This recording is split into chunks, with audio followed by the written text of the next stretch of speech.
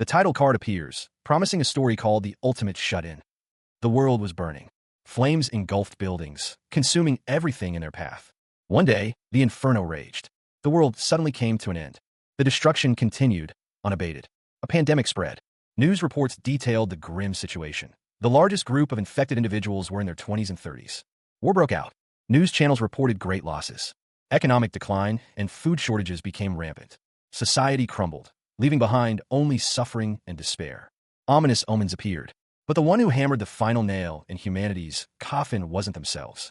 Monstrous roars echoed through the darkness. The sounds heralded the arrival of those who brought about the end. The end of humanity came in the form of game-like characters. Towering figures emerged, their forms twisted into grotesque parodies of life. Monsters swarmed, overwhelming the world. What followed was predictable. Groups huddled together, seeking safety in numbers. Just as in stories, metahumans with special abilities began to appear. However, there was a crucial difference between the novels and reality. The metahumans were not powerful enough to end the apocalypse. 3 days later, the city lay in ruins. Amidst the devastation, someone rummaged through the debris, seeking sustenance. Kale consumed a piece of food, the sound of each bite echoing in the silence. Despite the destruction, the world had not completely ended. He continued to live as normally as possible, even now, taking a swig from a can. The remnants of a meal sat nearby. But he was alone. The apartment showed signs of his continued habitation. He realized he was the only one living in the 100-square-meter apartment. His gaze drifted off, lost in thought. He remembered that his father had ultimately decided to buy this place. The apartment had been bought by borrowing 200 million won from the bank and using all of his family's assets, which totaled another 200 million won. The reason he was staying here, despite not being born wealthy, was about to be revealed. Someone needed to live there for 2 years before they could enjoy the tax benefits from buying it. The building stood tall, a monument to a financial strategy. That was why he had been living in this place and had been locked in after the sudden apocalypse. Kale checked his phone. His expression shifted to one of concern. The phone displayed a message. The network connection was poor. He looked up from his phone and screamed. He was confused by what he was seeing. Suddenly, something attacked from above, causing him to cry out. The attacker was a monstrous creature. The creature slammed into the building. He cursed in disbelief at the sight. The impact shook the building. Debris rained down. The creature roared as it continued its assault. He screamed in terror. The building continued to crumble. Grasping at the encroaching hand, Kale could only utter a strangled cry. The system registered an unauthorized attempt to breach the premises. A monstrous roar echoed through the structure. The ultimate shut-in house declaration passively activated, preventing entry without the ruler's permission. He realized the declaration was in effect. He affirmed that this was the key to his survival. He knew the reason he'd survived until now was because of his ability. It was all because of this ability. A click resounded. The door lock disengaged with a resounding click. He realized the gravity of the situation. The door's electronic lock was labeled B-Food. The force of the impact reverberated through the room as something slammed against the door. The third day after the world faced its end began like any other. The city outside remained in ruins. He was thankful for the ability that was protecting him. He realized he was completely trapped in the house. He sat hunched over, illuminated by the glow of the ability's interface. The interface declared that the ultimate shut-in could not leave the house. He scoffed at the notion of being an ultimate shut-in. He felt a surge of frustration. He desperately wished for anything to change. Kale's brow furrows as he contemplates his dwindling resources. The problem, he realizes, is food. The refrigerator stands silent and dark. The reason for this becomes clear. The electricity has been off since yesterday. He reflects that he had been surviving on side dishes from the fridge, but those would not last long. He realizes he only has a few packets of ramen left. The dire situation weighs heavily on him. He chews on his fingernail, anxiety growing. He pauses, a thought occurring to him. Suddenly, a notification appears. He has hunted a Calican, level 23. Another notification follows, indicating he has obtained a great amount of experience and his skill level has increased. He stares at the notifications, a flicker of surprise on his face. He moves towards the window, a new idea forming. The Calican screeches as it is attacked by several figures. The creature falls to the ground. He wondered if he had ended up hunting the creature because it crashed into his house. A notification appeared, indicating he had obtained a new skill and that nearby loot had met the requirements. The system began calculating the loot as another screech echoed. He questioned what was happening. The ground rumbled. Nearby, a group of goblins suddenly began acting strangely, wondering what was happening to them. The goblins continued to scream and convulse. One of the goblins emitted a final, desperate cry. The notification indicated that the loot calculation was complete and that 2,203,241 won had been deposited into his wallet. He wondered what this was all about. He continued to ponder the situation. He remained still, lost in thought. Kale's eyes widened as he noticed something. He was surprised to realize the electricity had suddenly returned. He stood in his kitchen, noticing the ultimate shut-in house declaration skill, now at level 3, which prevented anyone from entering without his permission.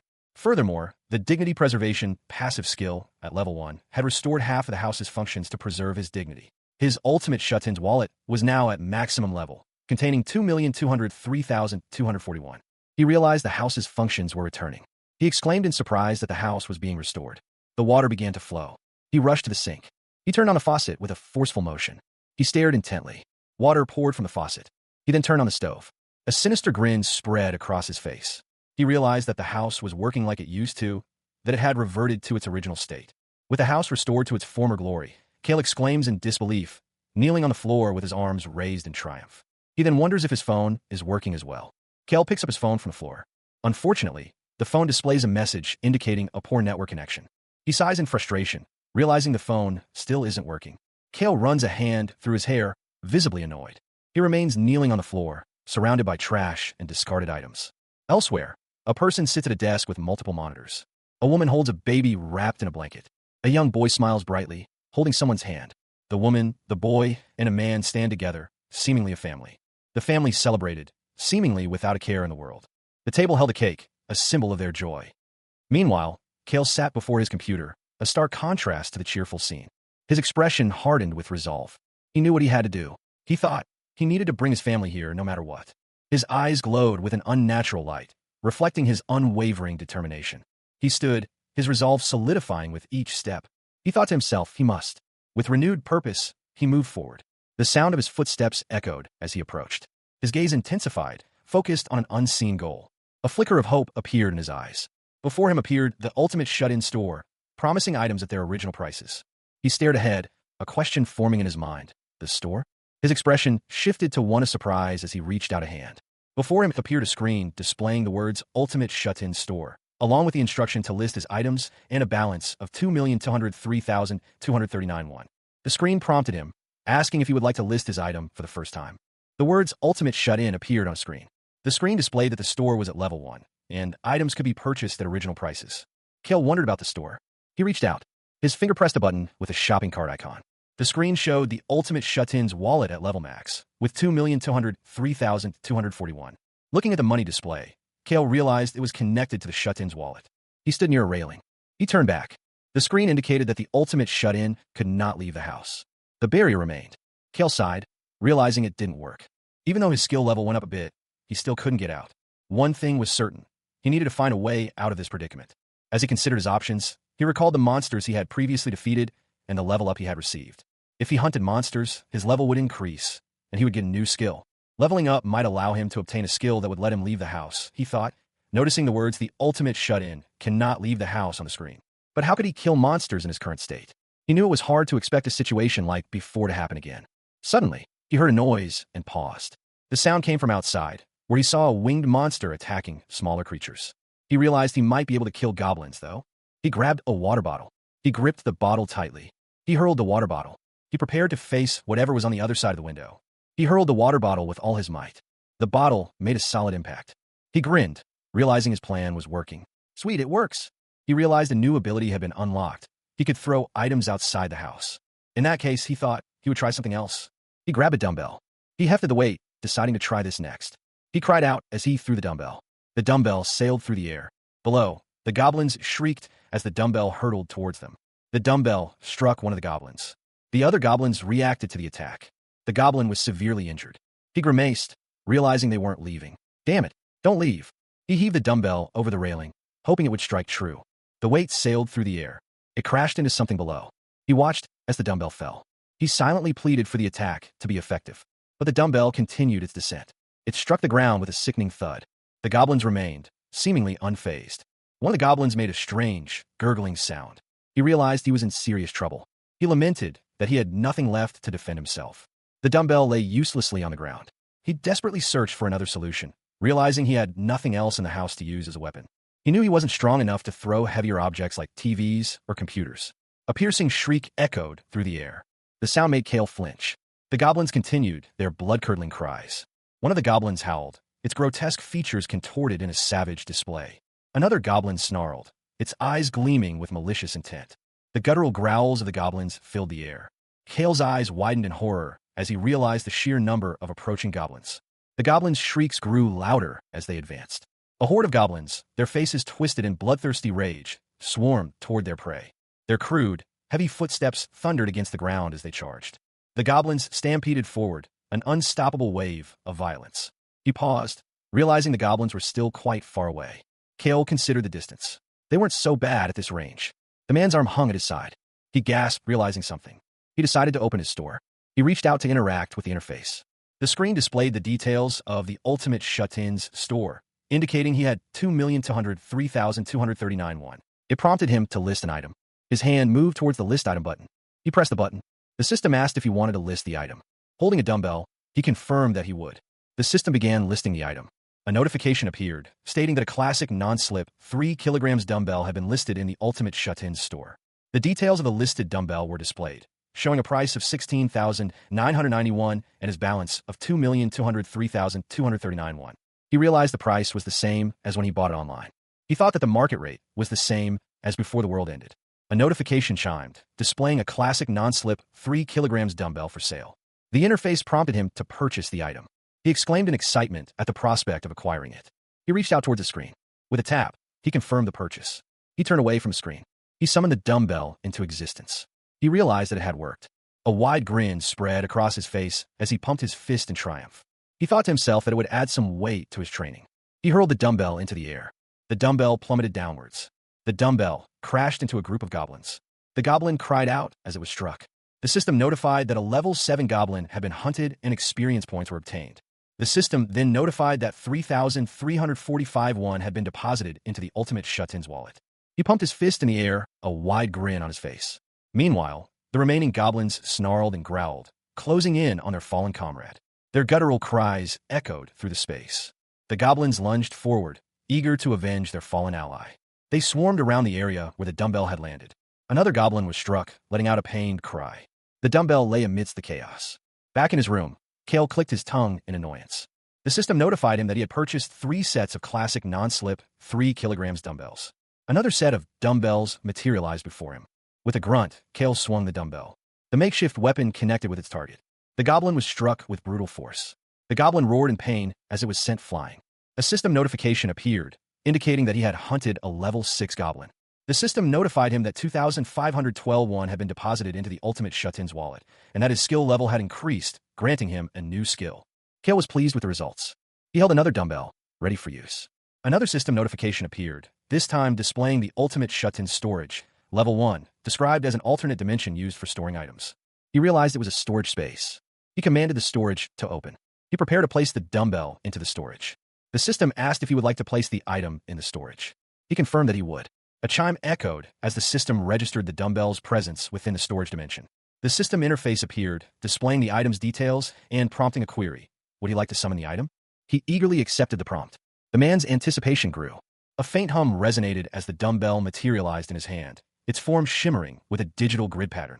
He grinned, clearly pleased with the result. The man realized the full extent of his new ability. He could summon items from his storage to any place he desired. A cunning glint shone in his eyes as he considered the possibilities. The man's focus narrowed. Suddenly, a flash of light erupted outside a distant apartment building. The light intensified, momentarily blinding anyone nearby. The system prompted him to open his storage. He stood before the storage interface, a determined look on his face. The air crackled with anticipation as Kale prepared to open his storage dimension. With a surge of power, he focused his intent. The command echoed in his mind, "Summon dumbbell." Again, the command reverberated, solidifying his will. The incantation, "Summon dumbbell," became a tangible force. With a burst of energy, the dumbbell materialized. The summoned weight hurtled downwards. It crashed into an unknown location. Unbeknownst to Kale, the dumbbell landed squarely in the midst of a group of goblins. The impact was devastating. One goblin, caught in the blast, could only manage a strangled cry. The area was splattered with the goblin's remains. A notification appeared. "You've hunted goblin LV.5. Another notification followed. "You've hunted a goblin LV.6. You've hunted goblin LV.7. You've obtained a large amount of EXP. 54,661 had been deposited into the Ultimate Shut-In's wallet." Following the deposit, a prompt appeared, asking if he would like to list additional items. He affirmed. Kale grinned, seemingly pleased with the recent developments.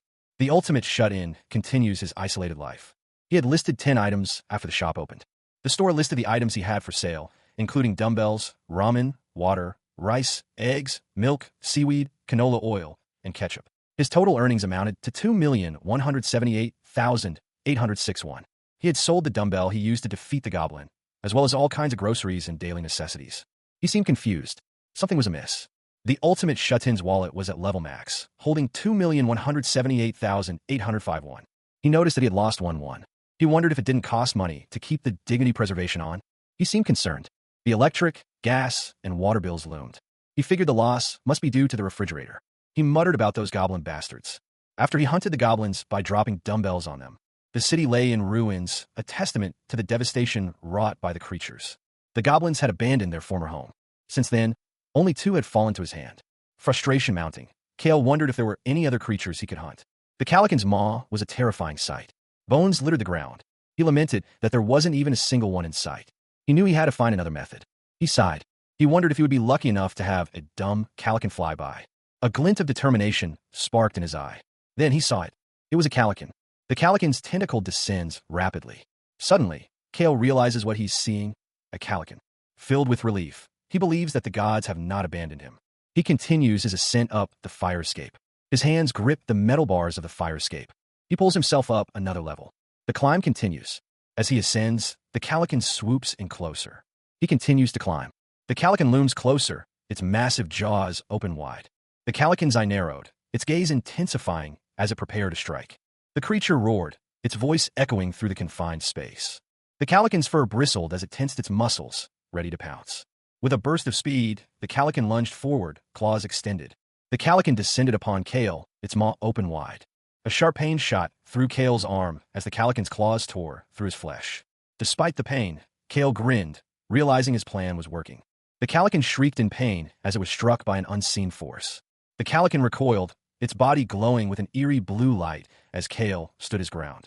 The Calican's jaws snapped shut, its eyes wide with a mix of pain and confusion. Kale smirked, realizing that at this rate, leveling up was a certainty. He thought to himself that he would definitely level up if he killed that thing. Kale launched himself at the Calican, ready to strike the final blow. Chaos erupted as the floor beneath Kale gave way. He landed hard, the impact jarring him. A wave of dizziness washed over him. He groaned in pain. Staggering to his feet, he wondered what was happening. A monstrous roar echoed through the space. He couldn't believe what he was seeing. A grotesque, serpentine creature emerged from the depths. He gasped, his eyes widening in disbelief. Terror gripped him as he stared at the beast. His heart pounded in his chest. The creature lunged. The creature's presence triggered an alert. The system identified an unauthorized entity attempting to enter. The system continued to display the warning. The warning persisted as the creature loomed closer. Kale's eyes widened as he took in the situation. He wondered if the creature would actually break through. Kale decided to open the store. He knew he had to do something. The store interface appeared, displaying a list of items available for purchase. From what Kale had observed, loot calculation only happened if a corpse was nearby. Kale reflected that his goblin hunts hadn't always been successful. It was noted that some survivors took the corpses of their dead allies away. Those corpses weren't calculated as loot. In other words, if the distance exceeds a certain limit, loot calculation does not occur. He couldn't let that happen. The creature continued to assault the door. He wondered if there was a way to kill in one shot. The store interface displayed the items available for purchase and his remaining balance. His eyes darted across the screen. He decided to purchase 10 bottles of canola oil. With a tap, he confirmed his purchase. The screen prompted him to confirm the purchase of the items. Immediately, the bottles of oil materialized beside him. He grabbed the bottles. He poured the oil into a pot. He turned on the stove. Kale carefully ladled the boiling oil onto the makeshift torch. The oil saturated the wrapped end of the torch. Meanwhile, a notification appeared, prompting him to open a store. He ignored the notification as he continued to prepare his weapon. Another notification appeared, asking if he would like to list the item. Again, he ignored the system as he poured more oil. The system notified him that boiling hot canola oil had been listed. He reached for a lighter. The end of the torch awaited ignition. Kale flicked the lighter, readying the torch. A small flame flickered. The oil-soaked torch burst into flames. Kale held the burning torch, his expression grim. The system interface flickered as something approached. From below, a massive, winged creature revealed itself. The creature's beak, sharp and menacing, drew closer. Kale raised the burning torch to defend himself against the descending beast. Barefoot, he stood ready to face the unknown horror. He shouted, summoning the canola oil. The system interface reappeared. Suddenly, the oil manifested, coating the creature's head. The creature shrieked in apparent pain or surprise. The winged beast continued its assault, undeterred by the oil. The torch burned brightly. Kale roared, brandishing the makeshift weapon. The creature, engulfed in flames, screamed for death. The burning oil clung to the creature as it continued its attack. The winged beast shrieked as the flames engulfed it. The flames intensified. The creature seemed confused by the sudden inferno. Below, Kale realized his plan had worked. A sinister grin spread across his face. The burning beast continued to cry out. He watched as the creature struggled against the flames. The sound of crackling filled the air. He maintained his grip on the railing, observing the scene. The creature thrashed violently amidst the fire. Its shrieks echoed through the area. The beast's cries became weaker as it succumbed to the flames. A notification appeared, confirming the defeat of a Calican, level 27, and the acquisition of experience and a new skill. Another notification indicated that loot was available nearby and was being calculated. The system continued to process the rewards. The loot calculation completed. The system announced that 9,347,487 won had been deposited into the wallet of the ultimate shut-in. He was shocked by the amount. He wondered if that was almost 10 million. The system notified him that the requirements had been met. The house territory expansion had begun. He was startled by the announcement. The sound of something shifting echoed through the building. The building continued to shift. He was confused by the sudden changes. He was becoming increasingly alarmed. He felt a growing sense of unease. He looked out the window, trying to understand what was happening. The shifting house caused Kale to groan in discomfort. He stumbled down the stairs, clutching his side. The house continued to shift. The walls seemed to bend and stretch. The hallway elongated, the ceilings stretching further away. Elsewhere in the house, a family sat around a table. Someone wondered if there were other people in the house. Kale's eyes widened, a flicker of realization crossing his face. He realized they were the neighbors in the house beside him. The title card displays the name of the series, The Ultimate Shut-In. An unknown force crackles with energy. The man clutches his head, his eyes wide with an unknown terror. What was happening? The man with glasses stands with another person, seemingly unaware of the chaos about to unfold. Elsewhere, a woman wonders if there are other people present. The man's eyes dart around, filled with fear. Suddenly, a surge of dark energy erupts around a figure. The figure cries out in pain. A moment ago, the man was calm, but now he is sweating and panicked. A profile of Choi Hyungjin, husband, late 30s, appears. A profile of Park Haiwan appears. Profiles of Choi Naeon, first child, 6 years old, and Choi Seoyeon, second child, 3 years old, appear. The system announced that beings meeting the requirements for citizenship had been discovered. It then inquired whether he would like to grant them citizenship. The sound of bare feet echoed through the room. Kale wondered what would happen if he refused to grant them citizenship. The system warned that beings denied citizenship would be expelled from the house. The system pressed, asking if he was certain he wished to deny them citizenship. Kale realized that if he didn't grant them citizenship, they would be exposed to the threat of monsters. The system urged him to grant the 4 of them citizenship. The system confirmed that Choi Hyungjin, Park Haiwan, Choi Naeon, and Choi Seoyeon would be granted citizenship. He nodded in acknowledgement. Kale realized he might have unlocked other skills related to citizenship and decided it was time to check. The system displayed the words, Ultimate Shut-In. The system then displayed Ultimate Eyes LV.1, stating that nothing in the house could escape his eyes. He wondered if he had overlooked any features related to the new citizens. The screen displayed the citizenship management options. The system's Ultimate Shut-In passive skill, Ruler's Declaration, was at level 6, preventing anyone from entering the house without his permission. He tapped the screen, bringing up a list of names. The list included Choi Hyungjin, Park Haiwan, Choi Naeon, and Choi Seoyeon, with a current population of 4 out of 600. He muttered, surprised by the number of people. He questioned if that was too many people. The screen showed Choi Hyungjin's profile, level 9, with a trust level of 24 and no awaken ability. His EXP and money distribution rates were both at 0%.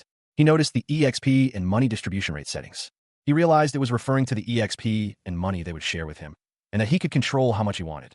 A sinister grin spread across his face as he considered the possibilities. He looked back at Choi Hyunjin's profile. He wondered if he could give him a quest.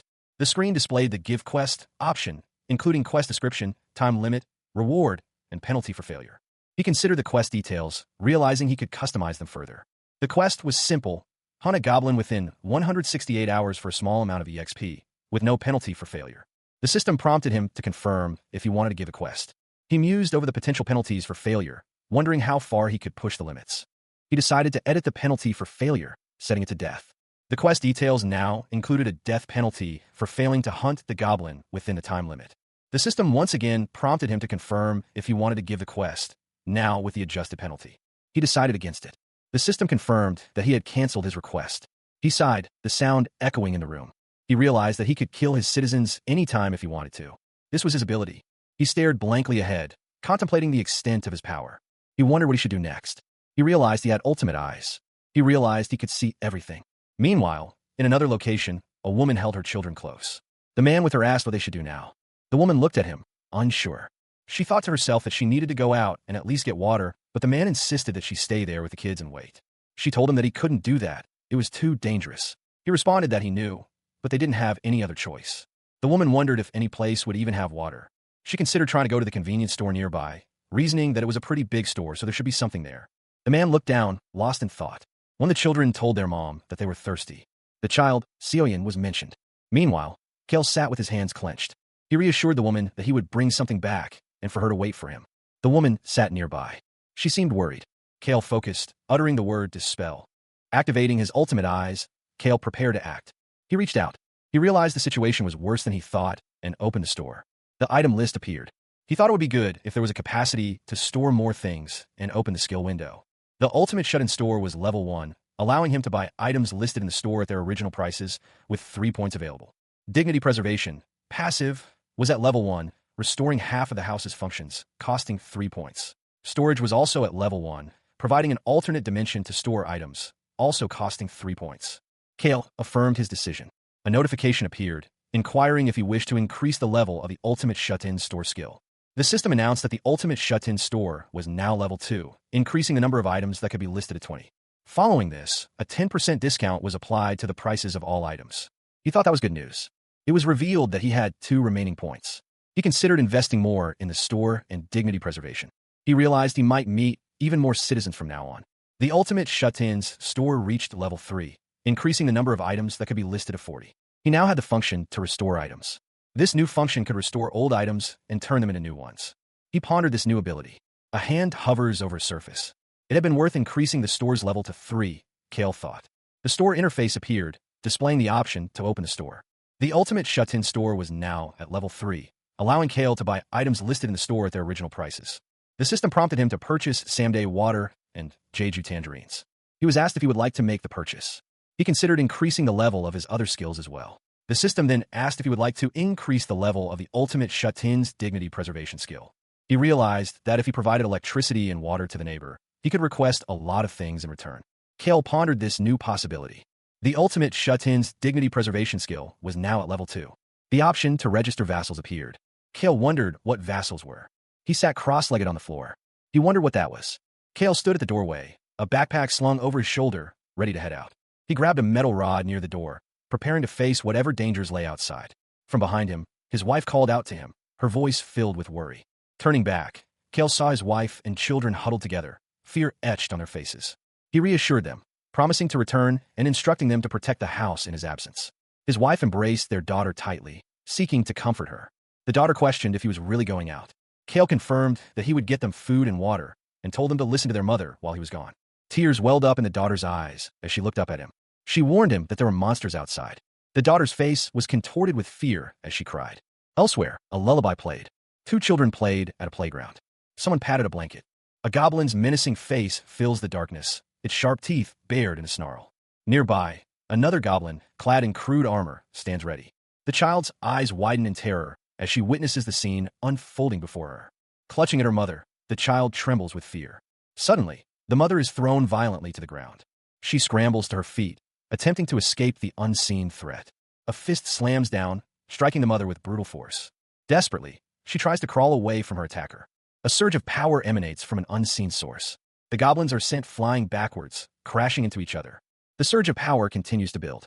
A man with glasses looks on, his expression a mixture of concern and determination. The children cry out in fear as the man reassures them that everything will be all right. The man with glasses peered intently, a bead of sweat trickling down his temple. He realized this could be the last time he saw them. His jaw tightened with resolve. A faint sound echoed through the corridor. The sound grew louder, closer. He watched as the mother clutched her child, fear etched on her face. A distinct knock reverberated from the door. Someone stood on the other side, holding what appeared to be a metal rod. A voice called out, demanding the door be opened. His expression hardened, a grim determination settling in.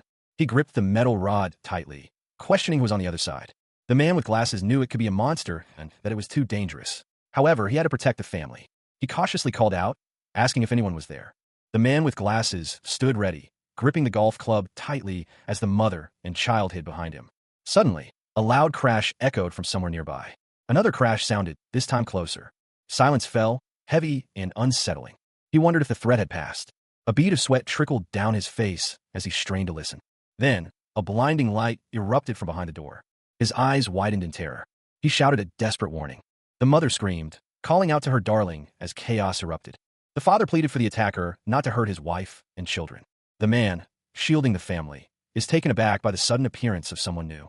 The newcomer's expression is intense, his intentions unclear. The man straightens up, his posture shifting from defensive to cautious. He sees the newcomer as holding bags, their contents unknown. Confused and wary, he demands to know who this person is. He continues to hold the mother and child close, his eyes fixed on the stranger. The man introduces himself as Kim Jae-hyun, a neighbor. The bags rustle as he holds them out. He offers them something to drink. The man's expression remains guarded, suspicion still evident in his eyes. He hesitates, unsure of the newcomer's true intentions. The mother clutches her children tightly, fear etched on her face.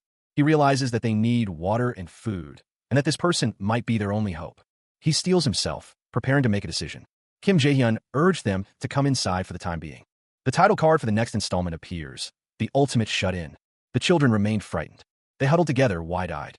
The father wondered if he had given them too much of a shock. It was noted that the room had blackout curtains. The mother commented that having blackout curtains was wise.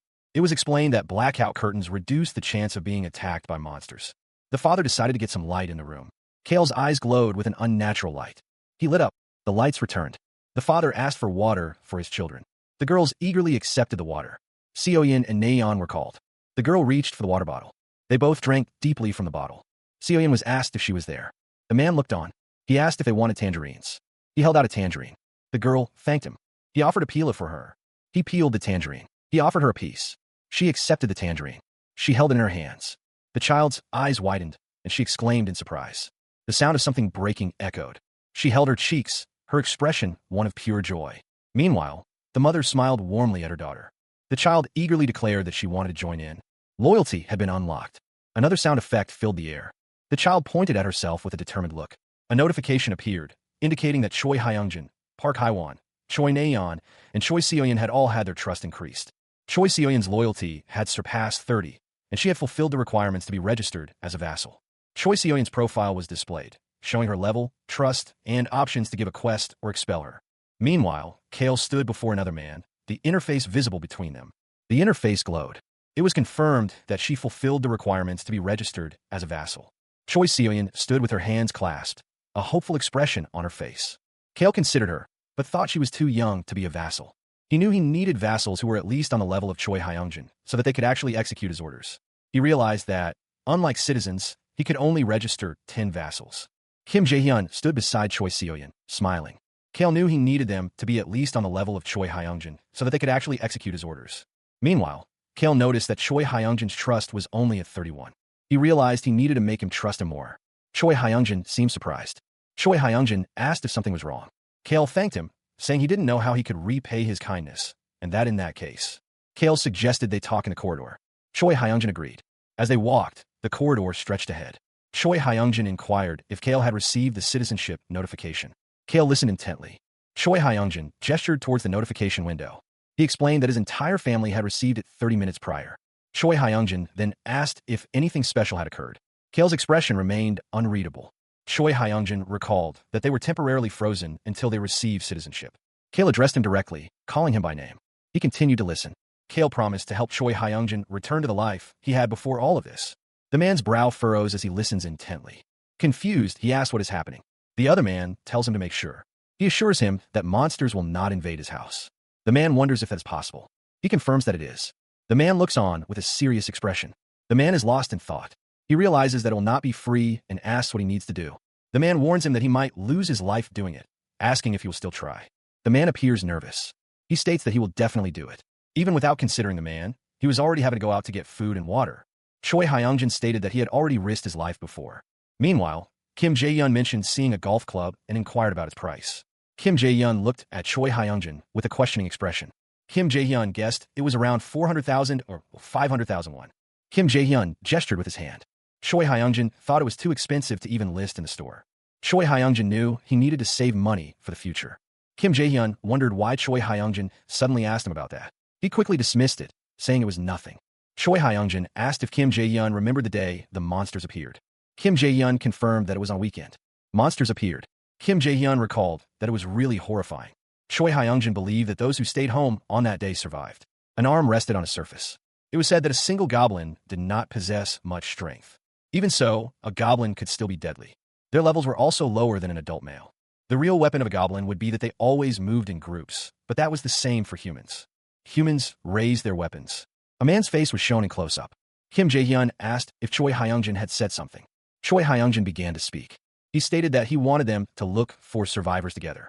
Choi Hyungjin placed his hand on Kim Jae-hyun's shoulder. The city skyline stood silhouetted against the fading light of day. The apartment complex loomed large. Suddenly, a notification appeared. Choi Hyungjin's trust had increased. Kale lay in bed, a holographic display hovering above him. The display showed the trust levels of several citizens. He stared intently at the information. He wondered if he would eventually be able to meet his family members as he continued to slowly take people in.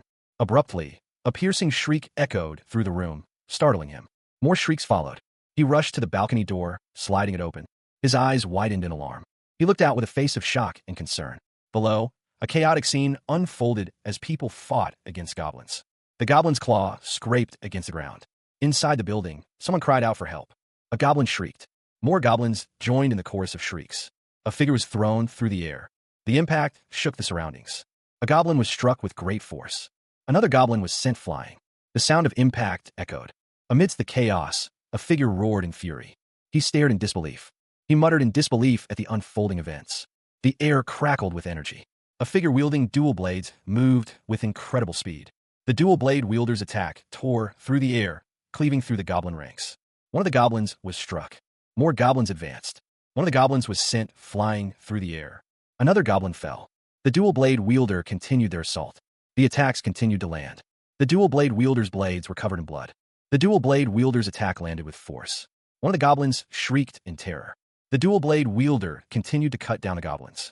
Meanwhile, Kale and the others were still hiding. Elsewhere, others were preparing to fight. One of the fighters looked determined. A sudden exclamation pierces the air. The archer takes aim. With a sharp draw, she prepares to fire. She questions who she is about to shoot. Elsewhere, someone walks past a discarded bag of chips. High above, a figure stands on a balcony. Below, the archer looks up at the figure on the balcony. A man peers out from behind a door, looking panicked. The archer continues to look up. The man from behind the door shouts for help. Someone descends the stairs. The man from the door looks down the stairwell. A man with glasses holds a package, looking concerned. Someone grips the package tightly. A man asks Kale to come inside. Kale thanks him. The man carries a box. As he walks, the door scans him in a box. He seems confused by the scan. The door continues to scan. The man walks into the house, still carrying the box. The door displays a message. Unqualified. You may not enter the house. Kale wonders what unqualified means. The man gulps. Kale realizes something. He wonders if the house is set so that no one can enter. The man holds the box, looking nervous. The man thinks that he has brought everything that could be used as a weapon in the box. He accepted the box with a polite acknowledgement. The man placed the box on the floor. Nearby, a toolbox sat on the floor. He turned his head. A screen displayed a message. Open store, 5 bottles of water, and 5 packets of ramen. The man reached for something. Suddenly, an alarm blared. The man stood up, startled by the sudden noise. He wore sandals. The man asked if he could take the box of water bottles and ramen to the first floor and place them at the entrance. He questioned a request to go to the first floor. The man carried the box. He wondered if it would be too dangerous. Kim Jae-hyun had observed that the goblins only seemed to be active during the day. He considered his options. And the goblins swarmed a large beast. Kale knew he had to get the people outside on his side. They would have no choice but to look for him once they realized he had food. A group of people struggled to carry a box labeled food. Kale stated that he had a plan and asked for the box to be brought to a specific location. The man wondered if he should just leave the box on the first floor and come back up. He agreed to the task. The man stated that it would be easy. He said goodbye as he carried the box. Kale expressed his gratitude. He then activated the quest. The system presented the quest to bring 5 bottles of water and 5 packets of ramen to the first floor within 24 hours. The reward was a small amount of experience, with no penalty for failure. The man carrying the box seemed surprised by the quest's appearance. He realized that completing the quest would grant him experience. Kale inquired if this was similar to leveling up in a game. The man confirmed his assumption, adding that he was currently level 9. Kale stated that he would be counting on him. The man acknowledged Kale's words, indicating he understood. He continued to carry the box. An exit sign glowed in the dim light. The man stumbled. He used a golf club to steady himself as he walked down the hallway. The man continued his descent, each step echoing in the stairwell. He passed floors 20 and 19. He continued downward, now passing the second floor. Finally, he emerged from the building. He thought he needed to put the box down for a moment. He walked forward, the box heavy in his arms. The sound of shuffling grew louder. He peered around the corner, a growing sense of dread washing over him. An exclamation of alarm escaped him as he saw the horde approaching. The creatures were grotesque, their eyes glowing with malevolent intent. His eyes widened in terror as he took in the scene. He knew he needed to escape. He turned and ran. He stumbled, fear gripping him. The man was sent flying backwards, shouting in surprise as he crashed into a wall. Impacted, he tumbled to the ground. He groaned as he landed hard on the ground. The impact reverberated through his body. A low, ominous rumble filled the air. Kim Jae-hyun, struggling to move, desperately urged himself to get up. A chill ran down his spine. He cried out in pain. Coughing, Kim Jae-hyun tried to regain his composure. Something large and heavy moved nearby. A voice called out, questioning if he was all right. A hand reached down, seemingly to help him up. Kim Jae-hyun looked up, a question forming in his mind. The voice repeated the question, asking if he was all right. The group of men stared ahead, their faces etched with a mixture of fear and anticipation. A tall man stood behind them, gripping a baseball bat tightly in his hands, his expression unreadable. A digital chime echoed as the system detected an unauthorized entry attempt. The alert caught Kale's attention, a holographic display materializing before him. He paused, barefoot on the wooden floor, and wondered what was happening. He questioned what it could be. The system suggested taking a closer look. His eyes glowed with an eerie light as he activated his abilities. The power surged within him. His vision focused, honing in on the source of the disturbance. The words ultimate eyes appeared, signifying the activation of his enhanced perception. His enhanced vision revealed a group of people gathered outside an apartment building. One man, wearing glasses, looked particularly anxious. He realized this was the apartment building from which someone had thrown a ramen packet. The group outside the apartment building discussed their dwindling supplies, realizing this new place might hold the food they desperately needed. Suddenly, a surge of power emanated from Kale. The force rippled outwards, centered on him. He recognized the figures he had just seen through his enhanced vision. A system notification appeared, indicating that beings meeting the requirements for citizenship were approaching and asking if he would like to propose citizenship to them. He considered the implications of offering citizenship. He recalled that, in the process of expanding his territory, he had forcefully granted citizenship to those within it. He wondered if outsiders were given a choice in the matter. He realized that if that was the case, they could reject his offer. The power surged again, causing him to cough. He was unsure of what to do. He heard the sound of the doorbell. Startled, he wondered who it could be. The doorbell continued to ring. The ringing of the doorbell startled Kale, drawing his attention away from the surge of power he had been experiencing. An alert flashed in his mind. He turned his head, a sense of urgency washing over him. His eyes widened slightly, a flicker of surprise crossing his face. He decided to investigate, thinking, let's take a look. As he approached the door, he noticed the intercom screen was active. The voice on the other end called out, "Hello? Are you there, Jae-hyun?" On the screen, a man with glasses looked back at him. Kale responded, "Yes, just a moment, please."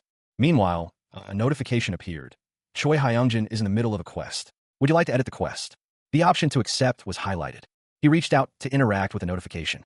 The system prompted, "Please edit the quest." A new condition appeared. Treat 6 guests to a meal. A subtle smirk played on his lips. The system confirmed. The quest has been refreshed. Kale wonders if the person at the door is Jae-hyun. The voice on the other end confirms that it is a new quest. The voice requests that Kale tell the guests he will give them food first, but Kale responds that he has something else in mind. He agrees. Meanwhile, a man walks toward the group of people. The group murmurs amongst themselves. The man on the screen tells them to make do with it for now, and they thank him. The system proposes citizenship to all 6 of them. The man considers the proposal. The system confirms that citizenship has been proposed to Ha Donghyun, Kang Deoksu, Kim Gaeun, Yoo Hyeon, Kim Jian, and Moon Byung-go. The system grants access to the 30th floor to Ha Donghyun, Kang Deoksu, Kim Gaeun, Yoo Hyeon, Kim Jian, and Moon Byung-go. The group of people are granted access. The number of citizens reached 10, increasing the amount of experience and money earned by the citizens by 10%. This also granted bonus experience and money.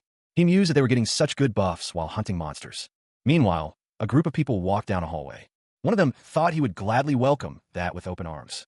The levels and trust levels of Ha Donghyun, Kang Deoksu, Kim Gaeun, Yoo Hyeon, Kim Jian, and Moon Byung-go were displayed, showing a current population of 10 out of 600. He considered that level 23 would be as strong as the Calican he had previously killed. The screen displayed Hot Dongan's information. Level 23, Trust 19, Awaken ability, Baseball Throw, with 0% distribution rates for both experience and money. Options to give a quest or expel were available. The Baseball Throw, a D-rank skill, consumed stamina to increase the power of the ball by 3 times. It was as expected. He was a metahuman. In reality, depending on who throws the baseball, it was an item that could become a weapon. And if the skill multiplied its power by 3 times, it would be perfect for killing monsters. As for his trust, it could be slowly increased. He decided to set the experience distribution rate for all 6 citizens to 70%. With the settings configured, the system confirmed the completion of the process. The system informed Kale that the configuration was complete. Now that the experience distribution was set, he realized he simply needed to assign them quests to hunt monsters. He could then sit back and earn both experience and money. The citizens were already hard at work, battling monsters. It felt as though he was auto-hunting in a game. He knew he still needed to get to know them better when the time was right. Kale considered the possibilities.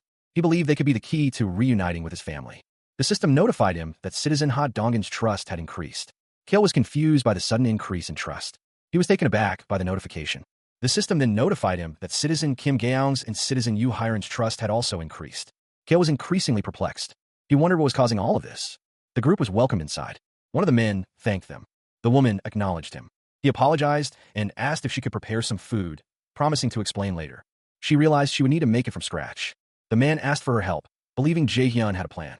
She paused, considering the situation. She seemed to steel her resolve. She steeled herself. She asked them to wait a moment. Someone thanked her. He paused, lost in thought. He wondered what kind of person Jae-hyun was. The dual-blade wielder seemed unsure of the situation. The others questioned his uncertainty. Meanwhile, one of the men admitted he knew nothing about Jae-hyun other than the fact that he was his neighbor. The man looked off into the distance. The man continued, stating that Jae-hyun was quite an intriguing person. It was all thanks to Jae-hyun's help. The man hummed. He realized that Jae-hyun must be a metahuman. He thought that Jae-hyun must have an amazing ability to be capable of all this. He resolved to impress Jae-hyun no matter what. The man looked determined. Jae-hyun was someone who was powerful enough to provide electricity, food, and water. In this new world, Jae-hyun's abilities were considered miraculous, placing him on a completely different level. He explained that preparing the food would take some time and offered them the chance to take a shower in the meantime. Jae-hyun gestured, awaiting their response. The women reacted with shock and disbelief at the offer of a shower, wondering if they could really clean themselves up. The man realized that if there was electricity, most of the facilities could be used. That meant Jae-hyun confirmed that there was warm water as well. The woman was beside herself at the prospect of warm water. She realized that this was also part of Jae-hyun's abilities. Jae-hyun explained that there was a bathroom in the living room and master bedroom, so 2 of them could wash up at the same time, and he would show them where they were. The woman thanked him, finding the situation awesome. Someone wondered if the man was a metahuman as well. The man listened intently. He thought it was likely that the man's ability was probably far more powerful than his own. One of the men attempts to lighten the mood, telling the others not to get discouraged, and that all they need to do is give a good beating. Another man calls him a lunatic, questioning what he's talking about, and stating that they should be trying to impress Jae-hyun, if anything. The man who had spoken out against the others wonders what the other man is talking about. The man who had been trying to lighten the mood begs the others not to do anything and to just stay quiet. The man who had spoken out against the others sighs, stating that in any case, he continues, reminding them that their goal is to obtain as much food as they can. Another man tells the others not to screw up and to make sure to read the room well. Kim Jae-hyun looks on with a serious expression. The man who had spoken out against the others says that he understands. The man who had spoken out against the others stands with his arms crossed. The man who had been trying to lighten the mood looks on with a worried expression. Someone calls out to Byung-go. Byung-go responds, apologizing for not catching that. Another man apologizes, saying that this is all because of him. One man reassured another, insisting that he had done nothing wrong. The apologetic man expressed his regret, wishing he hadn't invited them to his housewarming. The other man brushed off the apology, saying he had come because he wanted to. He placed a comforting hand on the apologetic man's shoulder. The group decided to gather food and then head to the grandmother's place together. Acknowledging the plan, one of them simply said, "Okay, thanks." He seemed determined. His expression hardened. A disembodied voice declared that it was already too late. Shadowy figures lurked in the darkness. The figures seemed to multiply. Elsewhere, someone lay in bed, coughing, as the possibility of her still being alive was considered. Someone urged them to hang in there a bit longer, stating that they should be able to get there if they worked together. He seemed to be steeling himself. Kale resolved to act immediately. The sound of a door being forced open echoed nearby. The thugs who had been harassing Kim Jae-hyun seemed to be on edge. The door to the room stood slightly ajar. The door burst open with a crash. The lock lay broken on the floor. One of the thugs looked back, confused by the commotion. What's going on? A hand gripped a baseball tightly. At that instant, Kale felt it. He gripped the baseball bat tightly. He realized that perhaps that person might be able to help. The baseball flew through the air. The baseball, now a blur, might be able to save them. The thugs turned to see what was happening. As the baseball soared, Kale watched a man walk into the building carrying bags. From his pit of despair. The title card displays the series name, The Ultimate Shut-In, along with various staff credits. The group remained seated on the floor around a low table. The group continued to sit around the table. Meanwhile, the woman smiled, seemingly pleased. One of the men reassured her that it was fine, as they were the ones who had arrived unannounced. The man sat at the table. The woman announced that the food was coming right up, as a man carried a tray of bowls. The man walked towards the table. The man placed the bowls on the table for the group. The woman expressed her uncertainty about whether what they had prepared would be to their tastes. The woman smiled. A spread of food was laid out on the table. The table was filled with food. Someone used chopsticks to pick up a piece of food. The woman's eyes widened, a sense of realization washing over her. Before her sat a feast of rice, fried eggs, and tamagoyaki. It was all so good, so amazing. What a feast. She thought to herself that it was all thanks to the ingredients that Jae-hyun had given her. Otherwise, she would have only served rice and tangerines. Nearby, Jae-hyun stood observing the group. A notification appeared. Park Hye-won's trust had reached level 5, with a trust level of 50. Someone mused that her trust had reached 50 before her husband's did. The notification was visible to the man as well. The group thanked their host for the meal. The group continued to eat. They seemed to be enjoying it. Park Hye-won seemed especially pleased. One of the guests exclaimed that the egg roll was delicious. The group continued to enjoy the meal.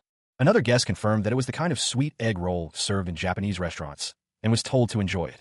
The child called out to her mother. She expressed her desire for egg rolls as well. The mother seemed to consider something. She told her daughter that she would make more after the guests were finished eating. The child seemed to be upset. Kim Jae-hyun offered to share his egg roll with Seo-yeon. Seo-yeon's mother seemed surprised. The child ran towards the table. Kim Jae-hyun similит karmani. The child exclaimed in delight. Kim Jae-hyun offered the egg roll to Seo-yeon, encouraging her to open her mouth. The girl savored the taste of the food. The others at the table laughed and enjoyed the meal. Someone invited others to join them, assuring them there was enough food for everyone. Someone responded with a simple acknowledgement. The man with glasses and the woman looked on with concern. The woman smiled, seemingly relieved. Kim Jae-hyun continued to eat, seemingly enjoying the meal. The table was filled with various dishes, including eggs, meat, and rice. Kim Jae-hyun thought it had been a while since he had a meal like this. A note was placed on the food that read, "For my son." Kim Jae-hyun hoped everyone was safe. The child told his mother he was sleepy. The child was being carried by his mother. The mother told the child it was time to go inside and sleep. The child agreed. Meanwhile, Kale listened intently. Another man suggested they finish the conversation they had started. Someone asked why they couldn't go to their grandmother's house, even though it was nearby. The question hung in the air. Another man stated it was because of the goblins. The man with dark hair seemed surprised by this revelation. Kale confirmed this was true. He explained that the underground parking lot of the apartment seemed to be a good place for them to hide. Below, goblins lurked in the shadows of the underground parking. It was revealed that the goblins had decided to make the parking lot their base. The group estimated there were at least a few thousand goblins in that place. The ultimate shut-in ability only extended to the 30th floor. He realized the goblins could enter the apartment building through the underground. The others had seen that all the apartment's entrances were linked to the underground and were now too afraid to go outside. Kim Jae-hyun listened it intently. He recalled that there were side roads. The group affirmed that their original goal was to use the side road and escape. But there was a monster that looked even more dangerous than the goblins. The man questioned if there was a monster more dangerous than goblins. A monstrous beast was lurking in the shadows. It looked like a wolf or a bear. The only reason they were able to escape right away was because that beast was fighting a group of goblins. A hand reaches out, seemingly in the dark. The man mused, wondering if the creature they encountered was a wolf or a bear. He admitted they couldn't be sure, as the place had been too dark to get a clear look. The man appeared to be sweating and nervous. He stated that they couldn't avoid the creatures forever. Someone agreed with a simple yes. The man continued, acknowledging that they had limits. The man looked concerned. Someone questioned the idea of limits. The man looked forward, determined. The man explained that they use bows and throw baseballs, but they would eventually run out of things to shoot or throw. The two sat at a table. Kale offered to resolve the problem for them. Kale asked if he could take a look at their arrow and baseball. He told someone to go ahead. The individual turned away. A screen appeared, asking if he wanted to list an item. He confirmed, and he prepared to list a compound bow. The system indicated that he needed to pay 1,530,000 won to list the good condition compound bow, again asking if he wanted to list the item. He confirmed again.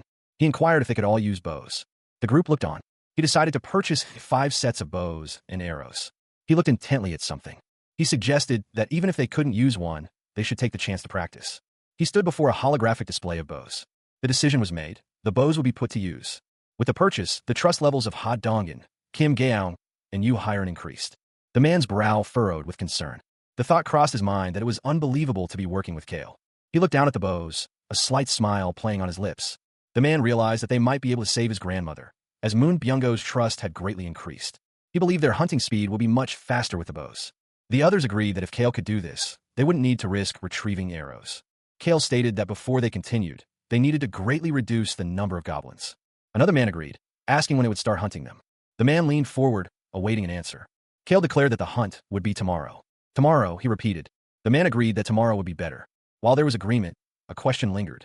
The hunt was set to begin the next day. A nervous energy filled the air. He seemed concerned. Another man watched with a knowing smirk. The man wondered how they would accomplish their goal. He then suggested they use a bait strategy. The title card displays the words, "The ultimate shut-in." A sudden shift in awareness. He states that they will use a bait strategy. The group gathers around a table, bows and arrows laid out before them. Someone sits cross-legged on the floor. One of the men looks on, a puzzled expression on his face. Someone comments that the plan might work. The man with glasses hopes things go smoothly. A close-up on a shirt with the word Nikok on it. A notification appears, stating that Choi Hyungjin has completed his quest and received 30,000 won as a reward. The man from before looks on. He asks if money was required. The notification is displayed on a screen. Kim Jae-hyun wondered if he could raise the level of his citizens with money. Unless it was truly necessary, he decided against using it for now. He crossed his arms, lost in thought. Meanwhile, Choi Hyungjin's trust increased, reaching 50 and unlocking loyalty. His loyalty then surpassed 30. He had met all the requirements to be registered as a vassal. Kim Jae-hyun registered Choi Hyungjin as a vassal. Choi Hyungjin exclaimed in surprise. He realized something had just happened to him. Choi Hyungjin's first vassal had been successfully registered, granting him the skill Vassal Summon as a reward. He could now summon the vassal into his house, but only 2 hours after they had been first summoned. Choi Hyungjin, now level 20, had the title First Servant. His awakened ability was the strength of a gorilla. He had obtained strength comparable to a gorilla. The system's First Servant perk doubles the EXP in gold earned by a vassal through hunting. Furthermore, the Ultimate Eyes ability allows summoning a vassal within 5 meters of the house. Kim Jae-hyun examines the system screen. The system prompts him, asking if he would like to use 1 million won to increase his vassal's level. The sum of 1 million won appears prominently. The cost gives Kim Jae-hyun pause. 1 million won? Meanwhile, Choi Hyungjin's companion asks if something is the matter. Choi Hyungjin dismisses the concern, stating it's nothing, and asks how she feels. Choi Hyungjin feels his strength overflowing, realizing that Kim Jae-hyun is responsible. He affirms that this is indeed the case. Choi Hyungjin feels as though he has become 10 years younger. Power emanates from Choi Hyungjin's hands. Kim Waehyun Simux. Kim Jae-hyun asks Choi Hyungjin to join him on a mission. Choi Hyungjin asks Kim Jae-hyun to repeat himself. Citizens now receive a 10% experience bonus, and vassals gain twice the experience. The gains would be astronomical. He carefully adjusted his bow. He knew he must eliminate as many monsters as possible. With a determined grip, he readied himself. Choi Hyungjin grinned, ready for the task ahead. He thought to himself that they were counting on him. The team entered the building on the first floor. They moved deeper into the building. One of the team members questioned if they needed to check the first floor, noting the broken windows and the generally poor condition of the place. Another member insisted they should check regardless, reminding them of Jae-hyun's instructions and emphasizing that they were a rescue team. It was revealed that this was the first mission given by Jae-hyun. The team continued to move forward. The mission's crux was to rescue all survivors in the building and transport them to the 30th floor. To do this, they would need to lure large numbers of goblins into the apartment building and eliminate them. Kale listened intently to the instructions.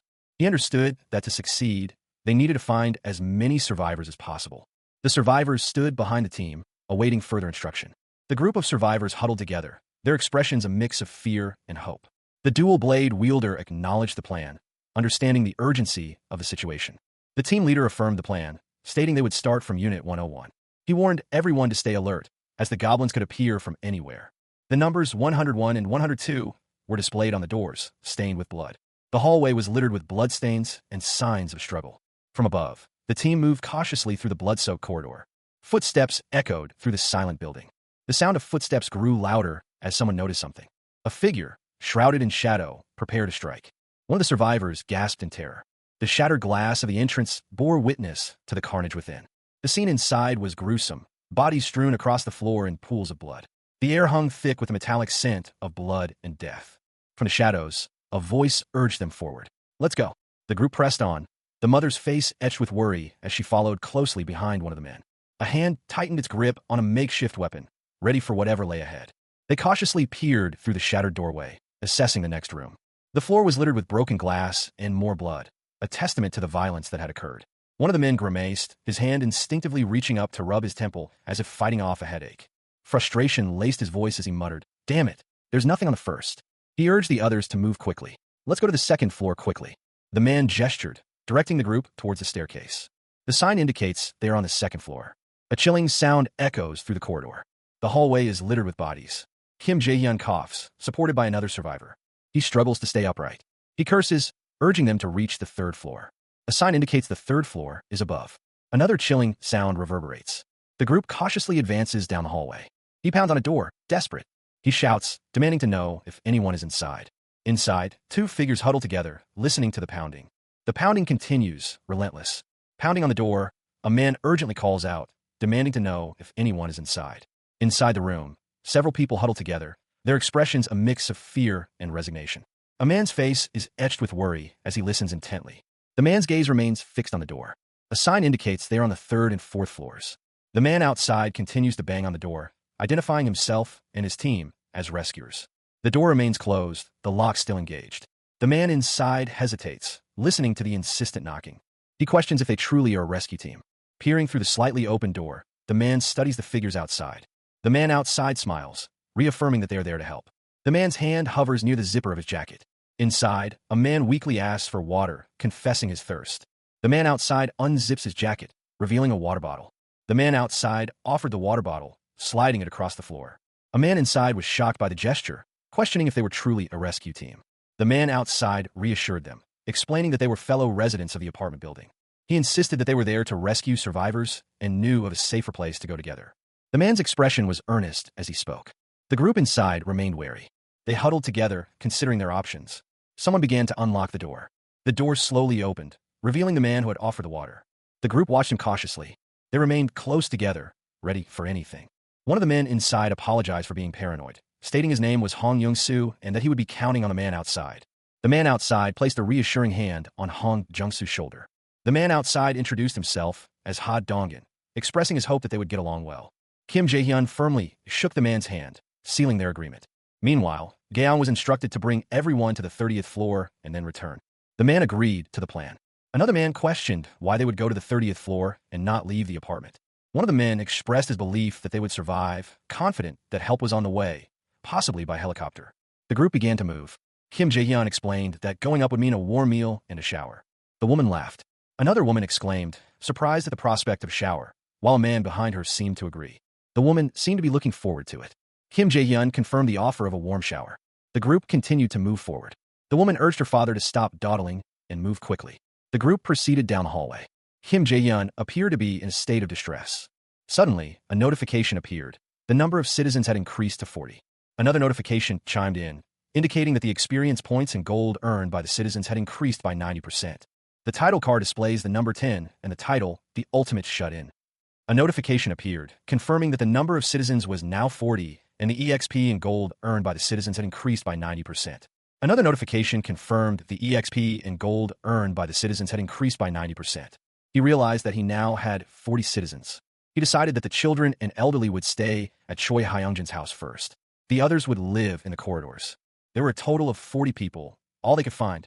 Someone asked if that was all of them. They confirmed that they had checked everywhere up to the 29th floor, but it seemed quite a few of them didn't leave their house from the start. He told them, "Great work." Kale's eyes glowed with power. He thought this should be good enough, as the words Ultimate Eyes appeared on a screen. Kale's eyes glowed with a dark power. The power began to manifest, tendrils of dark energy reaching out from an unseen source. The shadows deepened, the energy coalescing into a more defined form. Meanwhile, a figure struggled to lift a heavy object, seemingly unaware of the encroaching darkness. Elsewhere, others sat, seemingly observing the unfolding events, while below them, a woman stood, bound. Another woman walked, oblivious to the growing power that emanated from a strange, blue device. The man fought, his expression strained as he faced an unseen foe.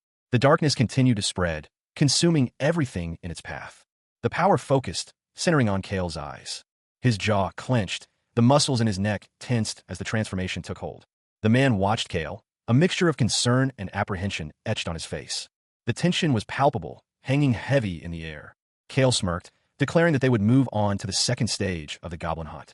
His expression was one of grim determination. An announcement called for everyone's attention. The briefing was about to begin. The leader stood ready to deliver the plan. He instructed them to drag out all the goblins hiding underground. The team listened intently. A map of the underground facility was displayed. The leader specified that they would start with B1. The plan was to split into 2 teams, draw out the goblins on B1, and eliminate them. After clearing B1, they would move on to B2. Someone raised their hand to ask a question. He wondered what would happen if there were more goblins than initially expected. He also considered the possibility of something happening while transporting the goblin corpses. The man's expression was serious. He declared that he would kill all of them himself, so they shouldn't worry. The dual blade wielder confidently states that they have plenty of arrows this time, so everything will be fine. Another team member responds, seemingly skeptical of the dual blade wielder's confidence. The tension in the air is palpable. The dual blade wielder is watched closely. Meanwhile, the goblins lurk, their eyes glowing with malice. One of the goblins advances. The dual blade wielder prepares to strike. They move with incredible speed. The blade flashes. The goblin is caught off guard. The dual blade wielder's attack connects. The goblin cries out in pain. The goblin's head is severed. The dual blade wielder swung their weapon, ready to strike. The goblins were struck by an unseen force, disappearing in a burst of blood and energy. The baseball bat lay abandoned on the floor. One of the group questioned why he had brought a bow if he intended to use the bat. The other admitted he was right. The woman pointed, urging them to look over there. More goblins vanished, consumed by the same mysterious energy. He wondered if this was also Kim Jae-hyun's ability. He declared that they should go down to B1. The group prepared to move. He realized that Jae-hyun would have a solution. A surge of power emanated from Jae-hyun. Hot Dongin, Kim Gaeong, and Yoo Hyun's trust had increased. Jae-hyun focused his power. Kim Jae-hyun considered the timing to be ideal. While he hadn't intended to, it felt as though he was watching over them. He took a long drink. An alert appeared, indicating that Moon Byung-go's trust had reached 50, unlocking loyalty. Furthermore, Moon Byung-go's loyalty had surpassed 30, fulfilling the requirements to be registered as a vassal. He was surprised at how quickly it had happened, noting that it only took a few hours. He mused that the more vassals he acquired, the faster their growth would be.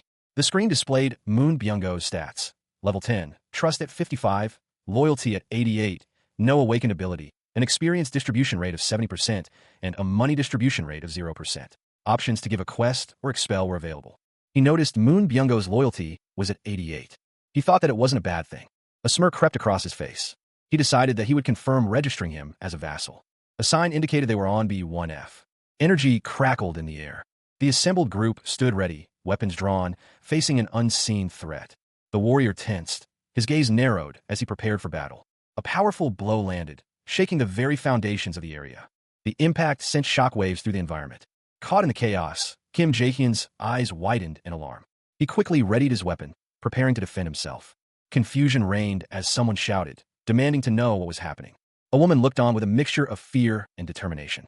The monstrous goblin snarled, its eyes filled with malice. A surge of energy erupted, engulfing everything in its path. The force of the blast was immense, promising destruction. A figure cried out in pain as they were caught in the explosion. Sinister eyes watched from the darkness, observing the unfolding events. Sinister eyes glow in the darkness. The air crackles with unseen energy. The energy intensifies. Chaos erupts as the goblins are thrown into disarray. One goblin shields his face from the unseen force. Kim Jae-hyun, caught in the midst of the chaos, shouts that he doesn't know what is happening, but it doesn't matter. He yells for everyone to run. People scramble to escape the unseen threat. The dual blade wielder moves to intercept the threat. She draws her blades. A goblin is struck down. The attack is fatal. The dual blade wielder's eyes narrow with determination. She leaps into action, blades at the ready. The dual blade wielder's attack tore through the unseen force. The force retaliated with a deafening roar. The sudden chaos drew the attention of the goblins. The crowd reacted in shock. The goblins surged forward, their numbers overwhelming. The onslaught intensified, pushing the group further back. One of the men realized the dire situation. There were too many of them. Another man cursed, not expecting to attract so many goblins. He prepared to fight. Amidst the chaos, someone shouted for everyone to head to the emergency exit. The emergency exit sign glowed, a beacon of hope. People urged each other to move, to escape. The path to the exit was narrow and treacherous. A man cried out as a goblin attacked. The goblin lunged, claws extended. Its attack was swift and brutal. The man cried out as the goblin's claws tore into him. Another man watched the scene unfold, his expression a mask of fury. The goblin roared, its red eyes gleaming with malevolent glee. Its hunger for violence was insatiable. The man being attacked struggled, realizing that holding on was becoming increasingly difficult. Another voice shouted for them to head to the first floor. Amidst the chaos, someone yelled for everyone to move. The man from panel 4 clenched his fist, his knuckles white with rage. He received a notification. He had obtained strength comparable to a gorilla. The man's rage manifested as a spectral gorilla. His eyes glowed with newfound power. He roared, unleashing his newfound strength. Energy crackled intensely. The surge of power coursed through him. From below, someone shouted for Mr. Choi. The man with the blade declared that they just needed to. The surge continued to build. The energy intensified around him. Below, the man being attacked struggled in the water. The energy crackled even more intensely. He resolved to do whatever it took. Kim Jae-hyun assured Mr. Choi that they were safe now. He urged someone to come up. From below, a voice responded, acknowledging the call. The man in the water struggled, his hands reaching out. Kim Jae-hyun continued to descend the stairs. A foot slams down, the impact echoing through the environment. The man being held cries out to someone named Mr. Goblins lurk in the background, their laughter echoing. He pleads with someone to go on without him. Elsewhere, a man curses in frustration. A swift motion blurs the air. A goblin's hand reaches out, energy crackling around it. The goblin's attack lands with brutal force. The man from before shouts for Mr. Choi to come over. A dark energy crackles intensely. The man who was pleading is struck by a dark force. A surge of power emanates from an unseen source. The goblin reels from an unseen blow. Kale unleashes a barrage of dark energy. The dark energy settles, leaving Kale in a state of confusion. His eyes widen, a sense of unease washing over him. Suddenly, a guttural roar echoes through the corridor as a horde of goblins advances. Amidst the chaos, a desperate voice calls out, seeking assistance. The lingering energy from Kale's outburst dissipates into the air. A goblin leaps towards Kale, brandishing a crude weapon. The goblin's attack connects, drawing blood. Another goblin prepares to strike with a makeshift spear. Elsewhere, a man shouts for someone named Deoksu to come. A figure rushes forward, their movements swift and decisive. The goblins swarm, their numbers overwhelming. The man continues to call out for Deoksu. The figure's attacks intensify, a flurry of motion. With fierce determination, the man commands someone to come on. Kim Jae-hyun's face contorted in a scream. Suddenly, a horde of goblins poured out from a doorway. Below, Kale and the dual-blade wielder ascended the stairs, weapons drawn. The cover displays the title of the series, The Ultimate Shut-In. The moon hangs high in the night sky. The full moon casts an eerie glow on the apartment complex. The camera zooms in closer to the building. A guttural growl echoes through the night. A monstrous figure emerges from the shadows, its eyes glowing with malevolent intent. The beast's hunger is clear as it thinks only of killing. The monster looms, its presence a palpable threat. It craves more. The creature's bloodlust intensifies. The air crackles with unseen energy. The monster's desire for more is insatiable. A piercing shriek tears through the night. The creature's form shifts and contorts. The monstrous creature loomed, its form shifting in the darkness. The creature's presence was emphasized by the city buildings in the background. A surge of energy crackled around it. Its eyes glowed with malevolent intent. The creature declared its murderous intent, promising to kill everyone. Suddenly, a surge of power erupted, throwing Kim Jae-hyun to the ground. The force extended outward, reaching for him. He gasped, struggling to comprehend what was happening. He barely survived the attack. He was confused by the sudden assault. His eyes widened in terror as he looked up. He recognized the figure looming over him as Jae-hyun. Jae-hyun stood over the injured man, his expression unreadable. He had been continuously observing the situation, prepared for any eventuality. He was relieved that the vassal summon skill had worked. The injured Kim Jae-hyun groaned in pain. His body ached from the sudden assault. He wondered when he had been struck. Jae-hyun asked if he was all right. The wound on Kim Jae-hyun's leg continued to bleed. Jae-hyun's gaze intensified. He realized he needed to gather medical supplies. Jae-hyun told Kim Jae-hyun to wait there for a moment. Kim Jae-hyun questioned what was happening. A medical kit was opened. It was understood that medical supplies were essential in situations like this. Jae-hyun examined the medical supplies, a wave of nostalgia washing over him, reminding him of his younger days. Nearby, a collection of bottles and containers sat neatly organized. The assortment included scissors, bandages, and various medical instruments. He knew he only had 40 slots available, making it impossible to list everything he possessed. Jae-hyun sat surrounded by the medical supplies, contemplating his next move. He paused, a sudden realization dawning on him. He exclaimed in surprise. He reached into the medical kit, retrieving a small, white container. A notification appeared. The system indicated he could reclaim a used first aid kit for 77,331. Kim Jae-hyun looked up, startled. The medical kit closed with a snap. Jae-hyun requested that he show him where he was injured. The focus shifted to Kim Jae-hyun's injured leg. Kim Jae-hyun, despite the blood, insists he is all right. He states that he will begin by disinfecting the wound. Jae-hyun acknowledges this. Carefully, he cleans the wound. The sting of the disinfectant causes Kim Jae-hyun to wince. The system indicates that Choi Hyunjin's trust and loyalty have increased. Kim Jae-hyun thanks him. Jae-hyun continues to tend to the wound. Meanwhile, Kale wonders how the others are doing as he fiddles with a first aid kit. He asks Kim Jae-hyun to rest while he attends to something else. Kim Jae-hyun acknowledges this. Kale decides to investigate the lower floors. His eyes glow with an eerie light. Kale's expression hardens with determination. The power of the ultimate eyes was about to be tested. He descended further into the building, moving to the second basement floor. He passed the first basement level on his way down. The dual-blade wielder prepared for battle. The air crackled with energy. Blood splattered as the dual-blade wielder struck. A goblin roared in pain. The dual-blade wielder grimaced as he fought. Kim Jae-hyun watched the battle unfold. He shouted a warning, urging Deok-soo to run. More goblins descended. The dual-blade wielder faced the horde. He unleashed a powerful attack. The dual-blade wielder continued their assault, cutting down goblins with swift, precise movements. Each strike echoed through the chamber. Meanwhile, Kim Jae-hyun, driven by a desperate need to survive, pushed himself to his feet. He stumbled forward, his movements unsteady. A goblin lunged, its crude weapon raised to strike. Kim Jae-hyun, eyes wide with terror, braced for the impact. Suddenly, a figure moved with blinding speed. Deok-soo screamed in terror. The dual-blade wielder's blade flashed, a blur of motion. Blood splattered. The goblin fell, cut down before it could reach Kim Jae-hyun. The lifeless body of the goblin crashed to the floor. The dual-blade wielder stood ready. The dual-blade wielder prepared to strike again, their movements a dance of death. Byung-go's name echoed through the room. The dual-blade wielder continued his assault, his movements swift and precise. Each strike landed with deadly force, leaving a trail of blood in its wake. The force of the blows was devastating. Someone wondered aloud what was happening. The observer questioned if Byung-go had always been such a capable fighter. It was noted that they were doing well. Byung-go's eyes glowed with newfound power. Moon Byung-go, level 30, now held the title of Second Servant. His trust was at 55, loyalty at 88, and his awakened ability was Teleport. Teleport, A, utilized mental strength to move between distances, but could only be used in areas where the user could see. The amount of mental strength used depended on how many people were designated for teleportation and how far the distance would be. The teleportation took effect. Byung-go's expression shifted, a sinister smile now playing on his lips. It was considered a great decision to register him as a vassal. A surge of power crackles through the air.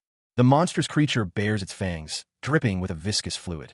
Jian confirms that he has the extension socket ready, while another voice urges Byung-go to come in now.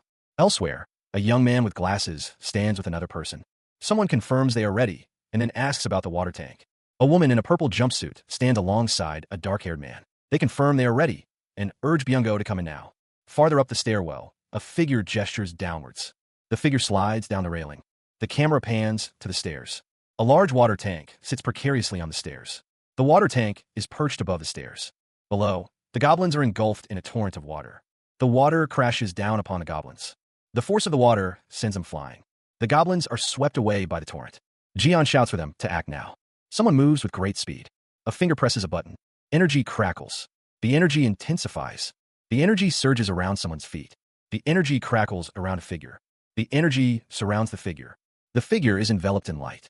A notification appears, indicating that goblins have been hunted and a large amount of experience points have been obtained.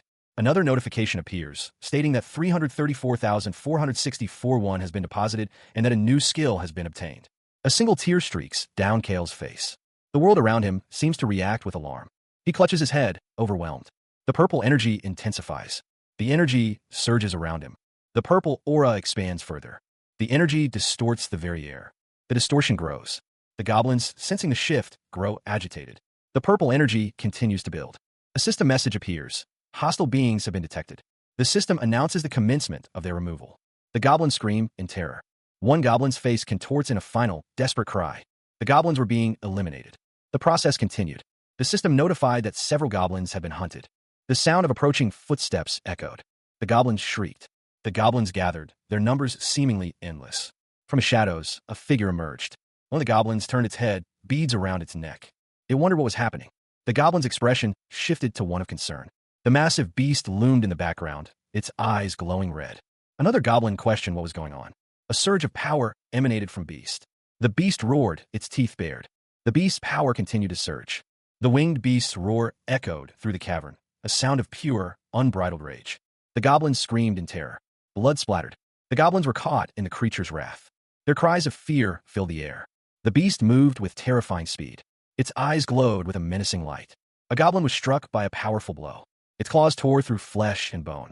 Another goblin fell, its life extinguished in an instant. The beast's claws dripped with blood. The sound of impact echoed through the cavern. The winged beast's gaze was fixed on its prey. The goblin's desperate cries were cut short. The winged beast, now accompanied by a large bear, stands amidst the carnage.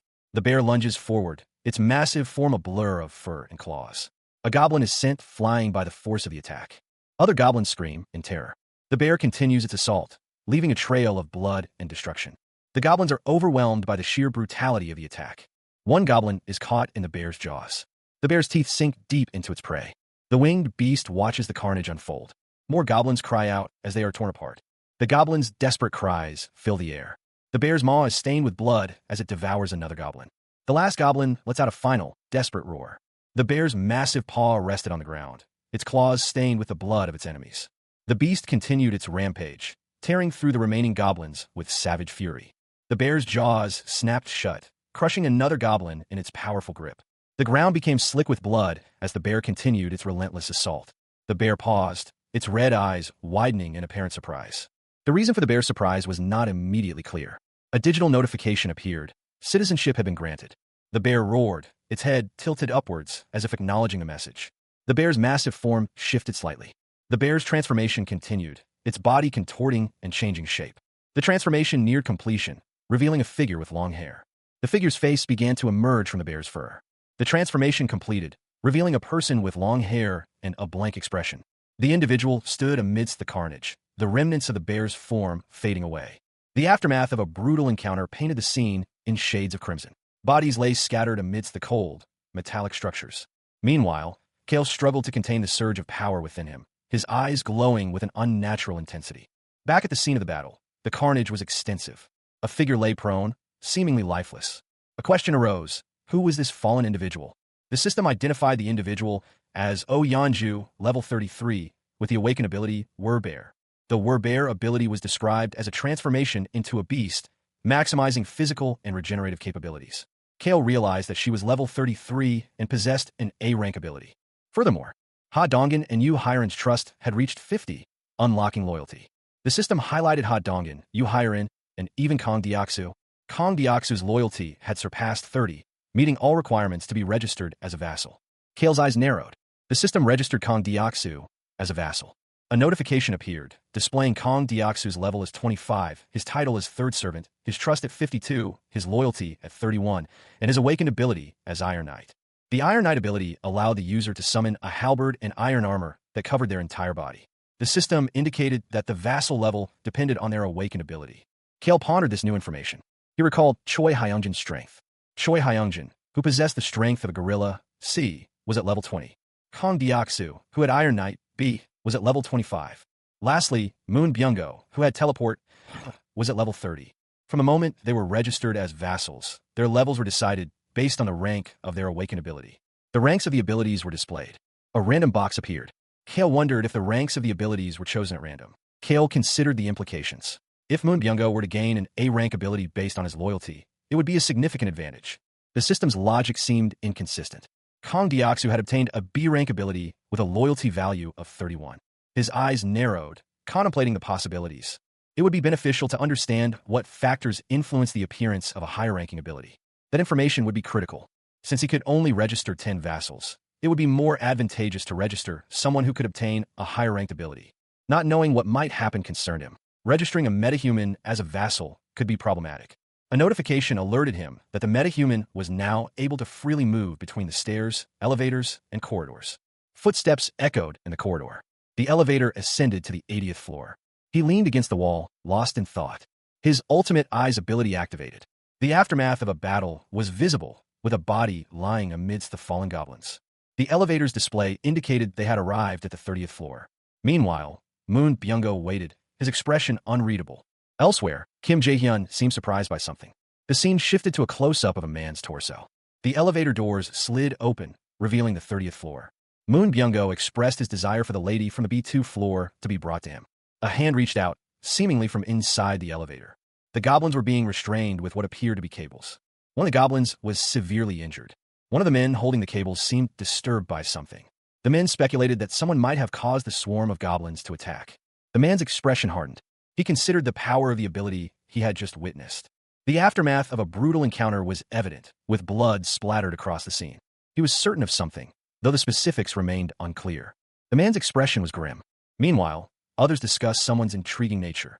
Someone mentioned the presence of warm water. The mention of warm water elicited a surprised reaction.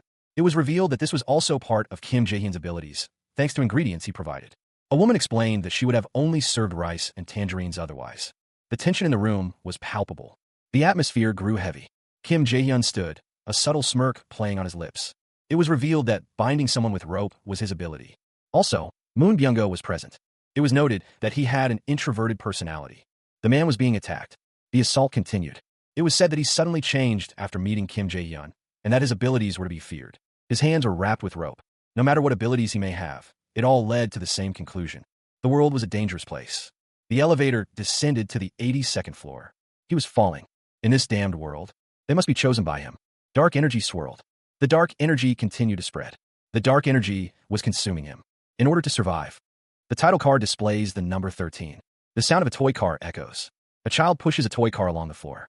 The child plays with the toy car, looking up at someone. The child smiles, still playing with the toy car. Suddenly, the child calls out for their mother. The mother smiles warmly. The child's perspective shifts, a sinister giggle escaping their lips. The child grins widely, a disturbing glint in their eyes. The mother's expression changes to one of horror. Her terror intensifies. Her eyes widen in absolute fear. A hand falls limp to the floor. The child stands surrounded by shadowy figures. The mother's scream echoed through the building as she stared in horror. Below, dark hands reached up, grasping.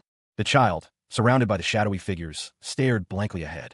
Tears welled in the mother's eyes as she witnessed the scene. She screamed, a desperate cry of denial. Elsewhere, a vehicle lay overturned, its purpose unknown. The mother suddenly gasped, jolting awake in her bed. She sat up, panting, the remnants of a nightmare clinging to her. A man, seemingly concerned, called out to her, asking if she was all right. The man's face was shown in detail. He wore a simple white shirt. The man stood beside the bed, watching the mother with a gentle expression. He introduced himself as Kim Jae-hyun, stating it was a pleasure to meet her. Kim Jae-hyun held out his hand, palm up. The mother, looking up at him, questioned if he was responsible. The woman sat on the bed. He tilted his head, asking her to repeat what she said. She asked if he was the one who sent the heads of the goblins flying off. The mother paused. His hand remained outstretched. He stood calmly, his hands clasped in front of him. The mother's expression was one of concern. She sat on the bed. It was clear that his ability was strong. He could defeat a group of goblins in an instant. She considered the possibility. The mother clasped her hands together, deep in thought. The thought crossed someone's mind. If it was him, the person's expression was filled with desperation. She tightly gripped someone's hand. Tears fell as she wondered if there was any possibility. Kim Jae-hyun seemed to react to something. A plea echoed, to save her son. The mother's face was streaked with tears as she held on to hope. She begged for help, even if it was just for one more day with her son. Elsewhere, a woman stood beside a bed, sniffling as a man stood nearby. Oyeonjo's trust had greatly increased. The mother wept, calling out for her son. Kim Jae-hyun's eyes narrowed. Kim Jae-hyun considered the woman's words, realizing she must have lost her son to the goblins. The mother sobbed, overwhelmed by grief. Kim Jae-hyun watched her, a complicated expression on his face. The woman, desperate, asked if there was anything he could do. A quest appeared, grant quest. Kill 1,000 goblins. The quest came with no time limit and no penalty. The reward for completing the quest, her son's revival. Kim Jae-hyun considered the offer. He wondered if such a thing was even possible. The tension hung heavy in the air. Suddenly, a notification appeared. The quest cannot be granted. Kim Jae-hyun's eyes narrowed. He realized it was impossible. Of course, it couldn't be done. There was no way the dead could be brought back to life. Kim Jae-hyun was denied the quest, a notification appearing that he lacked the necessary funds to revive the child. He was instructed to try again after acquiring sufficient funds. The realization began to dawn on him. So that meant he realized he could revive a person as long as he had money. A wave of frustration washed over him. Meanwhile, the mother continued to grieve. He realized he couldn't yet tell just how much was needed. She continued to weep for the resurrection. But the mother sobbed uncontrollably. He thought he could help her. Kim Jae-hyun resolved to find a way. The possibility of reviving the son was presented. However, it was not without its caveats. The mother, desperate, questioned if it was truly possible to revive her son. Overcome with emotion, she clutched the blanket. She could only utter a soft, broken sound. The man confirmed that it was definitely possible, but with conditions. He declared that he would do anything, asking what needed to be done. The mother gasped, her hope rekindled. It was revealed that Kong Deoksu and Moon Byung-go had awakened their abilities within Ha Donggin's party. The man's expression remained serious. It was stated that if Oh Yeonju, who is level 33, joined them, they would have an easier time fighting most monsters. His gaze intensified. Kim Jae-hyun urged the person to get up for now. Kim Jae-hyun stated his intention to introduce the person to some people. Kim Jae-hyun's associate extends a hand, introducing himself. Nice to meet you. The hand remains extended, awaiting a response. Another woman steps forward, introducing herself as Ha Dongin. The woman beside her introduces herself as Oh Yeonju. Ha Dongin asks if he is the one who hunted goblins by throwing a baseball. Ha Donggin's expression hardens. Oh Yeonju stares intently at the man. Oh Yeonju's expression darkens. The pair asks if he knows who they are. Oh Yeonju's eyes narrow. Oh Yeonju asks if he doesn't recognize her, stating that they've met before. Oh Yeonju's teeth sharpen into fangs as she growls. The man appears confused and worried by the sudden change. The man recoils in fear as Oh Yeonju's true nature is revealed. A sinister smile crept across the man's face. The transformation continued, dark fur sprouting from his skin. The change spread down his legs. The transformation completed itself. Oh Yeonju gasped in horror. Ha Donggin's expression was one of shock. Standing tall, the bear towered over the group. The bear declared himself to be the beast from the side path. Oh Yeonju gasped, realizing the bear's true identity. The bear reminded them that he had helped them before, wondering if they had realized it. Ha Donggin realized who the bear was. The bear stated that the enemies of goblins were. The bear expressed his pleasure that everyone knew each other already. The bear stood tall, towering over the group. The group prepared for the next day's mission. He announced that he had something to say, explaining that they would execute the plan to save Byung-go's grandmother the next morning. The gravity of the situation weighed heavily on him. The bear stated that now that the goblins' numbers have been drastically reduced, they should be able to save her. The others stood by, a mix of tension and anticipation in the air. Elsewhere, Byung-go tossed and turned in his sleep, muttering about how Jae-hyun was taking up too much space. The bear declared that Miss Oh would be participating in tomorrow's mission instead. The bear emphasized that he was counting on them. He then told them that he would see them all the next morning. The group listened intently to the bear's instructions. Moon Byung-go and Kong Deoksu were specifically addressed. He gestured, signaling for someone to follow him. He requested that they come with him to the hallway for a moment. As the night deepened, Byung-go and Deoksu were summoned. An unknown figure questioned if they knew why only the two of them were summoned. The two individuals stood before the unknown figure, awaiting an explanation. One of them wondered why they were called. The other individual appeared to be in shock. Elsewhere, a young girl dreamed of a happy memory.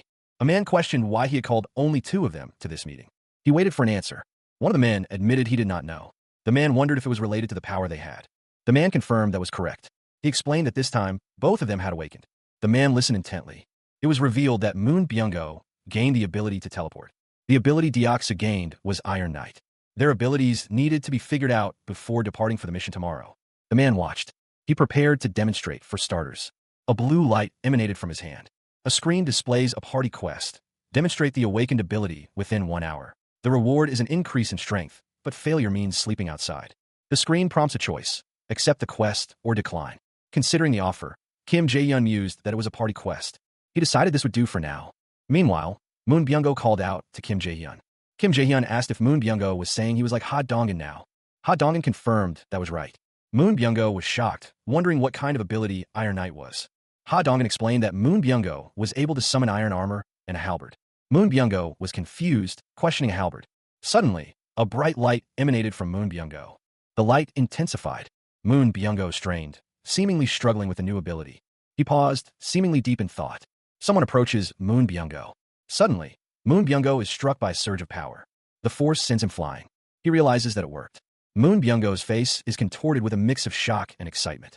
He thinks that with this power, he can do it. He clenches his fist, determined. Moon Byung-go's trust has increased. Moon Byung-go's loyalty has increased. Another student calls out to Byung-go. Byung-go looks back, startled. He begins to speak. He tells Byung-go that his grandmother is at the moment. Byung-go wonders why. There was no guarantee he would be able to control his ability well. The voice suggested that the teleport he had just performed might have been a fluke. Moon Byung-go listened intently.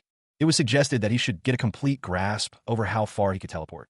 He was also warned about the kind of penalty he might receive when using the ability.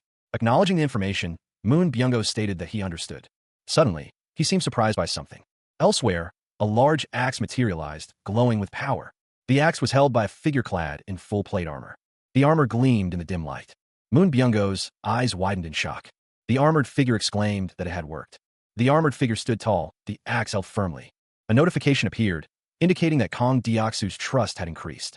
Kang Deoksu's loyalty had increased. Moon Byung-go stood with Ha Dongin and Oh Yeonju. The armored figure stood behind them. Ha Dongin asked if Moon Byung-go was ready. Moon Byung-go reached out towards the building. Ha Dongin suggested that he try using teleport to go over there. Moon Byung-go looked determined. He decided he would give it a try. Moon Byung-go nodded slightly. He focused. A quest was granted. The quest was to use teleport to move to the rooftop of Building 113. The time limit was 3 minutes. The reward was an increase in teleport proficiency, but the failure penalty was sleeping outside. The armored figure encouraged Moon Byung-go, telling him that he could do this. Moon Byung-go took a deep breath. Moon Byung-go focused his mind, preparing to teleport. The energy surged around him. A figure in armor stood guard, bathed in the teleportation energy. The teleportation took effect. The world blurred as he moved. He teleported, his body briefly phasing out of existence.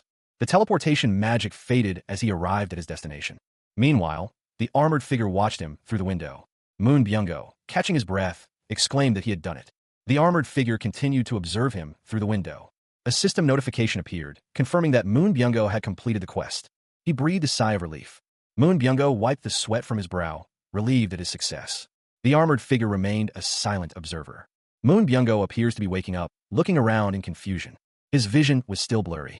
Suddenly, the armored figure appeared to be shouting in alarm. The force of something hitting the ground echoed. Moon Byung-go summoned a vassal. The summoning took effect. The summoned vassal collapsed. The sound of the vassal hitting the ground was heavy. Moon Byung-go was sleeping soundly. The armored figure observed that Moon Byung-go had lost consciousness and appeared to have used a lot of stamina. The armored figure checked a device, wondering if Byung-go was all right. The device indicated that Moon Byung-go was sleeping and would be all right after some rest. The system indicated that Moon Byung-go's current condition was likely due to his inexperience with his newfound abilities. The armored figure sighed in relief, but then remembered his purpose. He needed to focus on Kang Deoksu. Suddenly, a quest appeared before Kang Deoksu. Exercise while wearing armor? The armored figure seemed confused by the request. The quest details specified 100 push-ups and 100 squats within 10 minutes. The reward was an increase in strength, but failure meant sleeping outdoors. Without hesitation, Kang Deoksu began the push-ups. He continued, sweat dripping from his brow. The armored figure struggled with the exercise, his face contorted in effort. He then transitioned to squats, the armor creaking with each movement. Finally, he declared that he was finished. The armored figure stood panting, exhausted from the ordeal. The system notified him that Kang Deoksu had completed the quest. He was clearly spent. Moon Byung-go, now awake, wondered if Kang Deoksu's affinity for sports was the reason for his extraordinary stamina. Moon Byung-go observed the screen. The screen flashed as it continued its analysis. The system was evaluating something. He wondered what it was. Moon Byung-go waited patiently. Meanwhile, the armored figure seemed relieved. Moon Byung-go let out a sigh. He complimented the armored figure, telling him he could rest now. The armored figure thanked him. The evaluation was complete. The armored figure thanked Moon Byung-go for his time. The screen indicated that his strength had increased slightly. Moon Byung-go seemed surprised. Dark energy began to emanate from his hands. The surge of power was undeniable. He wondered if his strength had truly increased. A smirk crept across his face. Moon Byung-go's smirk widened. He realized this changed everything. The next day, in one of Busan's alleys, a man's face contorted in rage. The command to run echoed through the alley. People scrambled to escape a looming threat. Another man's face was filled with fury as he charged forward. Moon Byung-go's eyes narrowed, a sinister glint in them. Moon Byung-go, enraged, prepares to strike. Below, a goblin recoils in fear. The goblin's comrades look on, equally terrified. Elsewhere, the armored figure curses at the goblins. The armored figure slashes at the goblins with a glowing blade. The force of the blow sends the goblins flying. The armored figure continues the assault, cutting down another goblin. One of the goblins cries out in pain. Another goblin is struck down. The armored figure continues to cut down the goblins with swift strikes. The goblins are being slaughtered. The remaining goblins look on in horror. Another goblin is slain. The armored figure, covered in goblin blood, vows to kill them all. The armored figure's axe cleaves through the goblin ranks. Another goblin falls, blood spraying. The armored figure continues his relentless assault. The armored figure grits his teeth, his expression one of grim determination. Elsewhere, Moon Byung-go is told to ignore the goblins that have passed him. Moon Byung-go grips his weapon tightly. The armored figure laughs, confident in his attack. He swings his axe with deadly precision. The goblins charge forward, undeterred. The armored figure prepares for another strike. He shouts at the goblins to come at him. The goblins look on with anger. A large goblin stands menacingly. A bear with glowing red eyes growls. The goblins continued to fall before the onslaught. Another goblin could only watch in terror. The goblin choked out a gurgling sound. Meanwhile, Kale aimed his bow with deadly precision. The arrow struck true, piercing through the armored figure's helmet. Another arrow found its mark, striking a goblin. Moon Byung-go's name was shouted. Ha Donggin's face contorted in anger. He yelled for Moon Byung-go to act. Ha Donggin's jacket rippled as he moved. He told someone to go to their grandmother. Oyeonju's eyes widened. The armored figure continued to fight. Kale acknowledged the assistance. The sound of something activating echoed.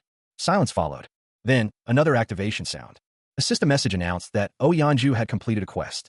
The system began evaluating the quest completed by Oyeonju. The evaluation continued. Moon Byung-go ate noodles as the system evaluated the quest. He wore a hoodie. The system announced that the evaluation was complete and 132,966 won had been deposited into the ultimate Shutin's wallet. Moon Byung-go wondered if the money was a different reward than before. He continued eating his noodles. He realized he gained strength when Deoksu completed his quest. Moon Byung-go wondered if that meant the additional reward was random. He noticed he got bigger. The system noted that the quest difficulty was higher. The system announced that Moon Byung-go had exhausted all quest attempts for the day. The system began evaluating the quest completed by Moon Byung-go. The evaluation was complete. Meanwhile, Moon Byung-go continued to eat his noodles. He decided it was time to open the rewards. The system announced that a jackpot had been struck. Moon Byung-go's eyes widened. He was shocked. The title card displays the series name, The Ultimate Shut-In. Suddenly, a notification appeared, announcing that a jackpot had been struck. Kale's eyes widened in surprise. He paused, mid-sip, and wondered if he had really won a jackpot. Another notification appeared, this one indicating that skill points were available, and that he had acquired one. His eyes narrowed, focusing on the notification. A bead of sweat trickled down his face as he considered the implications. He decided that this wasn't bad at all. Suddenly, a surge of energy coursed through him. The energy intensified, emanating from his very being. He felt himself moving faster, his body reacting to the sudden influx of power. The surge of power continued to build within him. The surge of power caused Kale to sweat profusely. Meanwhile, outside, the sounds of the neighborhood seemed distant and muffled. He rushed out of the house. His feet pounded against the floor as he sprinted. He shouted for his grandmother. The urgency in his voice was palpable as he moved with incredible speed. His eyes widened with fear. His face contorted in a grimace of worry. He found his grandmother lying still in her bed. The room was silent, save for the sound of his own ragged breathing. He wondered if she was all right. He gently touched her, calling out to her softly. He felt for a pulse, his heart pounding in his chest. She stirred slightly, mumbling in her sleep. He tightly gripped the hand of the person before him, his voice trembling as he asked if it was Byung-go. Tears streamed down his face. He gasped. His face was contorted with a mix of emotions. He felt a wave of relief wash over him. He embraced the person tightly. Between sobs, he apologized to his grandmother, lamenting that he took too long to arrive. He held her close. Tears continued to fall. He expressed his gratitude to Jaehyun. He was thankful. A notification appeared, indicating that Moon Byung-go's trust had increased, his loyalty had reached 100, he was registered as a vassal, and the number of vassals available for registration had increased. He questioned what was happening. Kale looked distraught, a bead of sweat trickling down his temple. He glanced at the system notification displaying the list of vassals, Choi Hyungjin, Moon Byung-go, and Kang Deoksu. He mused that level-ups could be done this way as well. Kale covered his mouth with his hand, seemingly in disbelief. He reached out to tap the plus sign next to Moon Byung-go's name, wondering how much it would cost. The system informed him that he didn't have enough money to perform a level up, and that 100 million won was required to level up his vassal, Moon Byung-go. The system prompted him to try again after acquiring more money. The realization that it would cost 100 million won shocked Kale. He apologized to Byung-go. Kale resolved to at least give him quests every day. A distinct sound echoed. Kale's eyes widened as he wondered what the sound was. He realized it was coming from the elevator. Kale wondered who it could be. Kale's eyes glow with an ominous purple light. The elevator doors open with a whoosh, revealing a man and a woman carrying a box. The couple stands in the elevator, the man holding the box. A voice calls out, asking if anyone is inside. A woman inside the building looks up, a question forming in her mind. The elevator doors slide open with a creak. The man and woman step out of the elevator, still carrying the box. The woman from inside the building greets them, saying, "Hello, I'm..." A young man smiles warmly. The woman introduces him as her younger brother, Kim Mi-ho. Kim Mi-ho gestures, unsure of where to place the box he carries. He states that they live in unit number 1701. The woman, seemingly surprised, asks what brings them here. She admits that she came because she needed some help. The woman in the apartment looks concerned. A desperate plea for help echoes. The woman in the apartment acknowledges that she is being shameless. She asks if she can take a shower. Tension fills the air. The woman in the apron looks surprised. The woman in the tracksuit asks if that is all, and the other woman confirms. The woman in the tracksuit says it's easy to do and invites her to come in and have a shower. The woman in the apron thanks them profusely. Kim Mi-ho asks where he should put the box. Kim Mi-ho placed the box down, and the woman with him noticed something. She gestured to the box, mentioning it contained food and other random items. The box was placed on the floor. Inside the box were several cans of food. The woman in the apartment expressed her gratitude, saying they didn't have to bring so much. She explained that it was all right, as she felt she should at least do that much, considering she went inside a stranger's house and made a strange request. She looked towards the corner of the room. Her gaze fell upon a bow and baseball bat leaning against the wall. She inquired if the bow and baseball bat belonged to the apartment's owner. The woman in the apartment looked back at her. She asked them to repeat what they said. She then clarified that those items didn't belong to a resident of the apartment building, but to someone who used to live in another building. She explained that the whole situation was a bit convoluted. Kim Mi-ho's companion stated that she understood. Inside the apartment, Kim Mi-ho and the woman he is with are kneeling near a box, while Kale stands nearby. Kale considered that, for now, they did not seem to be bad people. His expression remained guarded. He resolved to go there later. He realized he needed to talk to them as well. He thought he might just be able to ask them to help. Their help would be to rescue survivors living in the other apartment buildings. A notification appeared. He had hunted a red tiger. Another notification indicated he had obtained a great amount of experience. A further notification showed that 39,783,201 had been deposited into the wallet of the ultimate shut-in, and his skill level had increased. He had obtained a new skill. Kale wondered what had just happened. Kale cursed under his breath, frustration evident on his face. The pain was intense, his face contorted in agony. Nearby, another man grimaced, blood trickling down his face. A woman stood beside him, her expression grim as she surveyed the scene. Elsewhere, a tiger lay dead amidst a pool of blood. The aftermath of a fierce battle was visible, with several figures standing amidst the carnage. Confusion set in as he wondered what was happening. The world seemed to spin around him. He was shocked by the sudden turn of events. He felt a surge of power coursing through him. His eyes widened in disbelief and dawning understanding. Kale gripped his shirt tightly, his expression unreadable. Suddenly, a notification appeared, declaring that people who could be granted citizenship had been discovered. Another notification followed, asking if citizenship would be offered. Elsewhere, a man wondered if there were still others who weren't citizens yet. The system prompted him to offer citizenship. Citizenship had been granted to Jo Woo-jin, Kang Hyun-soo, Kim De-jung, Nam Ji-ho, Moon Hae-ri, Nam Ah-young, Nam Jin-ju, Kim Ju-young, Ok Dong-ju, and Baek Pyong-oh. The number of citizens had reached 50. The EXP and money that the citizens could earn had increased to 100%. As the number of citizens reached a certain number, all citizens unlocked the skill Power of Trust. Kale's eyes glowed with an eerie light. He urgently asked if anyone was severely injured. A man struggled to breathe as he carried someone on his back. A group of people, some injured, moved through a corridor. Someone's arm was visibly injured and bleeding. The situation seemed dire. It seemed that Oh-yeon-ju was the target of the attack. Chaos erupted as the attackers struck. The armored figure fought back against the onslaught. The battle intensified, with more people caught in the crossfire. Another strike landed, adding to the destruction. Someone exclaimed in disbelief that a target was taken down in a single shot. He admitted he didn't know what was happening either. Oh-yeon-ju suddenly felt very light. Ha Dongin felt the same. A notification appeared, explaining that the Power of Trust passive skill increased all stats by a percentage equal to their trust value. He realized that was the explanation. It was revealed that Ha Dongin and his party all had at least 50 trust or above. The group stood together, ready to face whatever came next. With all of their stats increasing by 50%, their capabilities naturally skyrocketed. Ha Dongin realized that this must be Kim Jae-hyun's power. Meanwhile, Kim Gaeong and Yoo Hye-rin were being registered as vassals. It was announced that Kim Gaeong's loyalty had surpassed 30, and she met all the requirements to be registered as a vassal. The same was announced for Yoo Hye-rin. The system declared that both of them should be registered as vassals. Moon Byung-go's expression hardened. Oh-yeon-ju, injured and surrounded by a blue aura, questioned what was happening. Suddenly, Kim Gaeong screamed. Kim Gaeong, now level 20 with the title of Fourth Servant, had a trust of 58 and loyalty of 32. Her awakened ability was piercing, and she could now give quests. Yoo Hye-rin, now level 25 with the title of Fifth Servant, had a trust of 69 and loyalty of 33. Her awakened ability was Poison Mist, and she could also give quests. An attack landed. Another attack struck. Kim Gaeong prepared to strike. She unleashed her attack. Oh-yeon-ju fired an arrow at the goblins. A goblin falls, struck by an unseen force. Another goblin is similarly felled. The word killer appears. Oh-yeon-ju is struck, blood running down her face. She wonders aloud what is happening. The system displays the piercing skill, a C-rank ability that consumes mental strength to fire a penetrating arrow. The system prompts him to accept a quest. He stands with his arms crossed. The system details the quest. Use piercing to hunt 10 goblins within 10 minutes.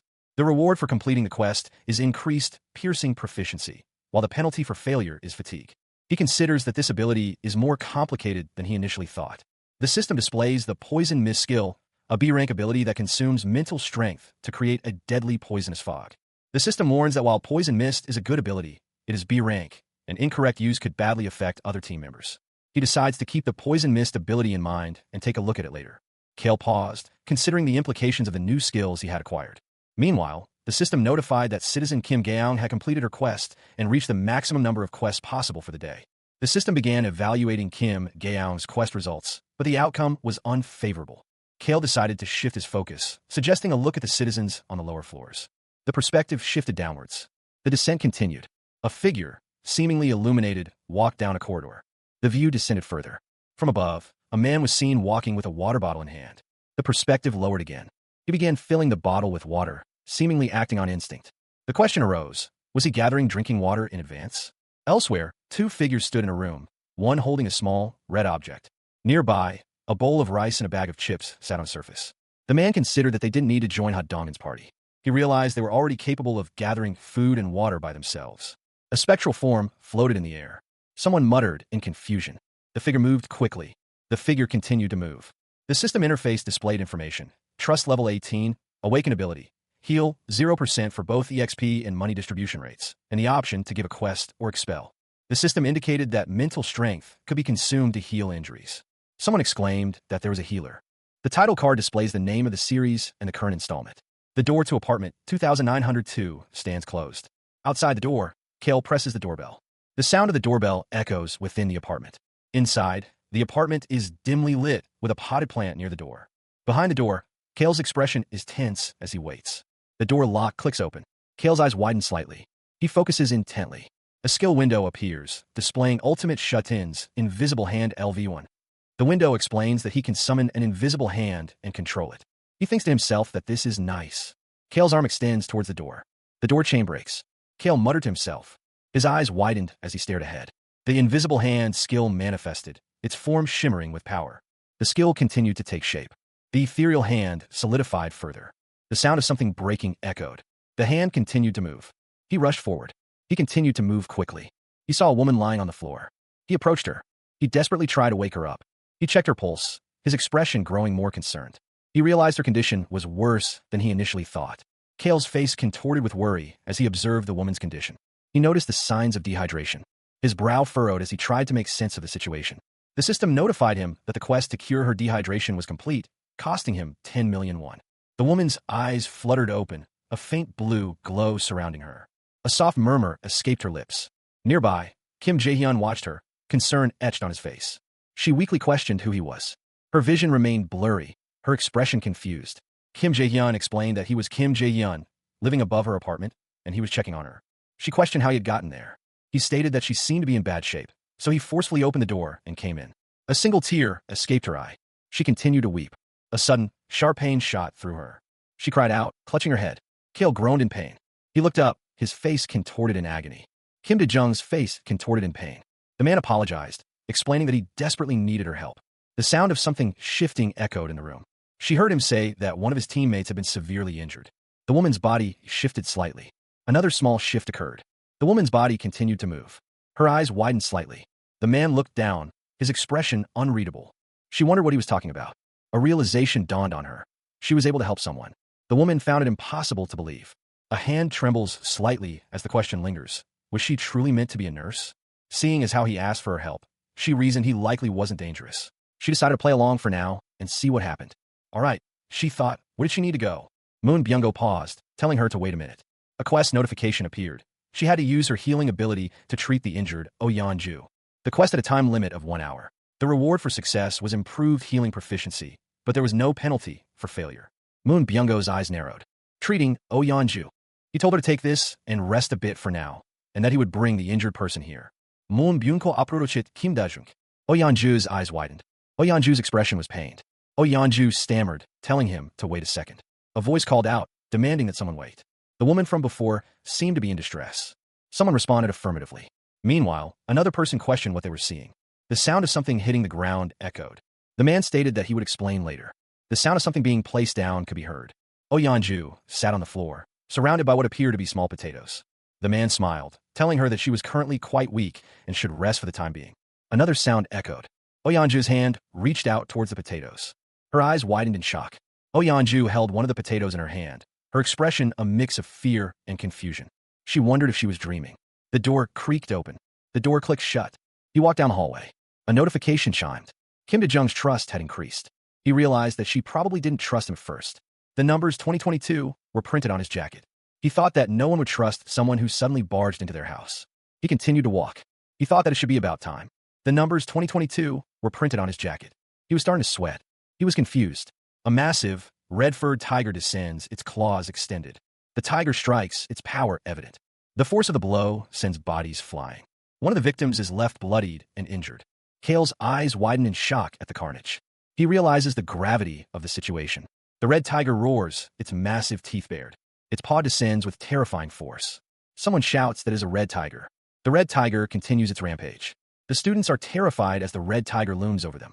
The students scream and flee in panic. The man's eyes widened in disbelief. Below, he could see the 2022 on his hoodie. From his vantage point, he wondered if there was another red tiger. The red tiger roared. The tiger's attack sent people flying. Someone's foot slipped. They lost their footing. The person fell from the building. Someone screamed Hiren's name. The woman's face was covered in blood as she looked on in horror. She gasped. She cradled the fallen person. She screamed no. The red tiger lunged forward, its massive jaws snapping shut. The attack continued, the red tiger's presence looming over Oyanju. Oyanju, injured and terrified, could only watch as the beast attacked. The red tiger roared, its fangs bared as it descended upon her. She cried out in fear as the red tiger's attack drew closer. The red tiger's claws slashed down, tearing through the air. The red tiger's eyes burned with predatory hunger. The red tiger's attack continued with unrelenting ferocity. The force of the red tiger's strike sent shockwaves through the surroundings. The red tiger's claws tore through the air with deadly precision. The red tiger's snarl echoed through the area as it pressed its attack. The red tiger roared in triumph. The sound of the red tiger's attack filled the air. Oyanju gasped for air, bloodied and bruised from the red tiger's assault. Elsewhere, Moon Byung-go was startled by a sudden sound. Oyanju collapsed to the floor, injured. She coughed violently. Moon Byung-go realized that was a close call. He was thankful. Oyanju looked up, her expression filled with pain and fear. The red tiger loomed over her. Moon Byung-go moved to intercept. He had bought some time for the others. A system message appeared, indicating the beings meeting citizenship requirements had been discovered and asking if they should be granted citizenship. Moon Byung-go unleashed a blast of energy. The energy struck the red tiger. The red tiger's assault continued, but someone pleaded, asking for their grandmother to be taken care of. Moon Byung-go held the person close. His hand gripped the person's clothing tightly. He asked them to wait. Moon Byung-go continued to hold them. His expression was grim. He steeled himself. His eyes widened, filled with determination. He agreed to their request. Moon Byung-go held them even closer. The red tiger continued its relentless advance. The beast moved with terrifying speed. An invisible hand manifested. Moon Byung-go's eyes glowed with power. Moon Byung-go realized he needed a different approach to defeat the red tiger. The red tiger continued its relentless pursuit. The red tiger loomed over the armored figure and the others, its massive form casting a shadow of dread. Elsewhere, Ha Dongin sprinted forward. He was injured, blood trickling down his face. He gritted his teeth against the pain. His feet pounded the ground as he accelerated. He launched himself into the air, preparing to strike. The force of his movements created a visible shockwave.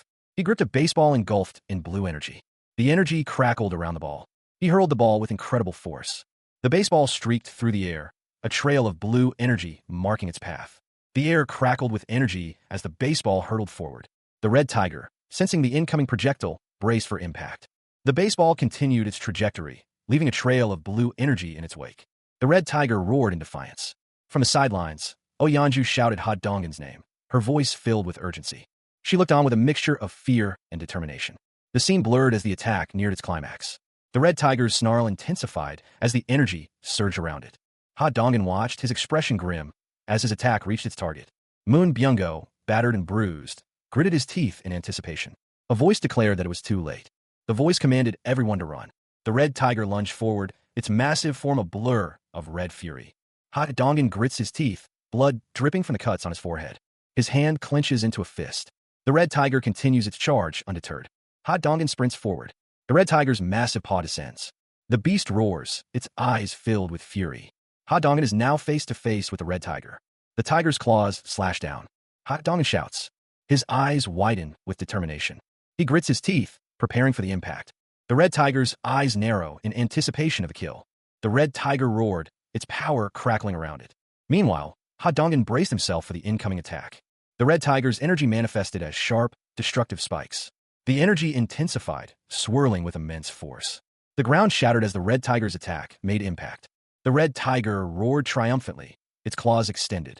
Its massive claws scraped against the ground. The red tiger prepared another blast of energy. The red tiger lunged, its claws aimed directly at Ha Dongin. Ha Dongin moved to evade the attack. He grimaced, showing the cuts and bruises he had already sustained. Blood trickled down his face. The red tiger's attack continued to devastate the area. Nearby, Oyeonju and Kim Miho watched in horror, ready to assist. From the ground, someone called out for Ha Dongin, confused. Elsewhere, a man monitored the situation from screen. The man's face was bruised and bloodied. His eyes widened in shock. The red tiger continued its assault on Ha Dongin, while Oyeonju prepared to attack. The man watching the screen decided that he didn't need to be present personally. He thought that with Kim Gaeong hunting, he would get 4 times the loot. Oyeonju lunged forward, spear crackling with energy. The red tiger turned its attention to the approaching threat. The tiger roared. Oyeonju's expression was fierce. She unleashed a powerful strike. The spear connected with the red tiger. The defeat of the red tiger yielded a substantial amount of experience points and a significant deposit of 63,211,776 won into the ultimate Shutten's wallet. Additionally, Moon Byung-go, Kim Gaeong, and Yu Hairan's trust and loyalty levels increased. Ha Donggin's loyalty surpassed 30, fulfilling the requirements to be registered as a vassal. Elsewhere, a man watched with anticipation. He grinned, finding the situation awesome. The mission was now complete. Meanwhile, someone tended to Ha Donggin's wounds. Oyeonju grimaced in pain. She continued to heal Ha Dongin. The healing process continued. Ha Dongin remained unconscious, blood still trickling from his head wound. Someone commented on their luck in finding Kim Dae-jung. The healing continued. Someone wondered what had happened and what was up with the red tiger. Nearby, Moon Byung-go stood with another man, listening intently. He realized that the house where Byung-go's grandmother lived was in the red tiger's territory. Ha Donggin's face was marred with cuts and bruises. He thought to himself that he needed to hold on just a little longer. Kale's eyes narrowed. He realized something fell off. Thinking back, he remembered that there were no goblins in that area. If the goblins needed a nest, Byung-go's grandmother wouldn't have been safe. They should be glad she was in the red tiger's territory. The red tiger's massive paw rested on the ground. Kale realized it was incredible luck. A ding sound echoed. Kim Gaeong's quest results were being evaluated, and 73,312 won had been used for the quest. Dae-jung declared that she was finished. The fabric of her clothing appeared rumpled. Another voice commended Dae-jung for her work. She responded that it was nothing and asked if she could return home.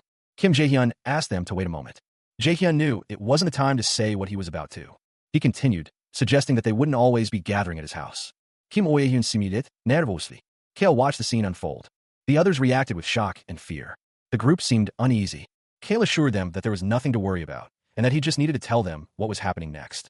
It was announced that Unit 2901 was currently empty, and that electricity and all other necessities required for daily living would be provided, so they should live in that unit from now on. Kim Jae-hyun looked on with a smile. Dabin's name was spoken. She affirmed. He continued, stating that Units 2101 and 2102 were also currently empty. He added that he would provide electricity and asked her to tell the other survivors that they could use the shower and toilet there. Dabin listened intently. Dabin agreed to do as he asked. He then stated that the rest of them would share a unit. Dabin exclaimed in understanding. He then stated that he had a favor to ask. Dabin listened. He wanted her to become a messenger between him and the other survivors, pleading with her to accept. Dabin questioned if he wanted her to be a messenger. The announcement declared that the team who eliminates 100 goblins the fastest would receive a reward. That reward would be an empty house. Furthermore, the winning team would have unlimited electricity, water, gas, and food provided. Additionally, if the team accepted 10 survivors, those survivors would also enjoy the aforementioned benefits. The survivors listened intently. It was also mentioned that providing the perks might take longer depending on their floor of housing. From then on, a new system would be in place. The survivors looked up at the towering figure. Only those who proved their worth would be rewarded. Those who proved their worth would be given what they needed. A new quest was granted, Hunt Goblins 0/10. The time limit was 168 hours. The reward was a small amount of EXP. The failure penalty was prohibition from using shared facilities. The system asked if they would grant this quest. The man's face contorted in pain. The sound of something breaking echoed through the halls. He sprinted forward, a horde of goblins hot on his heels. The goblins shrieked, their red eyes glowing menacingly. One of the goblins lunged, claws outstretched. He cursed under his breath, feeling the pressure mounting. He pushed himself, needing to go just a little further. The doors to IZAO 3 to 4 loomed ahead. The goblin's screeching grew louder. One of the goblins managed to grab his jacket. He kicked out, trying to break free. His face was a mask of desperation as he strained against the goblin's grip. He steeled himself, knowing he had to act now. The group of fighters had successfully cleared the immediate area. One of them remarked that they had attracted a large number of enemies. The goblins were dispatched with brutal efficiency. Elsewhere, a figure lay prone on the ground. The sound of footsteps echoed through the corridor. More goblins advanced, spears at the ready. One goblin lunged forward, its face contorted in a savage snarl. Another goblin fell, impaled on a spear. The sounds of combat filled the air as the goblins continued their assault. A goblin, wielding a crude weapon, screamed in fury. The battle raged on. The sounds of fighting intensified. The conflict showed no signs of abating. The goblins pressed their attack, their numbers seemingly endless. The goblins, seeing an opportunity, were ordered to attack quickly. The goblins advanced. Meanwhile, a sinister smile crept across Moon Byung-go's face. He wondered aloud if he should show them something fun. The others looked on, unsure what he was planning. Moon Byung-go let out a breath. He gripped the knife tightly. With a swift motion, he unleashed a blade of pure energy. The others watched in astonishment as the energy blade cut through the air. The energy blade continued its deadly path. The blade streaked through the air. The goblins were sent flying. The energy blade cut through the goblins. The goblins screamed in pain. Moon Byung-go, having just unleashed his energy blade, asks if the others witnessed it. The group collectively sighs in relief. One of the group members asks how many goblins they managed to eliminate. Elsewhere, two individuals compare their kill counts. One claims to have killed 22, while the other boasts of 23. The first group member states that they killed more than 100 goblins between the three of them. Another member expresses surprise that they had killed that many already, admitting he thought it would take much longer to reach 100. One of the group members angrily shouts at Sunjiob, reminding him that he had said there would only be 10 goblins at most. The group continues to stand around. The angry man demands to know what the other is unhappy about now. He asks if the other man really thought it looked like there were only 10 goblins. Sunjiob responds that the result was good, and they're about to get a new house soon. The angry man is enraged. He asks if Sunjiob just said that he almost died because of him before another man tells him to look. The group turns to look. One man questioned who devised the current hunting strategy. Another man responded that it was him, with a hint of defensiveness. He added that he was also the one who came up with the plan, and the spears were made by the twins. He then questioned if the other man wasn't confident in his running abilities. The man started to say something. Another man stated that if he was that unhappy, he could take him out of the team. He continued, saying that having him with them or without them made no difference at this point. The man who spoke out was being held back by another. One of the men told Sunjiob to calm down, stating that Sungmin did well too. The man in the blue hoodie placed his hand on the shoulder of the man in the red jacket.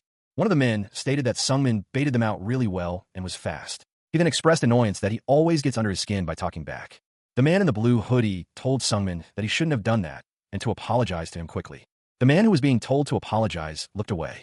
The man reluctantly agreed. The group stood together.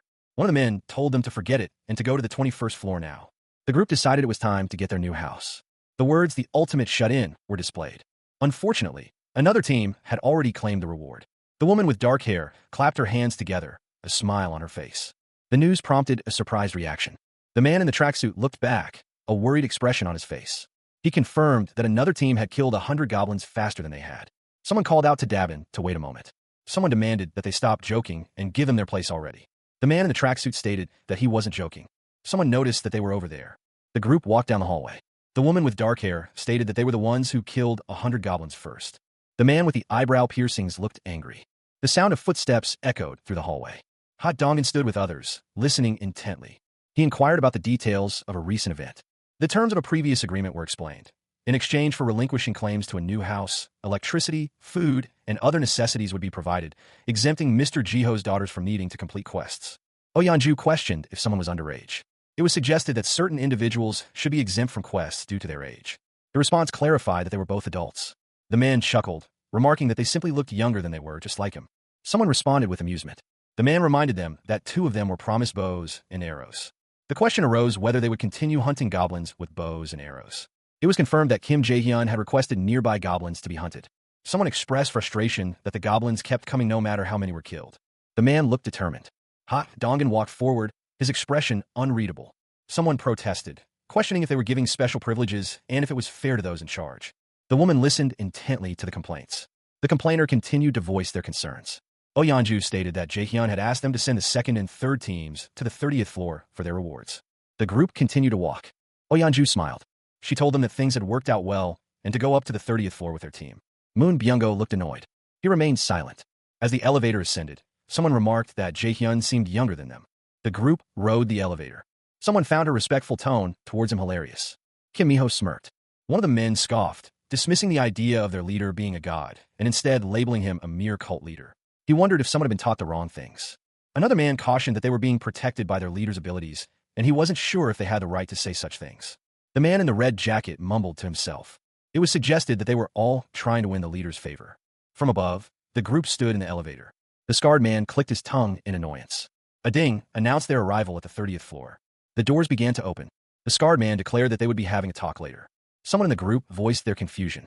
Footsteps echoed as they exited the elevator. Kale stood silently, the events of the previous floor weighing on his mind. He began to walk forward. The sound of his footsteps echoed in the hallway. Meanwhile, Baek Sunjieb smirked. The others watched with concern.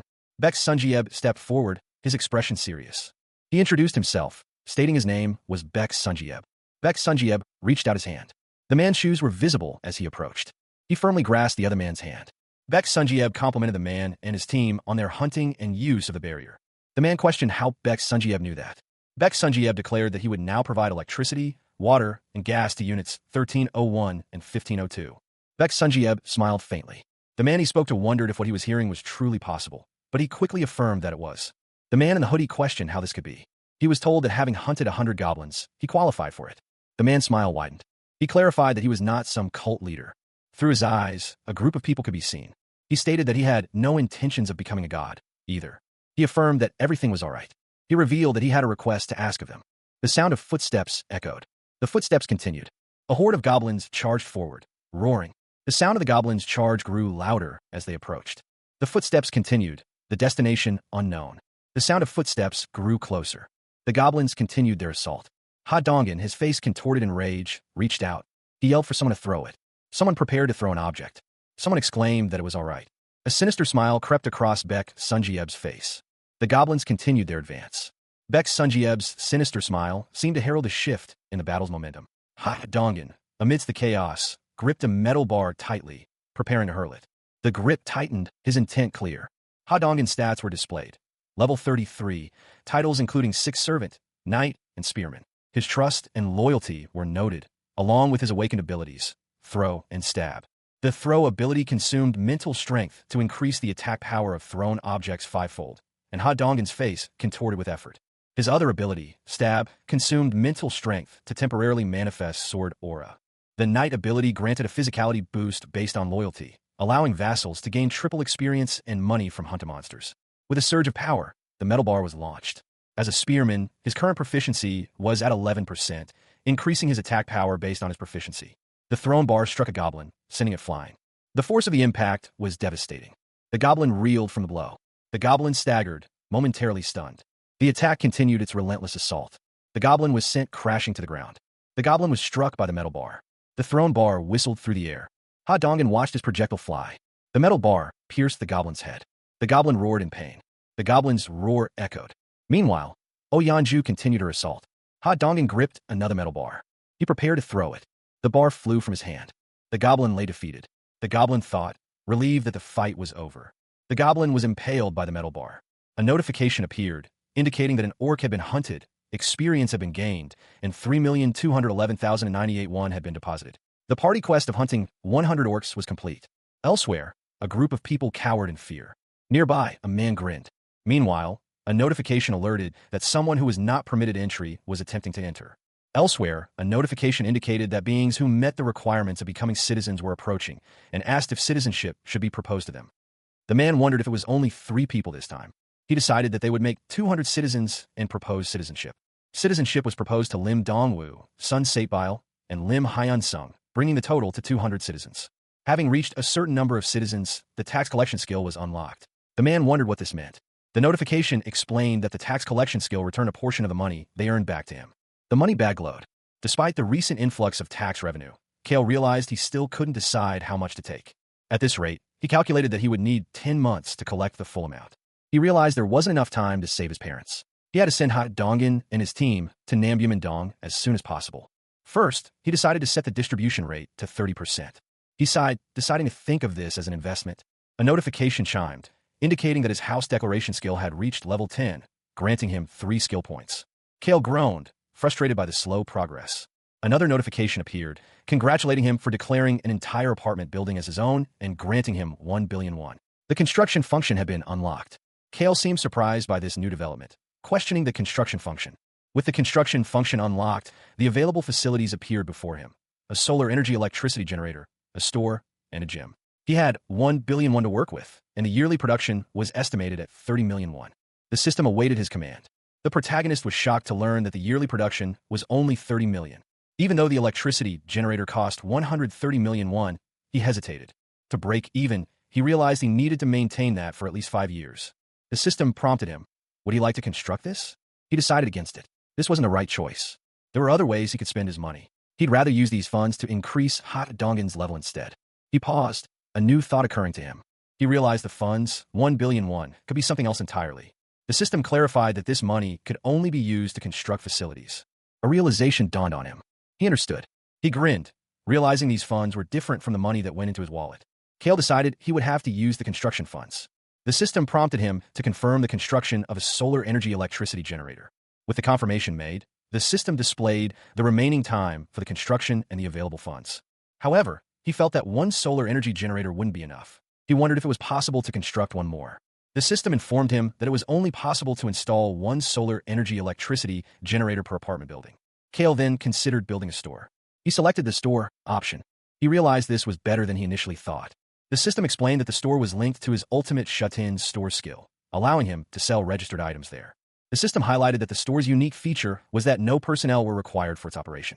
It was a system that produced an object in real time when money was paid. Kale thought that was pretty good. He knew that a lot of effort went into making relief supplies and sending them to the others. With the store now a reality, the citizens could simply purchase what they needed. Down the hall, a line of people waited. He considered the possibilities the store presented. He realized he could set the prices and increase their money distribution rates. He decided to construct it immediately. The system prompted him to designate the store's location. He considered where the location would be. The streets were littered with bodies. The system indicated that the last facility to be constructed would be the gym, with 47 hours and 59 minutes remaining until the store's completion. The system described the gym as a basic training center for citizens to improve their strength and stamina, increasing training efficiency by 200% or 300% for citizens level 15 or below. He already knew people could level up via exercise. He thought it would be great to grant quest rewards with something this good. The system prompted him to designate the gym's location. He decided to turn the second floor into a gym, with 71 hours and 59 minutes remaining until its completion. Kale's eyes widened in surprise. Well, this was unexpected. The system informed him that his ultimate shut-in store skill had reached level 5. He could now register up to 500 items, and the commodification function had been added, allowing him to buy items individually that were previously only available in bundles. He wondered what this new function was.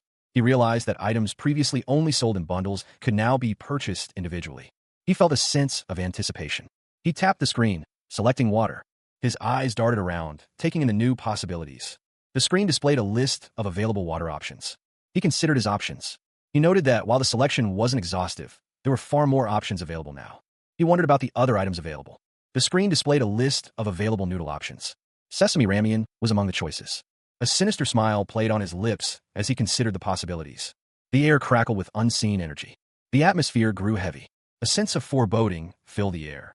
Suddenly, a piercing shriek echoed through the city. The armored figure parried a blow with practiced ease. The force of the impact reverberated through the goblin's crude armor. The goblins staggered backward, momentarily stunned. The clash of steel on flesh echoed through the streets. The armored figure roared in defiance, pressing the attack. The goblin, wounded and enraged, retaliated with a desperate lunge. The armored figure, narrowly avoiding the blow, gasped for breath. Deoxu watched the battle unfold, his expression unreadable. He tilted his head, a flicker of curiosity in his eyes. The armored figure questioned what would happen if the item was thrown. The other armored figure asked why he was suddenly asking this. He requested to borrow it for a moment, wanting to try something. The item was thrown. The item was thrown with great force. The thrown object struck its target. The impact resonated. The ground trembled from the force. The force of the impact shook the surrounding buildings. The armored figure screamed. The thrown object continued its trajectory. The armored figure demanded to know why he actually threw it. The armored figure looked shocked. He was told to cancel the summon before summoning it again. Baek Sunjieb looked confused. The armored figure cries out in alarm. A close-up reveals the intricate details of the armor. The air crackles with energy. The armored figure's eyes widen in fear as blue flames engulf him. The blue flames intensify, licking at the edges of the armor. The air vibrates with power. The energy coalesces into a sharp point. The armored figure stands ready, gripping a long spear. The armored figure advances. The armored figure is praised for his genius. Hot Dongan dismisses the praise, downplaying the accomplishment. Oyanju urges them to leave, revealing that she is running low on arrows. Hot Dongan stands ready with his bow and arrow. Oyanju looks on with concern. Oyanju grits her teeth, a bead of sweat trickling down her face. The archer is shocked by what she sees. The cover displays the title of the series, The Ultimate Shut-In. The woman wonders just how arrows appeared out of nowhere. Her eyes widen in disbelief. Below, the woman questions if arrows appeared out of nowhere. The arrows are seen piercing through the air. A notification appears, indicating the use of the OmniFocus skill, which allows the user to employ another skill while observing an area with absolute eyes. The woman continues to fire arrows. The arrows streak through the air. A notification appears, stating that an orc, LV.19, has been hunted, experience has been gained, and 2,100,338 won has been deposited into the wallet of the Ultimate Shut-In. Another notification appears, stating that citizens Kim Gaon, Ha Dongan, Kong Diaksu, Moon Byung-go, Yu Hyerin, and Kim Jian have completed their quest. 2,332,581 has been used for the quest, and Kim Gaon's level has increased. It is realized that it's possible to increase stats with quest rewards as well. Kale stands with his arms crossed. Kale's expression hardens. He begins to see some hope. He realized his parents' house was about 10 kilometers from his current location. He knew it would take around 3 hours of walking to get there. The sound of his footsteps echoed as he walked. The rhythmic sound of his footsteps continued. He entered an elevator. The sound of his footsteps continued to echo. The sky was visible through a window. He looked out of the world. He gripped the edge of a rooftop. He thought the scene looked horrible. His grip tightened as he looked at the ruined city below. He knew he had to hurry. He gripped the edge of the rooftop tighter. He decided to start with Hot Dongan's party first. The scene shows a pair of legs standing on what appears to be a concrete surface. Displayed is the status of Moon Byung-go, level 22, titled 7th Servant. His trust is at 59, loyalty at 33, and his awakened ability is Crow's Covenant. He has a Grant quest available. While Kim Jian's C-rank skill is being put to good use through reconnaissance, Moon Byung-go is seen holding a crow. Displayed is the status of Oyanju, level 33. Her trust is at 12, and her awakened ability is Warrior Bear. Her EXP distribution rate is 70%, and money distribution rate is 30%. She has a Grant quest available to expel someone. Displayed is the status of Kim De-young, level 30. Her trust is at 60, loyalty at 63, and her awakened abilities are Heal, Blessing, and Magic Armor. Her EXP distribution rate is 100%. She has a Grant quest available. It would be far better for him to join up with Oyanju and the healer, Kim De-young. But unlike Kim De-young, whom he had registered as a vassal, he mused that Oyanju still did not have enough loyalty to qualify as a vassal. Blessing, A, consumes mental strength to temporarily increase physical abilities by 70%. Magic Armor, B, consumes mental strength to create magic armor that protects a target. People who possess awakened abilities from the start have a huge advantage. He contemplates the situation. He wonders if that is the only choice he has. A child stands holding a toy. The quest reward is the son's revival, but he does not have enough. The system informed him that he still lacked the necessary funds to revive his son. He realized he still didn't have enough money and needed to increase the quest difficulty as much as possible.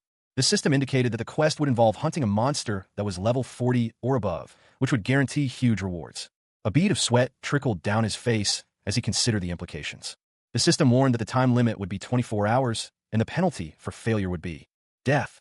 The image of a lifeless body flashed before his eyes. The system reiterated that he lacked the money to provide the quest reward of revival and urged him to try again after obtaining more money. He wondered if the amount of money he had was too little for that. His expression hardened with determination. A new notification appeared before him.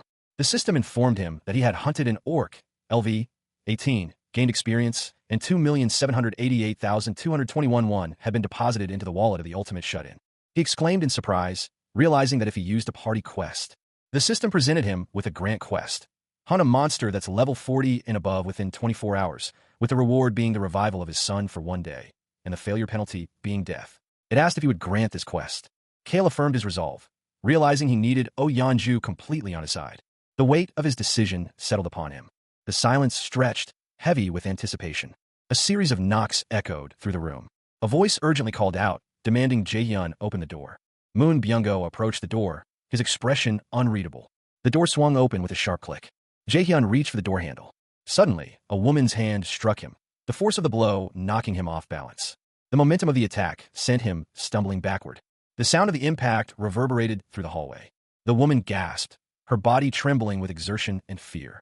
She braced herself, her hands on her knees, struggling to catch her breath. Her eyes widened, filled with a mixture of terror and desperation. A man's face is shown as he states that he continues, stating that there is a time limit, but it is possible. Meanwhile, a woman trembles. She groans. Tears stream down her face as she expresses her gratitude. She thinks that she is happy to get even one day with him, and that is all she wants. The woman trembles again. A notification appears, stating that Yanju's loyalty has surpassed 30 and that she has met all the requirements to be registered as a vassal. A sound effect is heard. Jaehyun looks up. His eyes narrow.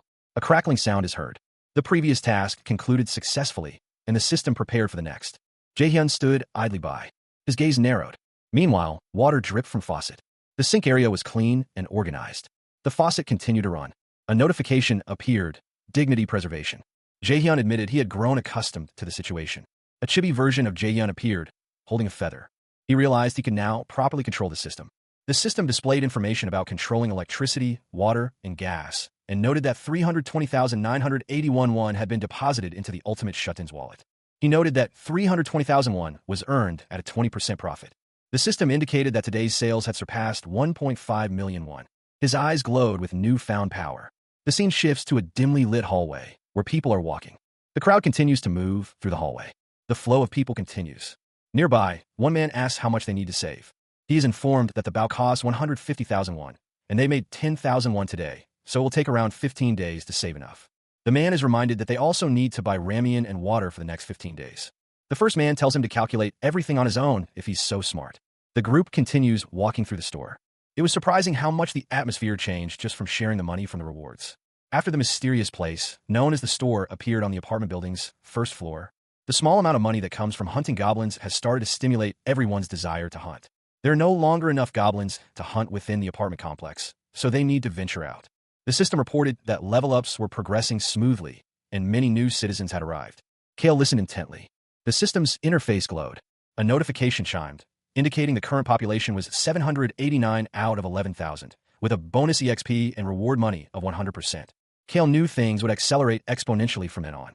The system notified him that he had hunted an orc, level 18, gaining EXP, and 1,243,817 won had been deposited into his wallet. Elsewhere, an orc roared in pain. The orc was struck with immense force. The force of the blow crushed the orc. A large bear with glowing red eyes loomed over the orc. The bear attacked again. The bear grappled with the orc. The orc was defeated. The bear stood victorious. The sound of something breaking echoed through the area. The cracking sound intensified. The bear's glowing red eyes pierced through the darkness. The force of the bear's attack sent someone flying. The impact resonated with a sickening crunch. Elsewhere, Yanju let out a sigh of relief. Yanju looked up, her expression a mix of concern and determination. Someone called out to Yanju. The voice asked if she was all right and if she was hurt anywhere.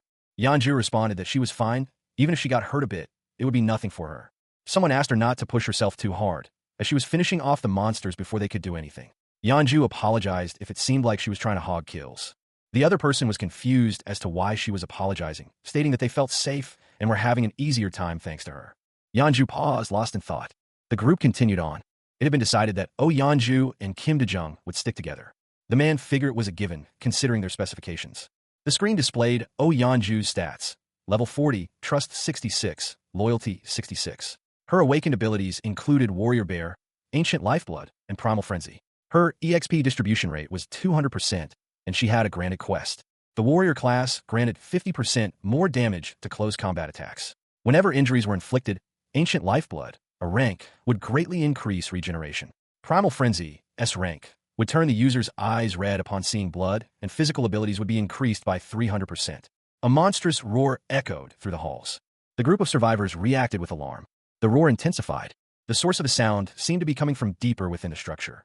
The group braced themselves. They stood ready to face whatever was coming. One of them realized what it was. It was a hulking brute. Screams echoed through the halls as the group of women looked on in terror. One of the women exclaimed in shock. A monstrous roar reverberated through the building. The perspective shifted to a long hallway, the source of the commotion still unseen. The group of women stood frozen in fear as a figure approached them. Another monstrous roar filled the air. The women's faces contorted in fear as they braced themselves for the unknown. One of the women lunged forward, her expression a mix of terror and determination. She paused, realizing what stood before her. The attack continued. Meanwhile, the goblin and the bear continued their struggle. The goblin's spear pierced the air. The goblin struck the bear. The bear grunted in pain. The bear roared. The bear's eyes glowed with fury. The dual-blade wielder watched the battle unfold. The dual-blade wielder prepared to strike. The dual-blade wielder lunged forward. The goblin was caught off guard by the dual-blade wielder's attack. A surge of power emanated from an unseen source. The force ripped through the air. The impact left a dark trail. A guttural growl echoed in the distance. A system notification appeared, indicating that an orc captain had been hunted and 73,263,099 won had been deposited into the ultimate Shutin's wallet. It also noted that Oyanju had killed the leader of Jianpo Station. Another notification confirmed that a requirement had been fulfilled, adding Outpost Base to the list of available buildings. The system defined the Outpost Base as a safe zone that could be built outside the house, temporarily granting the same effects as the house when activated by a citizen with the title of Knight or higher. It warned that unpermitted subjects staying in the zone for more than a day would cause its destruction. The total funds available amounted to 1.3 billion won. The man looked weary. The man considered the Outpost Base and the 1.3 billion won. He realized that now that all the orcs were killed, he had a lot of money to spare, and that this was worth investing into. The system prompted him, noting that 3 citizens who possessed the title of Knight or higher were required to build the Outpost Base, and asked if he would build it. He decided to wait. The man stood with a group of people. He considered that if he decided to build it, Oyanju, Kim Dejung, and Ha Dongin would have to stay there for a week. The biggest loss, he realized, will be time itself. A whole week had already been spent. He couldn't afford to waste any more time like that. The situation weighed heavily on him. Most of the monsters around Jianpo Station had been eliminated by Ha Dongin's party and other citizens. There was no real need to build an outpost base there. He would not yield. This was still a pretty good harvest, he thought. If he could build this where his parents' house was, he would feel far more at ease. As long as they were within his territory, he could protect them in the safest possible manner. With that being said, it wouldn't be easy to bring Grandma and Grandpa to where he was now. He pleaded silently for them to be alive. Now that it had come down to this, he resolved to send Ha Dongin's party to his parents' place tomorrow. The setting appeared to be some sort of underground facility. The facility stretched far into the distance. The armored figure expressed their awe at the sight. The armored figure was wearing a white shirt with the words, Nekakin 220. The group continued to move through the facility. The armored figure watched as the bear ripped apart an orc, finding the scene unbelievable. The armored figure wondered how a human could be capable of ripping an orc apart with their bare hands. The bear continued its brutal assault. The bear's claws tore through the orc. The armored figure realized that the bear was not human. The armored figure thought that this level of power was to be expected. It was stated that she was already strong even before she received Jaehyun's blessings. The bear's jaws were covered in blood. Someone had been obsessed with goblins. Could she have? He wondered if he had obtained a new ability. A party quest appeared. Return within 1 hour for a small amount of experience. There was no penalty for failure. The man continued forward. He moved down the corridor. He agreed to go back. The others seemed relieved. Meanwhile, a crow descended. The man continued to walk. The crow flew closer. The crow cawed. He clenched his fist. He petted the crow, calling him Blackie and praising him. Jian was instructed to scout ahead. The man acknowledged the order. He was told to be careful. The crow received a gentle pat. Its glowing eyes narrowed. With a powerful beat of its wings, the crow took flight. Elsewhere, a figure moved with unnatural speed. The crow soared through the air, its gaze fixed on the city below. It continued its flight. The crow flew over the city. Its glowing eyes scanned the area. Jian reported that there were no problems and they could head out immediately. The man thanked him and agreed to leave. The group began to move out. The group cautiously advanced along the tracks. Deeper into the tunnel, the darkness seemed to press in. Ahead, Kel noticed something moving in the shadows. The sound of skittering echoed through the tunnel. He paused, realizing what he was hearing. Oh, what rats? The rats were all around. The sound of their claws on the ground grew louder. He crouched down, wary of the approaching vermin. The others noticed the growing threat. The group prepared for a possible confrontation. A pair of red eyes glinted in the distance. The rats began to swarm. The swarm surged forward. A rat, larger than the others, lunged forward, its eyes glowing red. The giant rat scurries along the wall. The tunnel stretches onward. The rat continues its ascent. Its tail flicks back and forth as it climbs. The The red-eyed rat pauses, its gaze intense. The rat moves along the wall. It stares forward, its eyes gleaming. The man finished his plea, hoping they would understand the gravity of the situation. He was asking for their help. The weight of the situation seemed to crush him.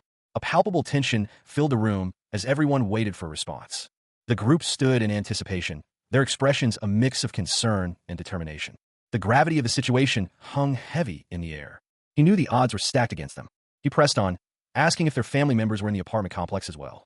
The man admitted that there was no way to know for sure. With conviction, one of them declared that they would help. The man stood silently. The others pleaded to be allowed to help. One of the group acknowledged that they had survived this far thanks to him. The man listened intently. Kale listened intently as the other man outlined what needed to be done. The weight of the situation was evident in his expression. He let out a sigh of relief, expressing his gratitude. Now that the orcs in Jianpo Station were eliminated, they were instructed to follow the subway railway to Sia Mine Station. He explained that Jigaoki Station was the closest to his parents' house and directed them to take exit number 2 once they arrived. After they exited the station, he promised to guide them to where his parents should be. He admitted that he wanted something, but asked that they focus on taking over Sia Mine Station for now. The group expressed their thanks.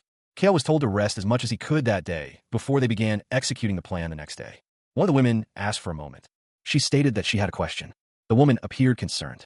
She inquired if he was unable to bring his family members there with his ability. Kale's expression hardened. He had attempted to teleport someone as a quest reward, but it failed. He reflected on his initial thought of using teleportation as a quest reward. The reason he had been so excited by Moon Byunggo's awakened ability was now clear. The possibility of teleportation had filled him with hope. He had believed there was a chance to bring all his family members to safety instantly, but that hope was dashed. The attempt to teleport someone as a quest reward had been a complete failure. If he had to guess, the reason for his failure was that his influence didn't reach where Moon Byunggo's grandmother was. Kim Jae-hyun had been excited by the possibility of teleportation and had tried to assign a quest to Byunggo to teleport his grandmother as a reward. He realized that his family was outside of his range of influence, which frustrated him. He lamented that he wasn't all-powerful, acknowledging that there were things he could and couldn't do. The others looked on with concern. He reassured them that there was no need for concern. Oh Yeonju affirmed that the promise he made was one that he would keep. Oh Yeonju's trust had increased. A sinister smile plays across his lips. Elsewhere, Oh Yeonju expresses her gratitude for the honesty she received. Meanwhile, someone thanks a group for their time. The speaker then tells them to go and rest for the day. The group begins to disperse. Among them is Moon Byunggo. Another person tells the group to leave and have a good rest. More of the group leaves. Kale looks on, a question forming in his mind. A system notification appears, indicating that someone who hasn't been permitted entry is trying to enter, and that a being who meets the requirements of being taken in as citizens is approaching. The system asks if citizenship should be proposed to them. Dark energy swirls. A figure proposes citizenship. A citizenship proposal has been made, and Seo Yejin has accepted. She is level 31, with a trust level of 7, and her awakened ability is Queen of Rats. Someone wonders if she isn't awakened. A rat squeaks in the darkness. Nearby, a large rat stands on a ledge overlooking the city. A man, eyes completely black, wonders if it is a rat. The man wears a hoodie with the number 2022 on it. The title of the series is Ultimate Shut-In. 1 hour ago, someone wonders who these people are. The rat's eyes glow ominously. Someone voices disbelief that humans are able to slaughter orcs. The aftermath of a battle is visible, with a downed goblin and several figures standing around. It's speculated that they might all be awakened. Someone questions if that is really possible, deciding to follow them to get to the bottom of things. It's becoming difficult for someone to take care of all of them. The giant rat muttered that his ability alone should be enough. He decided to observe for now. The rat continued forward. He scurried along the side of a building. He continued to move. The rat's pace quickened. He cackled, eager to begin. Nearby, a child exclaimed for his mother to look over there. Children played in a ball pit. The rat's eyes widened. He realized there were children in the playground. Families milled about outside the building. The rat approached the building. He wondered what this place was. Driven by an insatiable curiosity, the giant rat scurried forward, determined to uncover the secrets that lay ahead. The towering building loomed closer as he approached. He continued his advance, his form growing larger as he neared the building. With a burst of speed, he leaped towards the building. He collided with a barrier, emitting a startled squeak. The rat's tail swayed back and forth as he stood before the building. Confused, he recoiled from the barrier. A screen flashed a warning, entry prohibited. He wondered what it meant. Another screen appeared, asking if he would like to obtain citizenship. He squeaked excitedly, answering yes, definitely yes. The screen repeated the question, would he like to obtain citizenship? The rat paused, considering the question. He realized it might be impossible to become a citizen as a rat. The rat sighed, dejected by the realization. A notification appeared, declaring that citizenship had been obtained. Suddenly, a squeak echoed as the giant rat pumped its fist in excitement. It seemed to have worked. Footsteps approached. The rat thought it was awesome. Suddenly, a scream erupted. A man shouted that there was a rat. The rat was noticed. People yelled to get it, saying it was getting away. Someone screamed as they were struck. The rat scurried away. It continued to flee. The rat landed with a thud. The rat groaned, wondering what to do. Inside the gym, several people are working out with weights. Nearby, the giant rat peers into the gym. Inside, a man lifts dumbbells. Another man bench presses. A woman performs squats with a barbell. Another woman does the same. The rat's eye widens as he observes the scene. My goodness! Elsewhere, a figure wonders where they are. Just what is this place? The rat continues to observe the gym. The figure's in a dark place. The figure's eyes narrow. The figure grits their teeth in frustration. The figure clutches their head. Art, my head hurts. The figure exclaims in pain. Seo Yejin smirked, a bead of sweat trickling down her face. Her expression shifted to one of manic glee. The glee faded as she considered the task ahead. The problem, she realized, will be getting to Jeonpo Station. She knew she needed to reach Jeonpo Station somehow. She decided that this was her only method. She realized she could do it if she went through the subway's rails. She paused, considering the implications. The issue, she knew, would be that monster, since they were at Siamine Station. She steeled herself, preparing to face the challenge. A faint squeaking sound echoed in the distance. She realized she actually had a chance precisely because of that sound. She knew there was no place she couldn't get into. The title of the story is displayed, along with the names of the creators. The system notified him that he had hunted a tamed rat, level 2, and obtained a small amount of experience. 1,416 had been deposited into the wallet of the ultimate shut-in. The system then described the Queen of Rats' ability, stating that all rats that meet her will swear their loyalty to her as their queen. Once a rat has been tamed, they can be controlled, and their senses can be shared freely. The man's hair is shown. He realized that her ability was to control rats. The words absolute eyes are displayed. His eyes glowed with power. He thought to himself that an A-rank awakener had come to him on her own. He resolved to make her his vassal, no matter what. He wondered where she was now. He realized she was not in the vicinity and that he needed to get her to come in there first, triggering a grant quest. The system displayed the grant quest details. Visit apartment unit. Time limit of 48 hours. Reward of cola and a chocolate bar, and no failure penalty. It asked if he would grant the quest. He paused, considering the quest. His eyes glowed again. A woman approached Kale, inquiring if he was unable to bring his family members to this place using his ability. He considered her question, recalling that he had tried multiple times, but all attempts had ended in failure. Kale's expression hardened as he pondered the situation. If his inability to bring them here was because they were outside of his range of influence, then a target who he had given citizenship to should technically be within his influence. He could tell for sure, since the monsters they'd killed granted him money and experience, no matter how far they were from him. Suddenly, a new quest appeared. Visit apartment unit. Time limit, 10 seconds. Reward, cola and chocolate bar. Failure penalty, summon. The system asked if he would grant this quest. Kale seemed surprised by the sudden appearance of the quest. It was a success. He considered the possibilities of using the failure penalty in this way. He decided to try summoning citizens from the outside, even if it was a one-time occurrence. He also considered bringing his family over. Kale stood in the darkness, contemplating his next move. In the event the outpost base was active, he knew what he had to do. It should temporarily function the same as his main territory, he thought. He wondered if he should send Ha Dong's party there. The system prompted him to build the outpost base. The outpost base began to materialize. He decided to grant all of his family members citizenship. Then, he would use the system's quest function to summon them to where he was. He smiled, anticipating seeing his family again. He thought to himself that this was pretty solid. The question now was how much money all of this would cost. He granted the request. With mere seconds remaining, he hoped the summoning wouldn't cost more than 1 billion won. However, the system notified him that Seo Yejin had failed the quest, and over 31 million won had already been spent.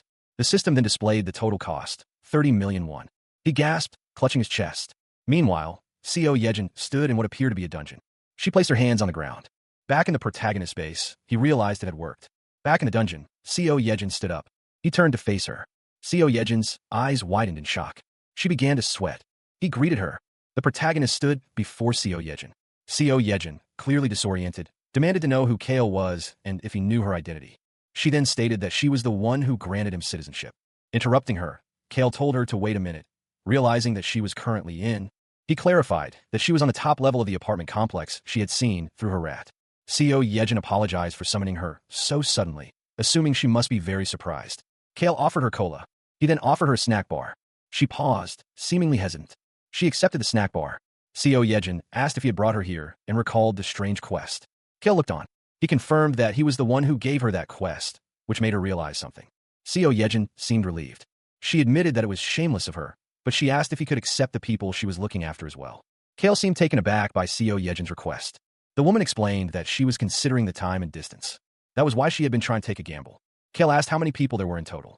The woman responded that there were 35. Kale cursed under his breath, realizing she had other people with her. He apologized, stating that it would be hard to do. The woman questioned what he meant. Kale turned away from her.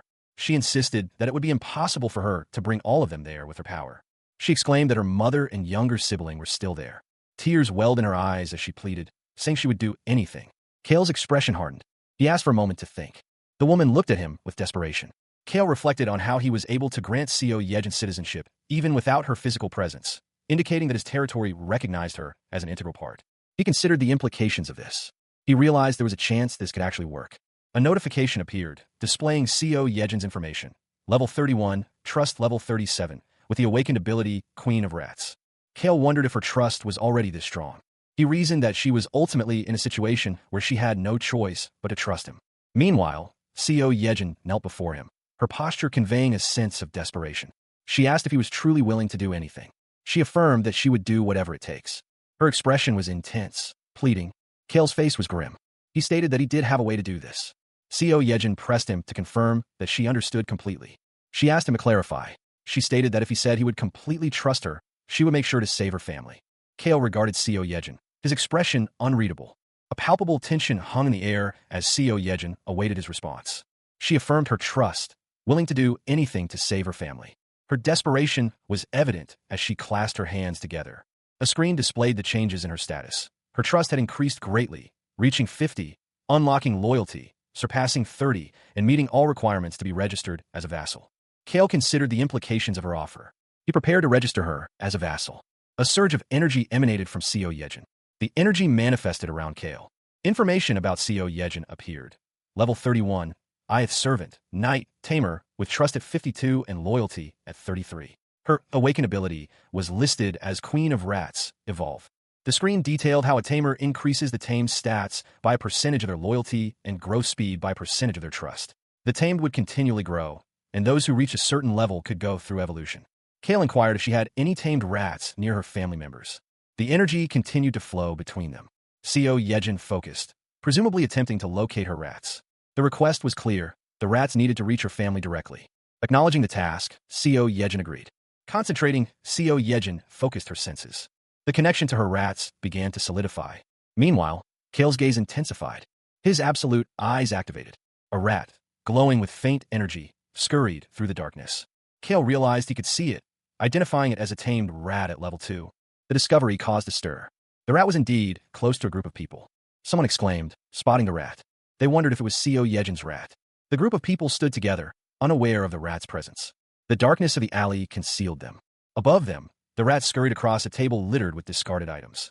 Suddenly, the group noticed the sudden appearance of food. One of them exclaimed in surprise at the sudden appearance of food. Another wondered aloud if Seo Yejin had sent the supplies. The trust of his citizens towards Seo Yejin increased greatly. Meanwhile, Kale smirked, pleased with how things were progressing. Good. It's going just as I expected. He realized that Seo Yejin's ability and the absolute eyes were a perfect match. The rats continued to move through the sewers. Kale considered the implications. He would be able to see through the eyes of thousands of rats crawling through sewers from now on. He thought to himself that this was insane. Kale grinned, a sinister glint in his eyes. He had just acquired the best reconnaissance troops available. The man in the hoodie asked if Nambyumindong was the area near Songdo Sea. The response was affirmative. It was revealed that Seo Yejin had been to Nambyumindong because her parents lived there. It would be more advantageous for her to go on the first recon trip over Ha Dongan's party. All she needed to do was send her rats, too. Using that alone, she could confirm whether her family was still alive. It would also be far easier for her to send over rescue supplies. She requested that they leave it to her. Seo Yejin's trust and loyalty had increased. She asked if they could start right away. She affirmed that she could. The man suggested that, while she was at it, she should check along the subway rails. He then asked if she was referring to Busan Line Number 1. The question hung in the air.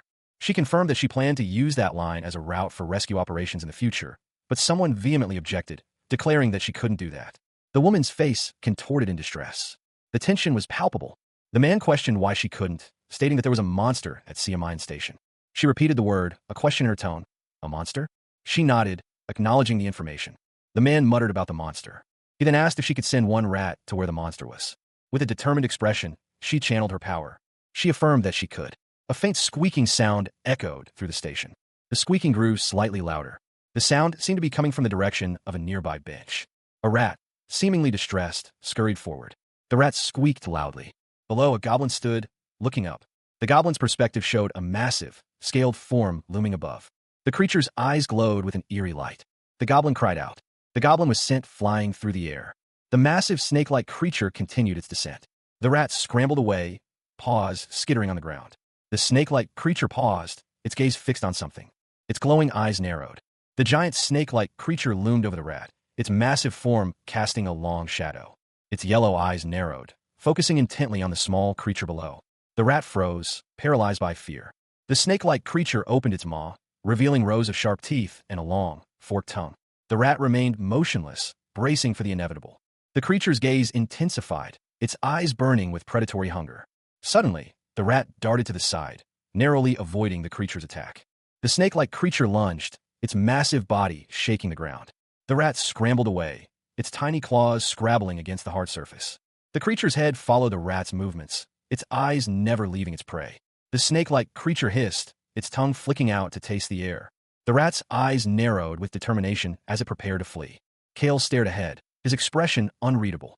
The details on his hoodie were highlighted. He wondered to himself about the level of the monster they had just faced.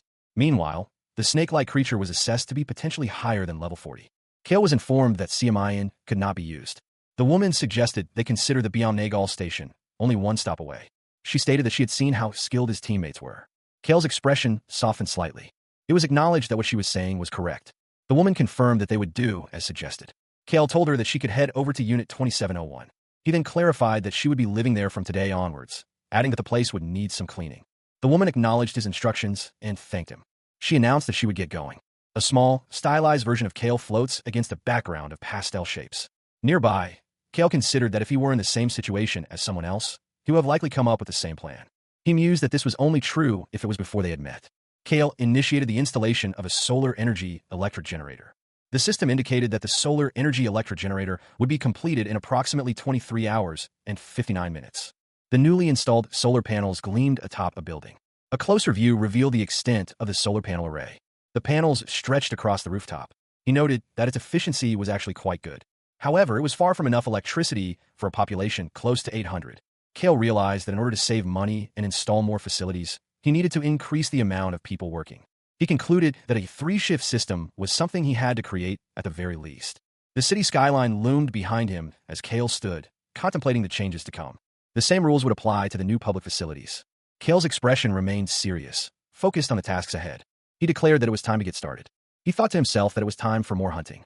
Elsewhere, a figure swung a fist with brutal force. The group moved with haste through the dimly lit corridors. One of them shrieked in pain. They realized that others were coming. The group scrambled, weapons raised, ready to defend themselves. Footsteps echoed as the unseen threat approached. A monstrous bat screeched, revealing itself as the source of the disturbance. An individual is thrown through the air, colliding with another person. The force of the impact sends shockwaves through the environment. The group continues to be assaulted by an unseen force. A sharp, blue energy pierces through the air.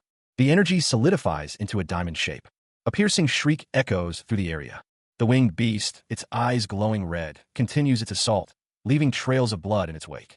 The winged beast bares its fangs, ready to strike again. The winged beast descends upon its prey.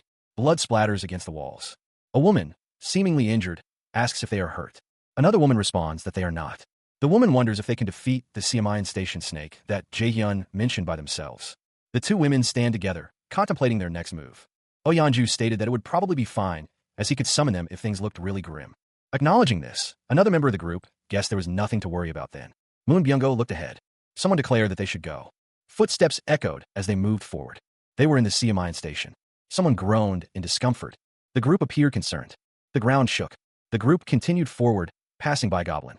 The Goblin made a noise as the group passed. One of them urged the others to keep going and bear with it for a bit longer. They continued to walk. Their footsteps echoed through the station. Ha Donggin's eyes widened with fear as he stared ahead. He flinched, a sudden intake of breath escaping him. Suddenly, a voice shouted for everyone to stop. The shout came from a woman in a purple tracksuit who stood ready with a weapon in hand. Ha Donggen's eyes darted around, his fear intensifying. His hands clenched into fists, knuckles turning white.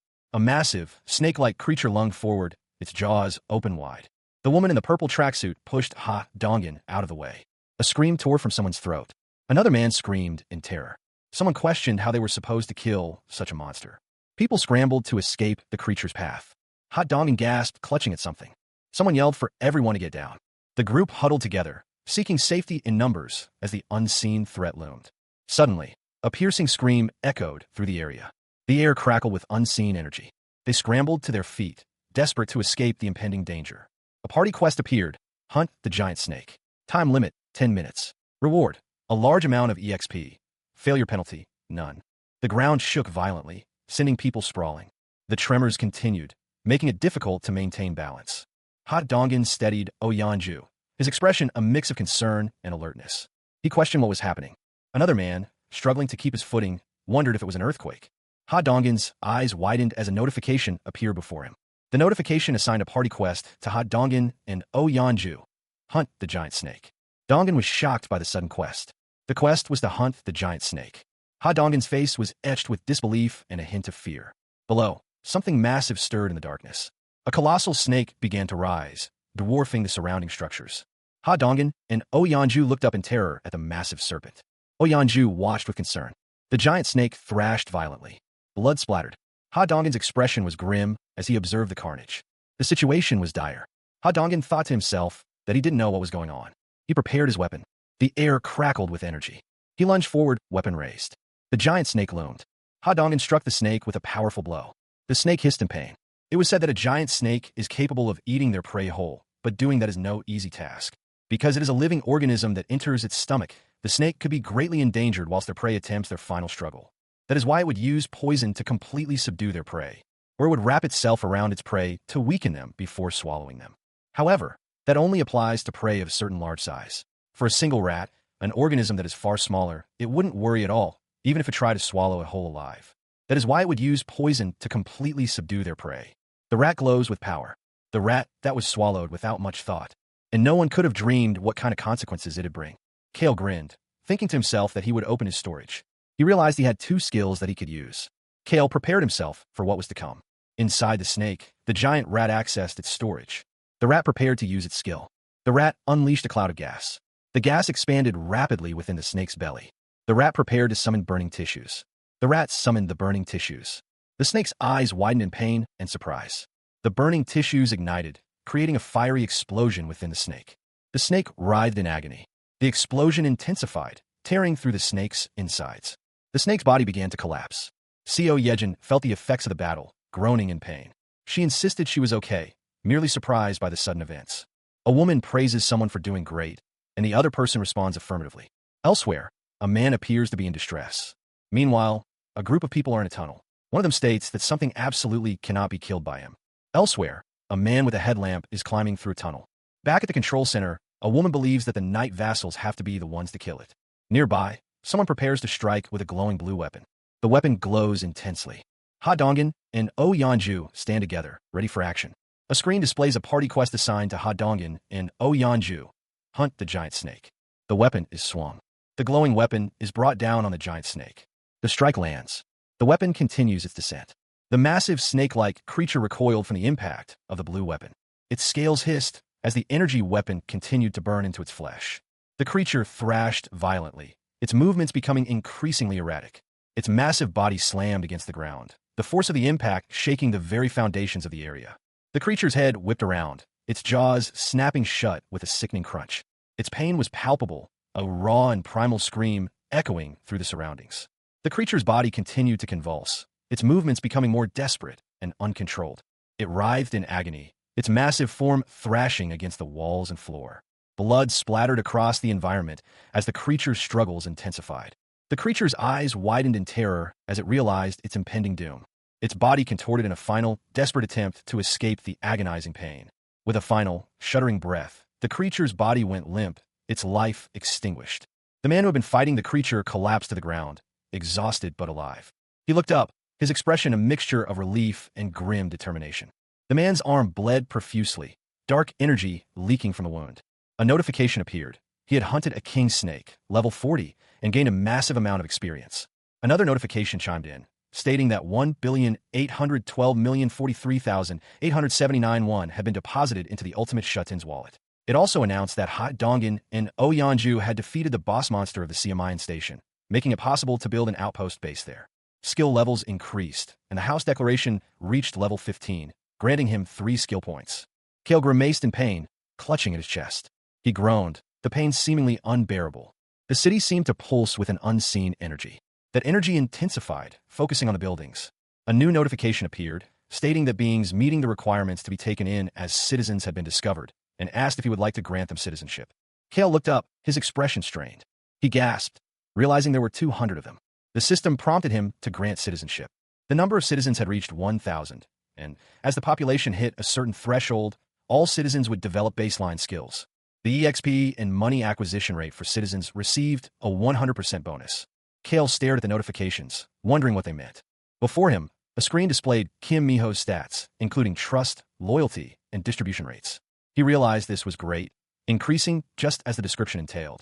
This meant that even if he set his distribution to 0, he could still get 100% of the experience and gold separately. Meanwhile, a woman approached, excusing herself. Kale turned to face her. She apologized for asking, but requested that he bring the people she was with here for her. The woman waited for his response. Kale paused, considering her request. He looked at her intently. He responded that, of course, that was the least he could do. The woman was overjoyed and thanked him. Kale smirked. He then asked if she could control the rat again. The desperate woman affirmed that controlling the rat was indeed possible. She then stated she would tell the others to follow the rat, requesting that it guide them. Kale acknowledged her request. Below, the group moved through the facility. The structure appeared damaged and unstable.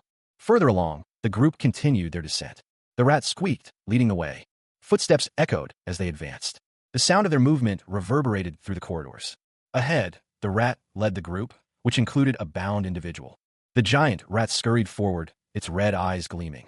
Suddenly, someone was startled. A man with a headlamp looked on with wide eyes, seemingly caught off guard. The rat announced that they had been found. A tense silence hangs in the air as the group surveys the scene. Corpses litter the floor. The desperate woman questions what she is seeing. Another member of the group insists that he is not responsible for the carnage. The man with the headlamp wonders if this was originally the orc's territory. A close-up reveals a green, bloodied hand. More blood splatters the floor. The group continues to move forward through the facility. The giant red-eyed rat leads the way. The man with the headlamp reminds everyone that even though they took down the boss monster, they can't let their guards down. The desperate woman warns that there may be hidden groups of monsters lurking around. The giant red-eyed rat squeaks. One of the men comments on how smart the rat is.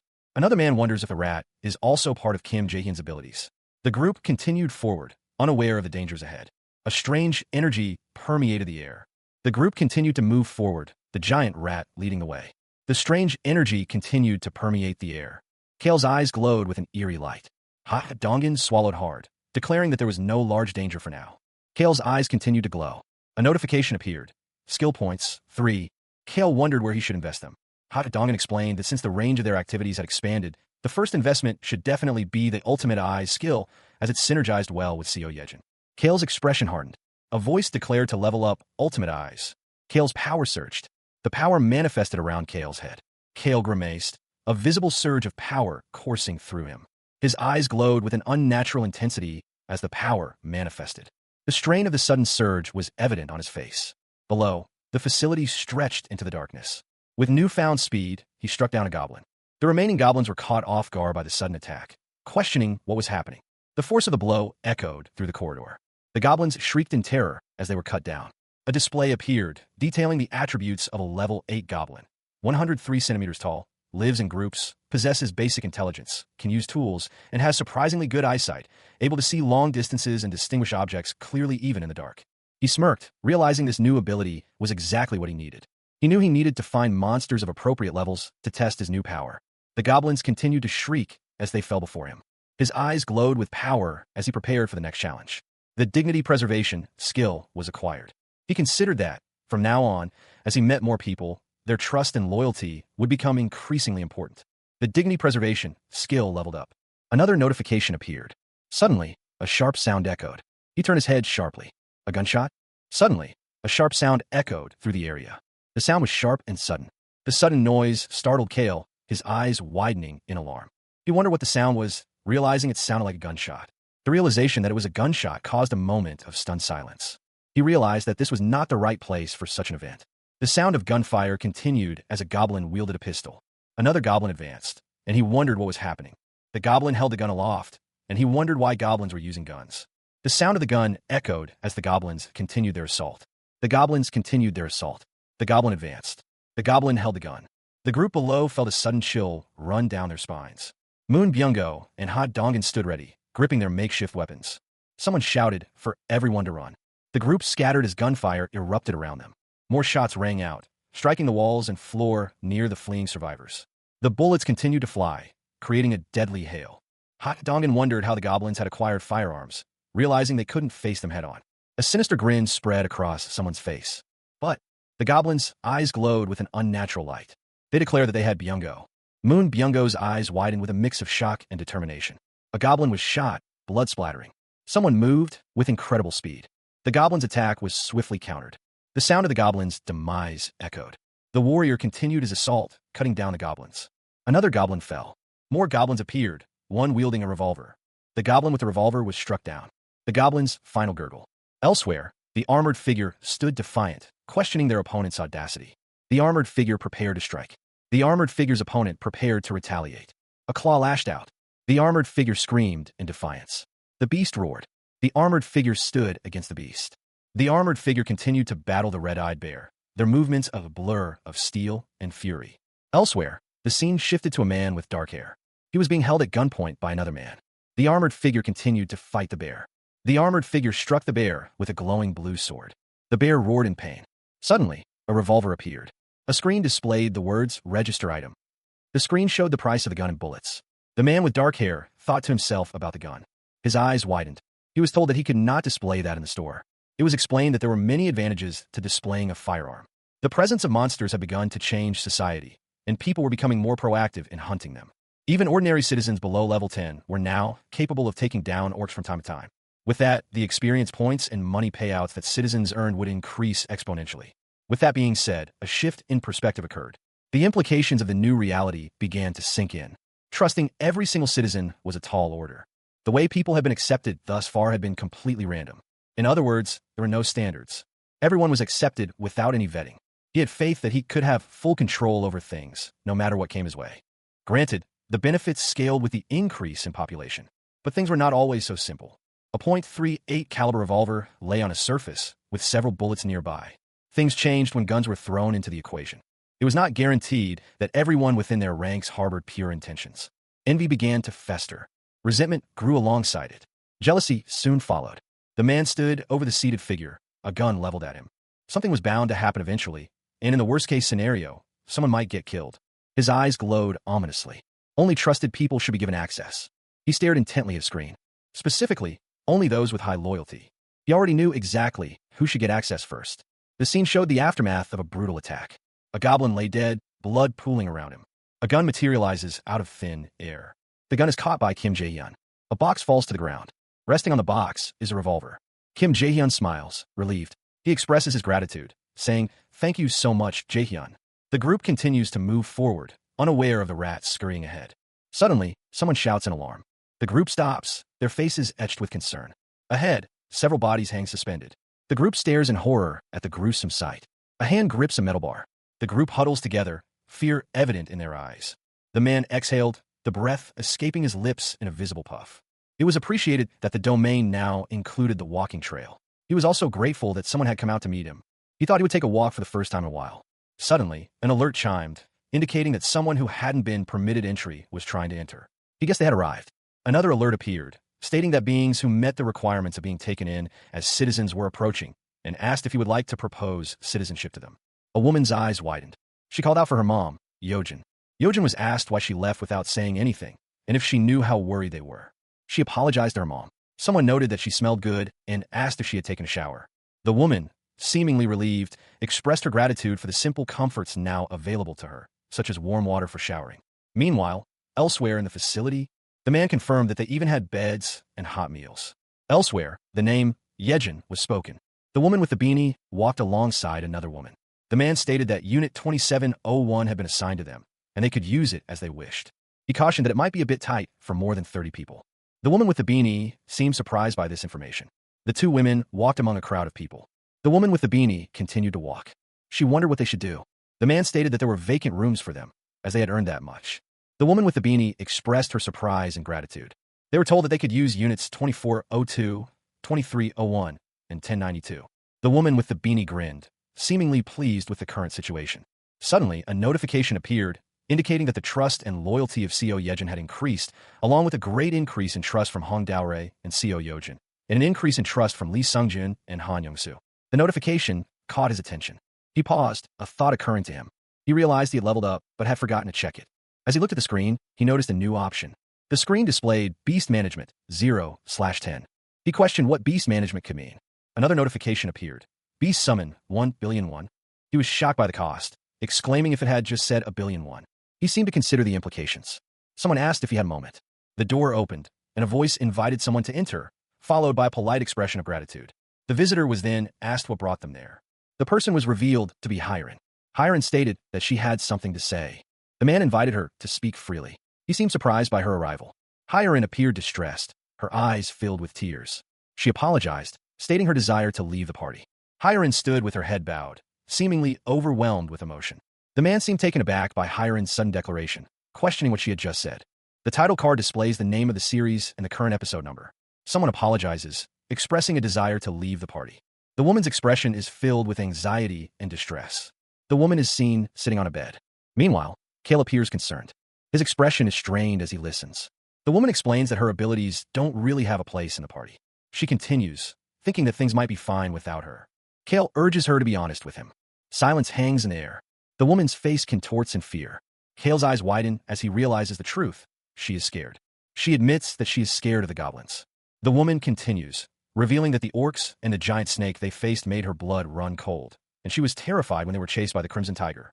Tears streamed down her face as she struggled to contain her emotions. The weight of her feelings became almost unbearable. Elsewhere, Moon Byung-go apologized profusely, acknowledging that she had always been the one to save them. She felt useless. She confessed that she felt unable to meet their expectations. She admitted that she had felt this way for some time. Moon Byung-go's expression was filled with regret. Rescuing Moon Byung-go's grandmother had been one of their missions. Exterminating the orcs had been another. The missions continued. Fighting the Crimson Tiger and other missions put their lives at risk. Frankly, she didn't have much to offer to the party, but they didn't blame her for that. Moon Byung-go's expression was serious. The ability Poison Mist was dangerous. It could harm allies if not handled properly, which was why it was difficult to use. She most definitely put her life on the line as well. But she must have felt awful seeing the results she had. She groaned in discomfort. Moon Byung-go approached her, concern etched on his face. She sniffled, admitting that they had recently become short on hands, and then questioned what she had heard. Moon Byung-go confirmed that he was referring to the 21st floor's communal area. It was revealed that she had been trying to handle everything on her own. She looked exhausted as she tended to Moon Byung-go's injuries. He was thinking of building communal facilities throughout the complex, not just on the 21st floor. Moon Byung-go had been looking for someone trustworthy to handle the work. Moon Byung-go expressed that he believed he could trust Hiren and asked if she would be willing to help. She paused, considering his offer. Kale watched the exchange with a wary expression. He remained silent, observing. Moon Byung-go stated his firm belief that those willing to move forward were far from useless. He emphasized that her ability was powerful as well. Hiren clasped her hands together, seemingly nervous. She thought to herself that handling poison was no easy task, but she was sure it would shine one day. Moon Byung-go suggested that if it was hard for her to go out into the field right now, she could work internally for the time being. He added that when the day came that they really needed her ability. For her help again then, Hiren was startled. She remained silent. Tears welled in Hiren's eyes. She blushed slightly. A digital chime echoed as a notification appeared, indicating that Citizen Yu Hiren's loyalty had increased. The system registered that Yu Hiren's loyalty had reached its maximum. She was now officially registered as a vassal, and the vassal capacity limit had increased. She apologized to Jae-hyun, her eyes glistening with tears. Hiren acknowledged that Jae-hyun knew her weak side. A determined glint appeared in her eyes. Meanwhile, Moon Byung-go expressed his satisfaction, telling her to do her best. He thanked her for everything and encouraged her to continue working together. Elsewhere, Jae-hyun considered something. A screen displayed the option to summon a beast for 1,000,000,000 won. Jae-hyun looked up, a bead of sweat trickling down his face. He wondered if he should try it. Kim Jae-hyun, in a moment of reckless abandon, decided to proceed with the beast summon. He tapped the yes button, sealing his fate. A system notification appeared, confirming the consumption of 1 billion won for the beast summon. Jaehyun's eyes widened in a mix of excitement and terror as the summoning began. A surge of energy emanated from him. The energy intensified, engulfing Jaehyun. The room was filled with a blinding light. The light pulsed with immense power. Arcane symbols materialized, crackling with energy. Jaehyun gasped, feeling the immense power coursing through him. The energy focused, coalescing around him. Lightning crackled around the room, illuminating the ritual. The energy formed into a massive, pulsating egg. The egg was covered in arcane symbols, glowing with an ominous light. As the egg pulsed with arcane energy, Jaehyun clenched his fist, a grim determination etched on his face. The egg began to crack, the fissures glowing with an intense light. The cracks widened, the energy within threatening to burst forth. The egg shattered, revealing its contents to Jaehyun. He grunted, feeling the strain of the summoning. He shielded his eyes from the blinding light emanating from the newly hatched creature. He blinked, confused by what he was seeing. He stared in disbelief at the creature before him. It was a small black bird with large, innocent eyes. Its feathers were soft and fluffy. It wobbled on its tiny legs. The small bird stood on the arcane circle. Ultimate eyes. Jaehyun looked down at the bird, utterly bewildered by the result of his summoning. A notification appeared, indicating the arrival of the three-legged crow, level 1. The description of the divine bird with 3 legs stated that it was born with the power of the sun, was still young and needed protection, and to grow, it must absorb high-quality sunlight. Kim Jaehyun leaned in, greeting the bird. The bird responded with a chirp. A close-up revealed the bird's large, reflective eyes. Jaehyun pondered what to name the creature. He looked down at the small bird with a questioning expression. Jaehyun exclaimed in realization. Since the bird was pitch black, Jaehyun suggested the name Blackie. The bird stared intently. It chirped in response. Jaehyun asked if it was saying it liked the name. The bird opened its beak wide, seemingly in agreement. Jaehyun expressed his relief. A small chirp echoed through the room. Jaehyun turned to the bird, asking if it was hungry. Nearby, a bag of chips lay open on the floor. The bird eagerly devoured a chip. It continued to eat. Having finished, the bird seemed content. It chirped softly. The bird's eyes drooped slightly. Jaehyun watched as the bird bounced around. He thought to himself what a carefree bird it was. Soon, the bird fell asleep. Jaehyun's eyes widened. A notification appeared, indicating that the three-legged crow's level had increased and the efficiency of the solar energy electric generator had increased by 100%. The notification explained that the solar energy electric generator was a facility that produced electricity using sunlight, generating electricity worth 80,000 to 100,000 won daily, depending on how much sunlight was collected, and that surplus power was credited to the ultimate shut-in's wallet. Kim Jaehyun paused, a thought crossing his mind. He realized he hadn't yet installed solar generators in all 10 of the new buildings. The buildings stood tall, awaiting their upgrades. He reflected that almost all of his money had been used. Honestly, it had seemed wasteful to invest 130 million won into a facility that only became profitable after a year. But with the crow's help, everything was changing. The three-legged crow's level had increased, and the efficiency of the solar energy electric generator had increased by 100%. The annual return was now 90 million won. The efficiency of the solar generators had tripled. He grinned, deciding to build solar generators in all 10 buildings. The timer showed that the solar energy electric generator construction's completion was still 23 hours, 59 minutes, and 59 seconds away. Footsteps echoed. Footsteps echoed outside apartment 3001. The doorbell rang. Someone pressed the doorbell. Kim Jaehyun stood outside the apartment door. It was Jaehyun. The door opened. Kim Miho greeted him, curious as to what brought him there. Kim Jaehyun stated that there was something he wanted to ask. Kim Miho wondered what it could be. He looked on with anticipation. Kim Jaehyun declared that he wanted to entrust Kim Miho with his money. Kim Miho's expression shifted to one of shock. The two stood face to face. Kim Miho was utterly stunned. He told him he could use a portion of it if needed. Hyunjin was surprised and thanked him profusely. The woman in the gray hoodie assured someone that it was nothing and that she would be counting on them. Now, it was time to move on to the next matter. She suggested that they choose freely. The woman stood with her hands in her pockets. Kim Jaehyun told Dabin and Hyrin that they could go ahead and form the team.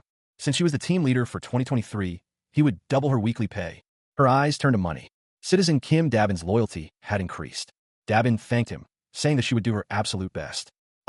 Kim Jaehyun told Hyrin to start with the handover, but she asked him to wait a minute. Dabin was told to slow down. Kim Jaehyun smirked. Kim Jaehyun seemed to be contemplating something. He thought it was about time to discuss the more difficult things. The topic at hand was indeed the more difficult things. The location was room 2109. Inside, Kim Jaehyun asked if everyone was okay, acknowledging their hard work. The group wore matching hoodies with 2022 emblazoned on them. One of the group members stated that they were fine, but questioned why they were called to see Kim Jaehyun. It was explained that thanks to the monster at Siamayan Station, the surrounding area had become a monster-free zone. He added that the subway tracks, especially, were now clear of monsters. It was further explained that almost no monsters remained near Byumnagal and Byumil stations, which were near Siamayan. Another member of the group stated that now was their chance, before monsters swarmed in again. They had to act first. As he watched Yu Hyerin pleading through her sobs, he realized something. Hyerin was crying. The people standing before Kim Jae-hyun were risking their lives to fulfill his requests. Those people were risking their lives to carry out his requests. Thanks to Seo Yejin joining them and informing them ahead of time about the monster at Siamayan Station, they avoided an impending disaster. It could have been extremely dangerous had they not known that.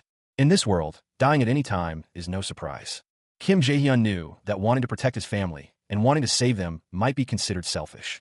But even so, he hoped they could head straight to Jigaoki Station tomorrow. Kim Jae-hyun's expression hardened. He couldn't give up on them.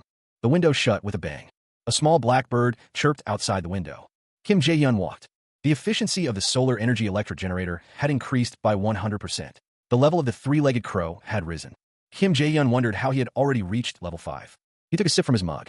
Suddenly, a notification appeared. The three-legged crow had unlocked a portion of the power of the sun.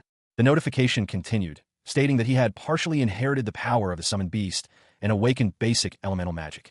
He questioned if this was magic. He wondered if this was how it was done. He raised his finger. A small flame ignited. It flickered on his fingertip. The sensation felt familiar. He stared at the flame. He gasped. He realized it felt just like when he used the dignity preservation skill. Then, Kim Jae-hyun glanced around, ensuring he was alone. Satisfied, he confirmed that nobody was around. He steeled himself, preparing to focus his imagination. He began to visualize flames. He imagined unleashing a burst of flames as big as a house. The energy began to manifest in his hand.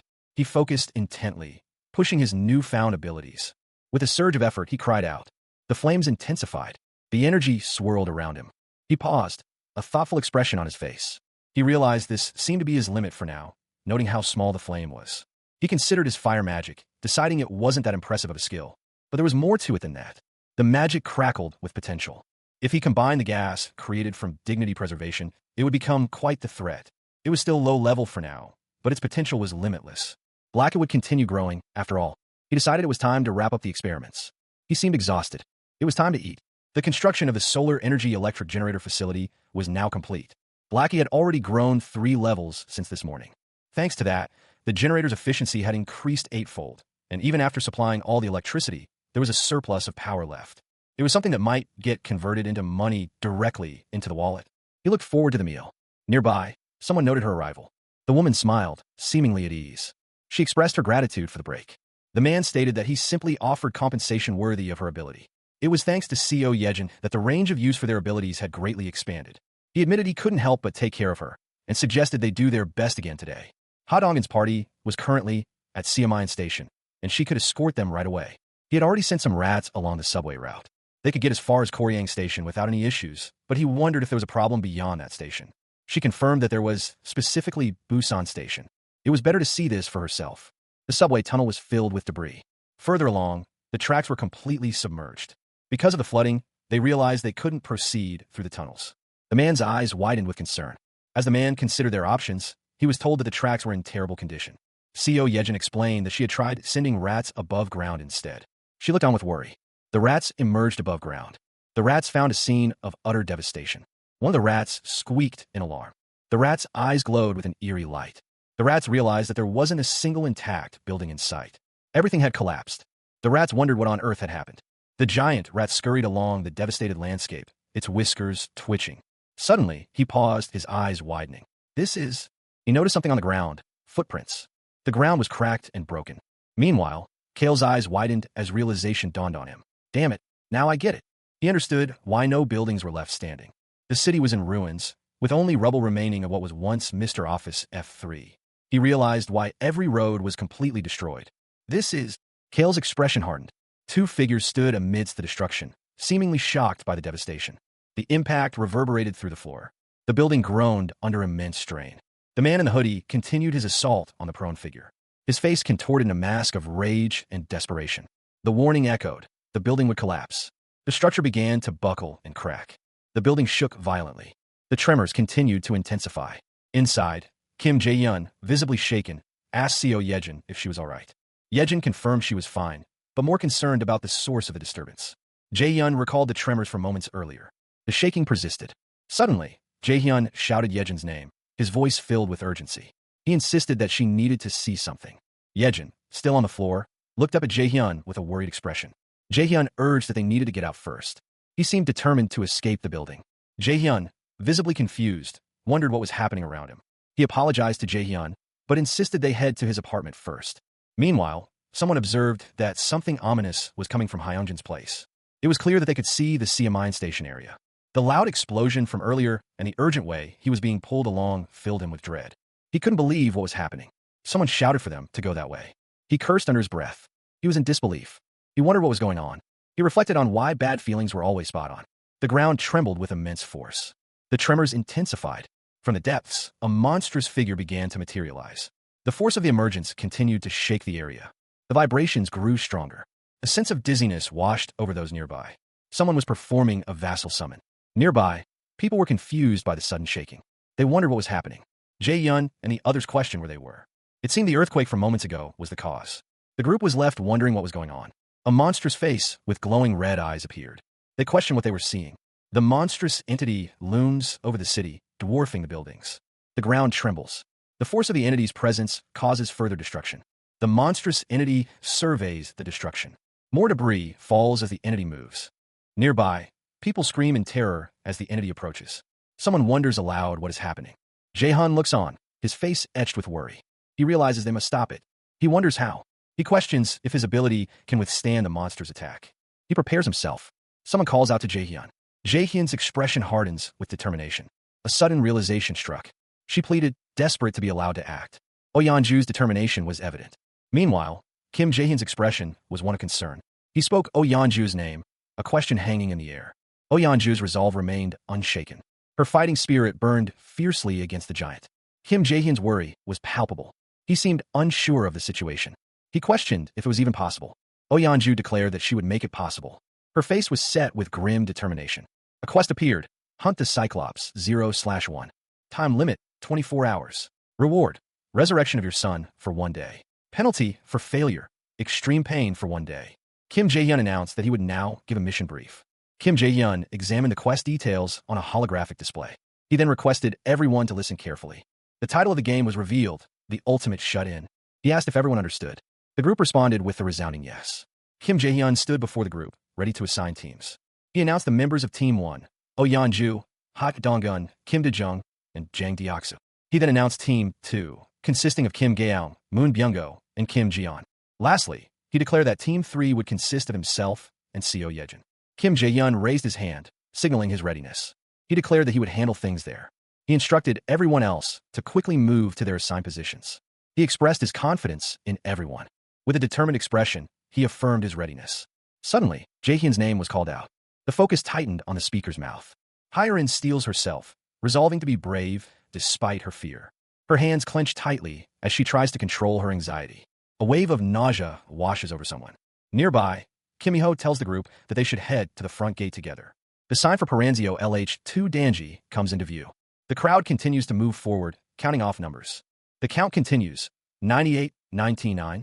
The crowd presses onward, the numbers rising. 101. A narration states that out of over 1,200 people, only 101 have completed military service. Someone exclaims that the number is ridiculously small. Another person asks what they should do. A man demands to know the location of Baek Sunjieb and the twins. The others remain silent. Sweat beads on one man's brow. Another man's eyes narrow. He realizes they have run away. Baek Sunjieb and hundreds of others have fled. They had pretended not to notice anything and escaped to the underground parking lot. Someone grits their teeth. They were cowards. The people gathered there were not fools risking their lives blindly. They came because they understood that they would all die if they didn't fight. They came to protect their precious families. A man trembles with anger. They only cared about themselves. Someone once said this. The woman trembled, fear evident in her eyes.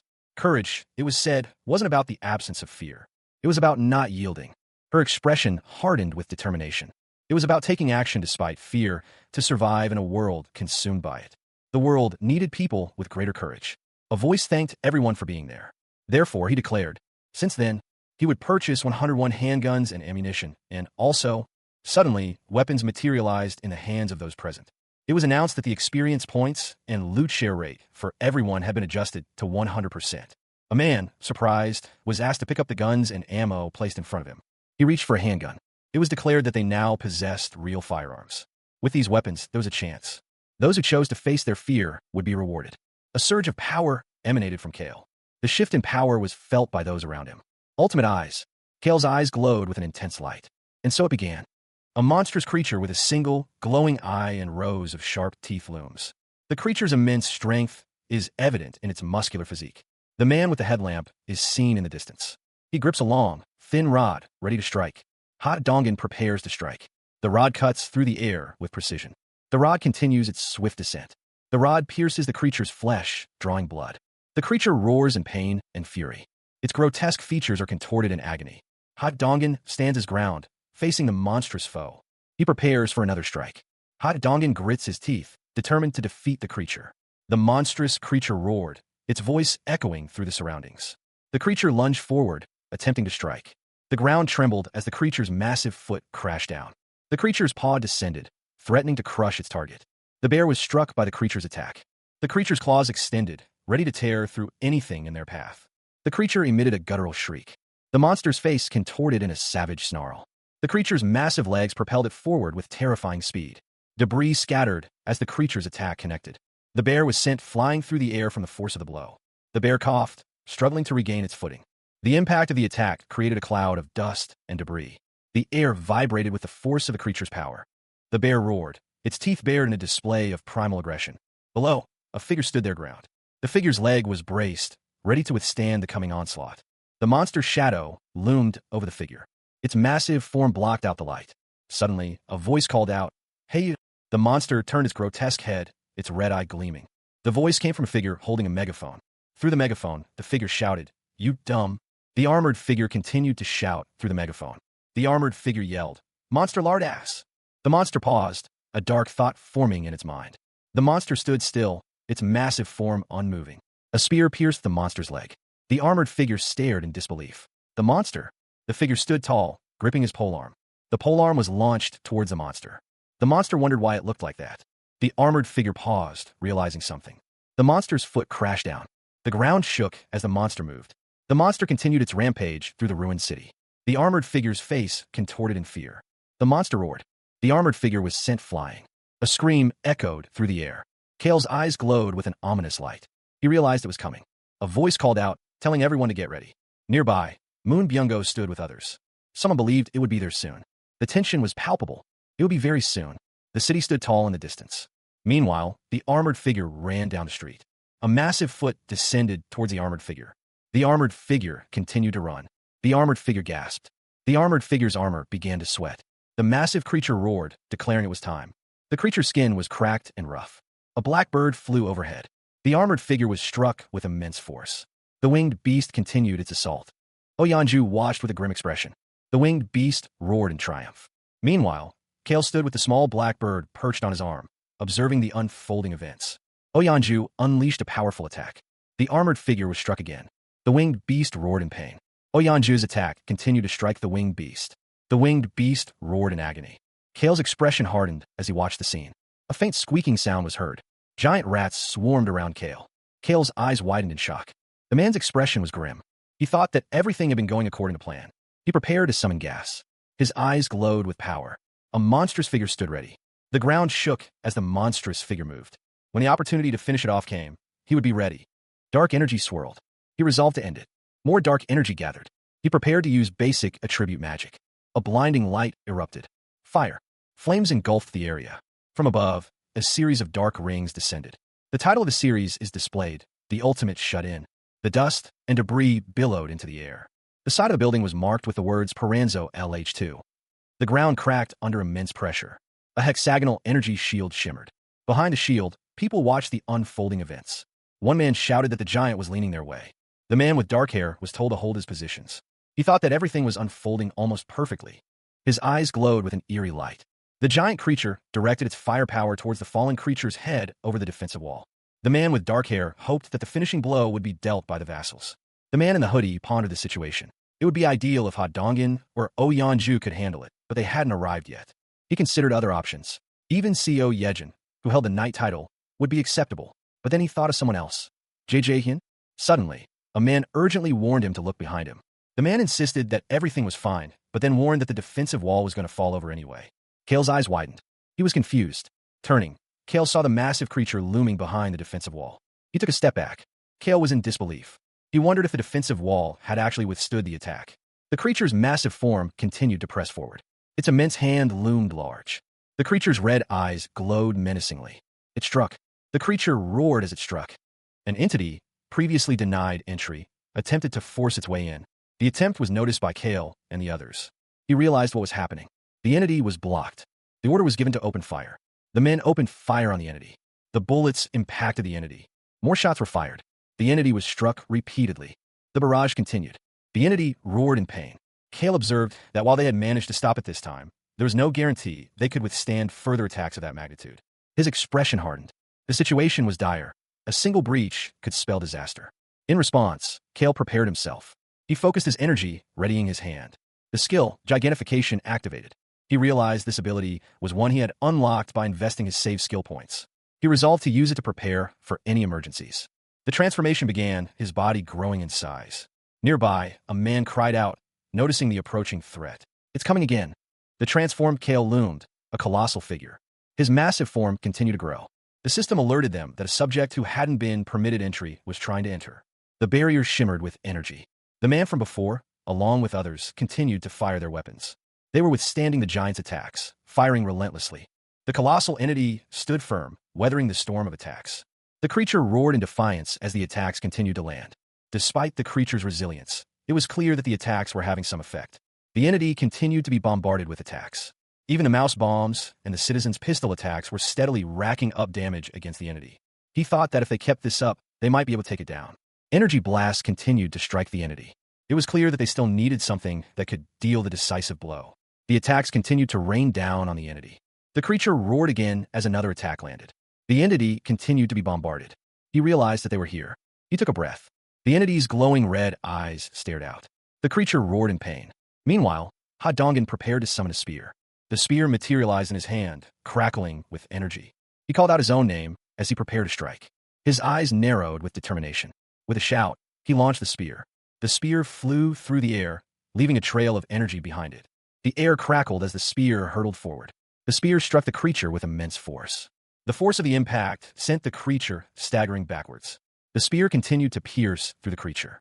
The creature was visibly wounded by the attack. It roared in pain once more. Oyeonju declared that they would provide cover from their side as well. As Oyeonju and Ha Dongin faced the creature, elsewhere, the level of the three-legged crow increased. The efficiency of the solar generator increased by 100%. The solar generator had reached maximum efficiency. The three-legged crow partially unlocked the power of the sun. He had inherited a part of the summoned beast's power, and his basic fire magic had evolved into intermediate fire magic. The three-legged crow detected an enemy intrusion of the domain and requested a power release. The system prompted for permission to release the power. He wondered if he should release the power. If it was calling it an enemy intrusion, it must be referring to the Cyclops. The small blackbird wondered what a thing so small was planning to do. The system warned that 300 million won would be consumed. He exclaimed in disbelief at the cost of 300 million. Energy surged towards a distant location. The energy intensified. He looked up, sensing the shift. He realized the energy was heading towards his house. The energy hurtles towards its destination. The impact point draws closer. Kim Jae-hyun's eyes widened. He began to speak. Feathers began to fall from the three-legged crow. More feathers drifted down. The three-legged crow seemed to question its own name. The crow's power began to surge. Its eyes glowed with intense light. The creature's face contorted in what appeared to be pain. Its body began to crack and split. Meanwhile, Kale was sent flying. The energy continued its descent. The light intensified. The Cyclops roared in pain as a beam of light pierced its body. The massive creature thrashed violently. Its roars echoed through the surroundings. The Cyclops' maw opened wide, revealing rows of jagged teeth. Meanwhile, Kale seemed lost in thought. The Cyclops continued its rampage. The beast's massive form crashed to the ground. The ground trembled with each impact. The Cyclops' claws tore through the earth. The creature's movements created shockwaves. The Cyclops' eyes glowed with a menacing red light. The air crackled with energy. A notification appeared. Kale had hunted a Cyclops, LV 51, gaining an enormous amount of experience and 31,925,374,089 won deposited into the ultimate shut-in. His skill levels increased. Kale's eyes glowed ominously. He groaned in frustration. Amidst the chaos of lightning strikes, Kale stood firm. The city was being ravaged by the storm. Buildings were struck by lightning. A notification appeared, declaring Kale's dominion over apartment complex 1 and announcing a construction grant of 10 billion won. The sound of footsteps echoed. He knelt down to examine the small blackbird. The small blackbird tilted its head, greeting Kale. He recalled the bird using 300 million without permission. He glared at the small blackbird, who simply cawed in response. It was Black's final blow that proved decisive. Kale smirked. He patted the small blackbird, acknowledging its good work as it cawed. Although summoned beasts seemed restricted to operating within his territory, Kale pondered his next move. He considered that turning 300 million into 30 billion was incredibly cost-effective. With such performance, he thought there was no need to hesitate. He wondered if he should summon all 10 summoned beasts. He noticed that the beast summon was inactive and cost 10 billion won. Kale wondered why the price was higher now. Kale's eyes widened. His expression intensified. In that moment, Kale stood with the small black bird, illuminated by the blue light of his interface. A notification sounded from the status window. The notification indicated that citizen Oh Yanju had completed a quest, consuming 324,576,089 won. This signified the fulfillment of Yanju's wish. Time passed. Water materialized from thin air. The water was then poured into a bottle. Oh Yanju accepted the bottle, thanking him. Time passed once more. Dongan announced that they had run out of food supplies. Kale stated that he could make water appear himself. It was noted that the food they gathered by fighting the monsters around them had all but vanished. The bottle was nearly full. Dongan realized that they would have to leave. Suddenly, the ground began to shake. Oyanju questioned what was happening, wondering if it was an earthquake. The shaking intensified. The name Junhyuk is called out. Someone shouts at him to get up. The man with auburn hair states that something terrible has happened, that a monster has appeared. Footsteps approach. Two figures run along a rooftop. The man with auburn hair looks concerned. A large, monstrous figure looms. The man with auburn hair curses. Junhyuk tells everyone to stay hidden underground and not to move. The man with auburn hair asks what they should do now, questioning what else they could do against that thing. Someone shouts that there is nothing they can do. The man with auburn hair looks towards the monster. They realize that all they can do is pray that the monster does not come this way. Someone says that is the best they can do. The man with auburn hair, Bex Sunjieb, stated that they could do it. Hyunchan looked on, confused. The moment Hyunchan saw the individual, he understood that they were awakened and on a completely different level than he was. Hyunchan remained confused. He was certain. Hyunchan knew that to survive in this world, he needed to gather some people. He didn't know who that person was, but Hyunchan's companion questioned if he was thinking of going over there. To survive in this goddamn world, he was. Hyunchan realized he had to stick with that person. Someone questioned if Junhyuk was sure it was okay, and what if they were bad people. They didn't have a choice, they were out of food, and they had to leave the rest of fate. Staying there would have led to death either way, and Junhyun's judgment was right. The streets were filled with people. Lead Junhyuk continued forward. He thought they were close. The group continued to walk. Another man wondered what was going on, noting the world was in ruins. He was surprised at how clean the building was. Another man bumped into something. The screen read, "Access restricted." The screen asked if they wished to obtain citizenship. The screen indicated that they had obtained citizenship. Someone suggested they go with it, as a party quest appeared, tasking them to locate the 30th floor of Building 114 with a time limit of 1 hour. The reward was a small amount of experience, with no penalty for failure. The group walked down a hallway. Lee Junhyuk greeted someone. A hand is offered. The hand belongs to Kim Jae-hyun, who stands among a crowd of people. Kim Jae-hyun thinks to himself that this is the one. A man's face is shown, a scar visible on his cheek. It was the man who brought that giant monster to its knees. He is standing right before Kim Jae-hyun. The hand is taken. The man declares that he is Lee Junhyuk. Lee Junhyuk thinks about holding his hand. Lee Junhyuk says he is pleased to meet him, and Kim Jae-hyun responds, saying okay. Kim Jae-hyun thinks that he must not let this opportunity go, no matter what. A spread of breakfast foods lay on the table, including eggs, sausage, and tamagoyaki. The mother smiled warmly. She asked the child if it tasted good. The child confirmed that it was delicious. The child wondered aloud if someone had a birthday. The mother presented a bowl of seaweed soup. She explained it was because he liked it, embracing him tightly. The front door opened. Kim Jae-hyun arrived. The child exclaimed that it was the wizard uncle. Kim Jae-hyun asked how things went with the new arrivals, explaining that he helped them settle in and gave them some food. He apologized. The child asked what he was apologizing for. The mother declared that he could not leave the house. Kim Jae-hyun's mother admitted that she hadn't expected it either. The child expressed that simply being together was enough for him. He added that he was quite content at that moment. The mother embraced her son, who was smiling brightly. A system notification appeared, indicating that Oh Yeonju's loyalty had increased and reached 100, registering her as a vassal. The vassal capacity limit had also increased. Even without the system notification, Kim Jae-yun could tell from expression and attitude alone. He could tell from expression and attitude alone. The child pleaded for Dino to be played, and Kim Jae-yun wondered if they should do that then. He was sensing what Oh Yeon-ju was feeling. A computer screen displayed an image of Living Rock Stegadino. Living Rock Stegadino. The Living Rock Stegadino was prominently displayed. The child exclaimed, "Wow, Stego," as the mother embraced him. Kale's expression is unreadable. He remains stoic, but a sense of unease begins to creep in. His eyes narrow as he wonders how his family is doing. Meanwhile, his mother wonders if they are eating well and if they are hurt anywhere. Kale's eyes are filled with worry as he thinks that maybe something went wrong. A small blackbird chirps. He knows he can't panic. His mother hugs his younger brother, thinking that it is just one day. Kale knows how much Oh Yeon-ju has worked for this one day, and that a mouse from Co Yejin is heading toward his parents' house. He watches the scene unfold. Once the mouse reaches the house, he believes it should be able to deliver the necessary supplies to his family. So today, he decides to just watch.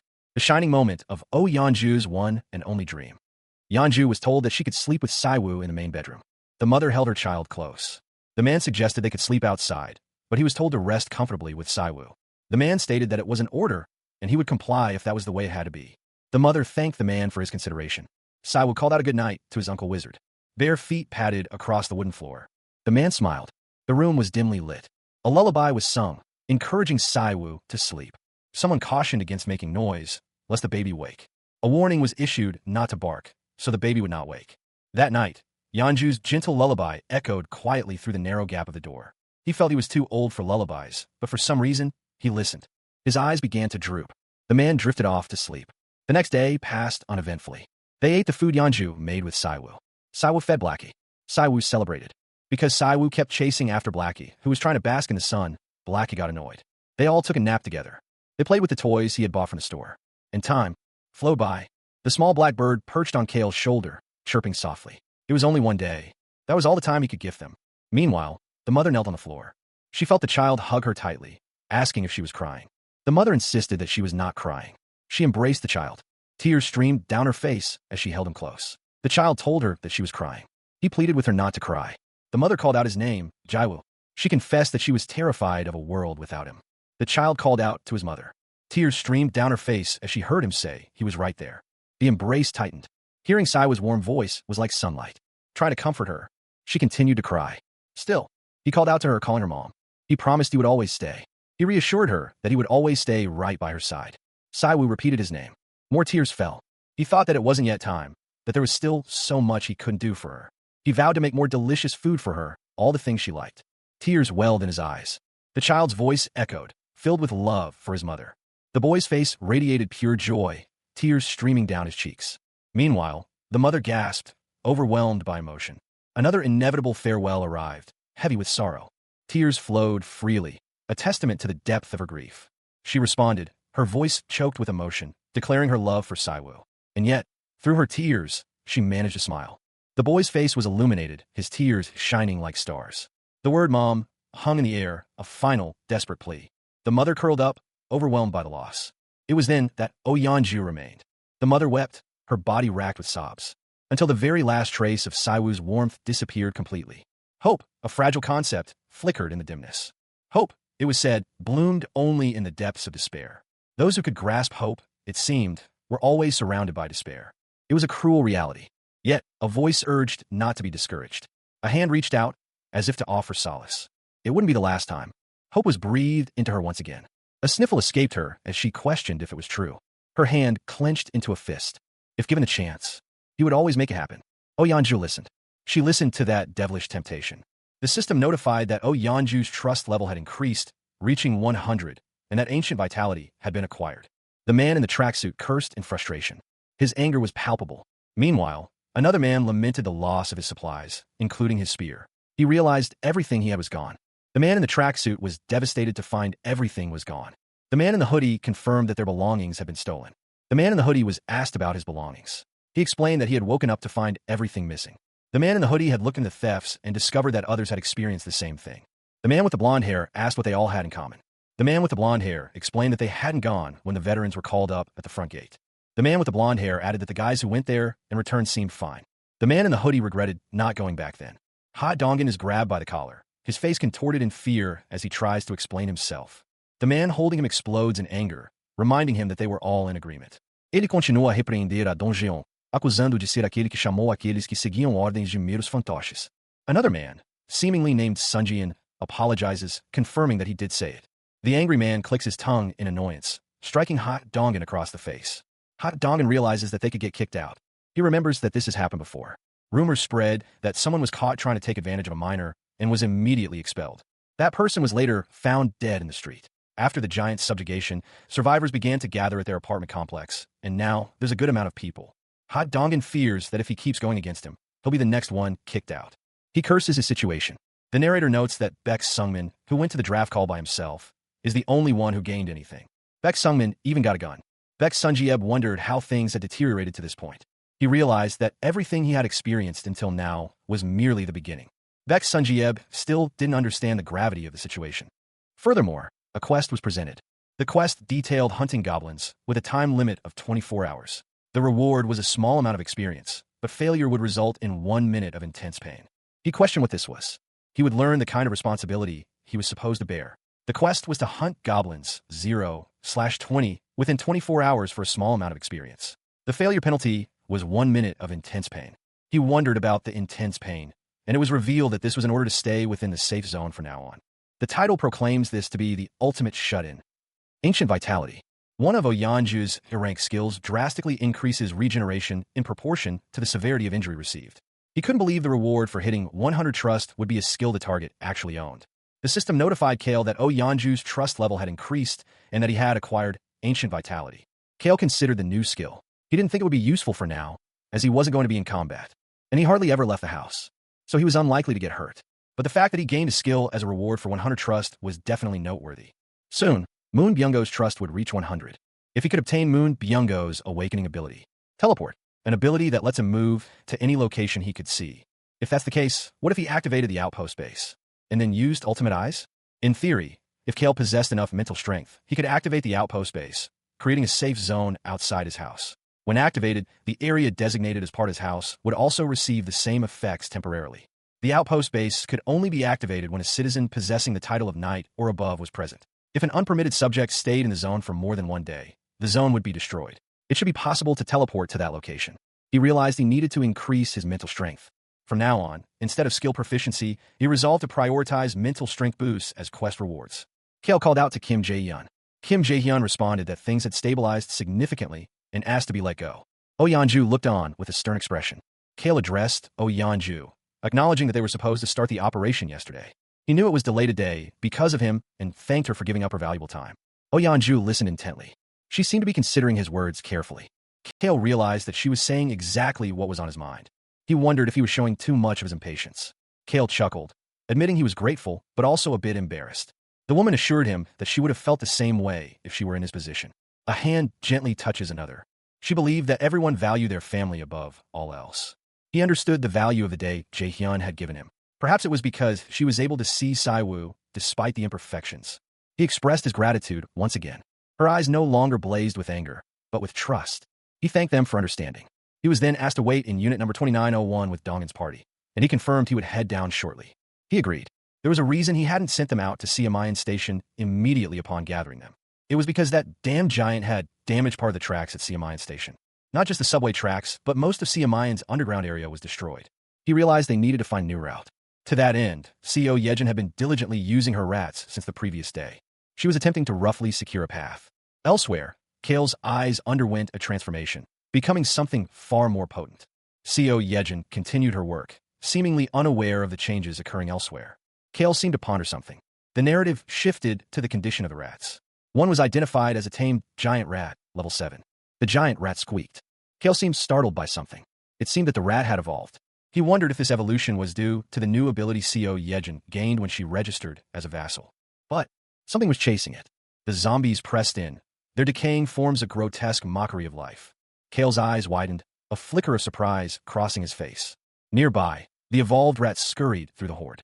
The presence of zombies became undeniable. The rat squeaked, its voice a desperate plea amidst the chaos. The undead closed in, their rotting hands reaching for the evolved rat. The situation seemed dire, the end drawing near. Kale's expression hardened, a bead of sweat trickling down his temple. He considered the futility of his current actions realizing a more drastic solution was needed. The rat squeaked again, its fear palpable. The evolved rat was sent flying. The zombies continued their relentless advance. Kale exclaimed in surprise. The rat dangled precariously. A voice mused about the tenacity of the small creature. The evolved rat continued its escape. The rat thought that if it went straight, it would find an exit. Just a little more. Just a little more. Almost. The rat growled. Its eyes widened in shock. Kale's eyes widened as well, wondering what was happening. The rat was suddenly ensnared by a massive, grotesque mouth. The rat wondered what this new horror was. The rat was crushed. Kale watched the scene unfold. Kale groaned, clearly frustrated by the situation. He wondered what that creature was that had just appeared, musing if it was some kind of land shark. More importantly, he had to focus on the task at hand. It was no wonder the place felt so familiar. It was Nampo Station.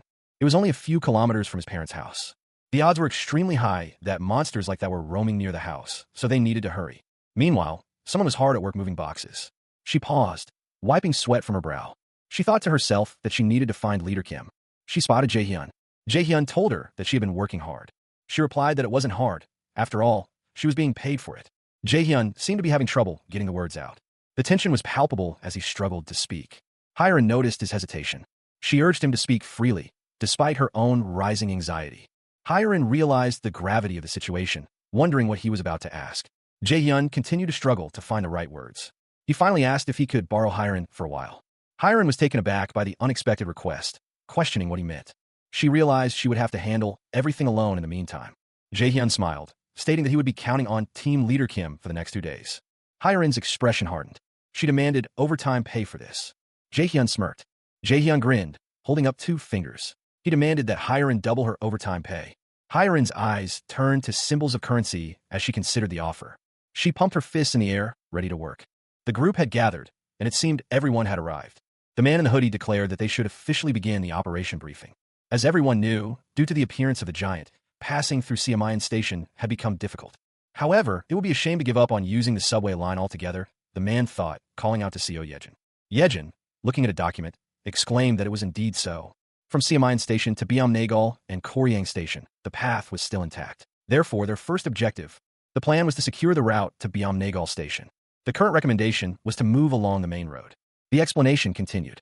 Someone complimented Seo Yejin's map drawing skills. She expressed her gratitude. He wondered what this was all about. The area they needed to be cautious of before reaching Jeonpo and Byam-nagal was marked. It was noted that orcs were active around a large supermarket in that zone. Their estimated numbers were at least 500. The briefing continued. There was no need to fight them. Their goal was simply to enter Byam-nagal Station and use its subway line. They were instructed to clear the few monsters they encountered and head into the station swiftly. Before they began the giant subjugation operation, he had poured money into leveling up Ha Donggin's party as much as possible. Now, pretty much everyone was at level 30. Among Ha Donggin's party, only Choi Hyungjin and Yu Hyrin were below level 30. At their current level, goblins should pose no threat to Ha Donggen. Donggin's party continued their discussion. They were told that by taking the subway line, they could reach Koryang Station without trouble. The real issue, however, lay at the next stop, Busan Station. Someone asked if there was a giant there too. He was quickly reassured that there wasn't, at least not yet, and he expressed his relief. The problem wasn't the giant, but the tracks between Koryang and Busan stations. Massive hordes of zombies packed the area within. Unless they had some ability that could wipe out monsters in tight spaces, taking that route would be a major setback. The group seemed unsure of what to do. Hyrin seemed to be in shock. She was sweating profusely. She muttered Seo Yejin's name.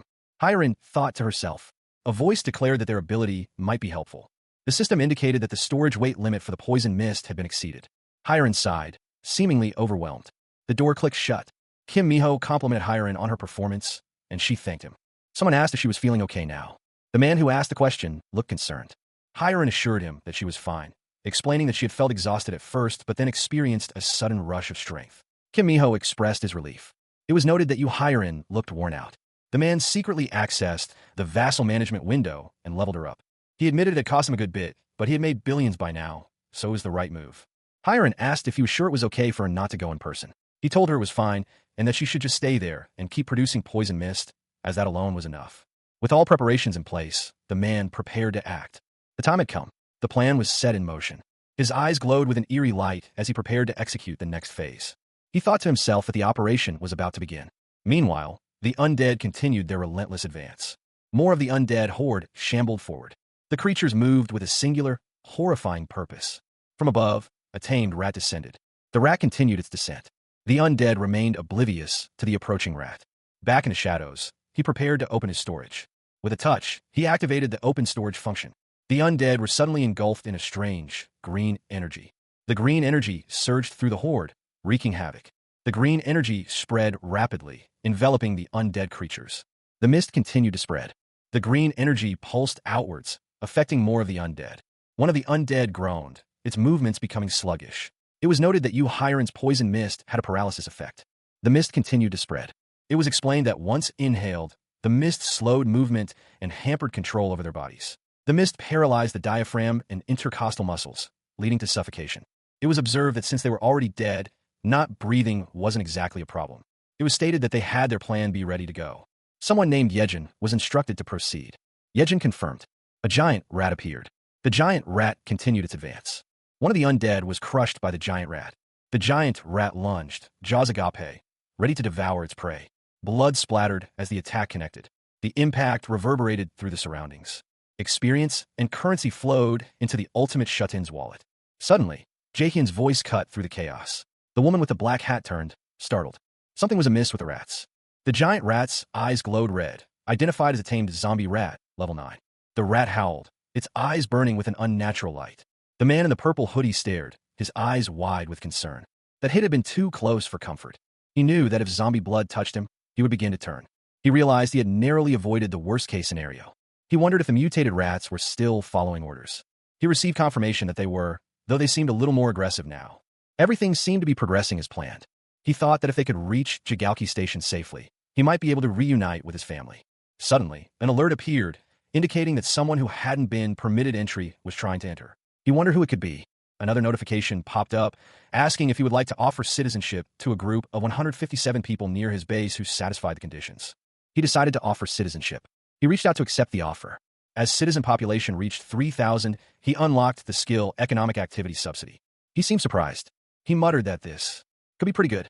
The screen displays the title of the current chapter, 36, The Ultimate Shut-in. The details of the Economic Activity Subsidy are displayed, explaining that titles are assigned to citizens, who are then paid subsidies. These subsidies are separate from the Ultimate Shut-in's wallet. The daily wage for staff is 100,000 won, assistant manager 150,000 won, manager 200,000 won, deputy general manager 250,000 won, and general manager 300,000 won. Kale examines the information on the screen. He realizes that assigning titles to Kim Dabin and the public facility management team would be ideal.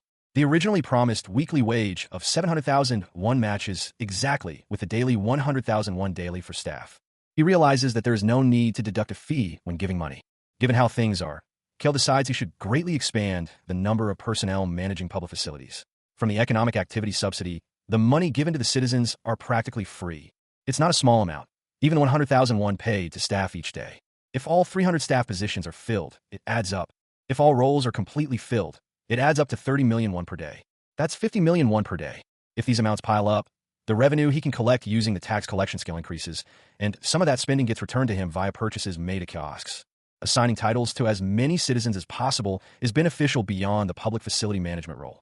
There are also roles such as infrastructure maintenance, cleaning, and security. He considered his options, realizing that he could not focus on anything else for the moment. Security, he decided, should be assigned mainly to those who had gathered at the main gate previously. He resolved to begin with this. Citizen Kim Dabin had been appointed as a general manager. Meanwhile, someone offered to handle the heavy lifting.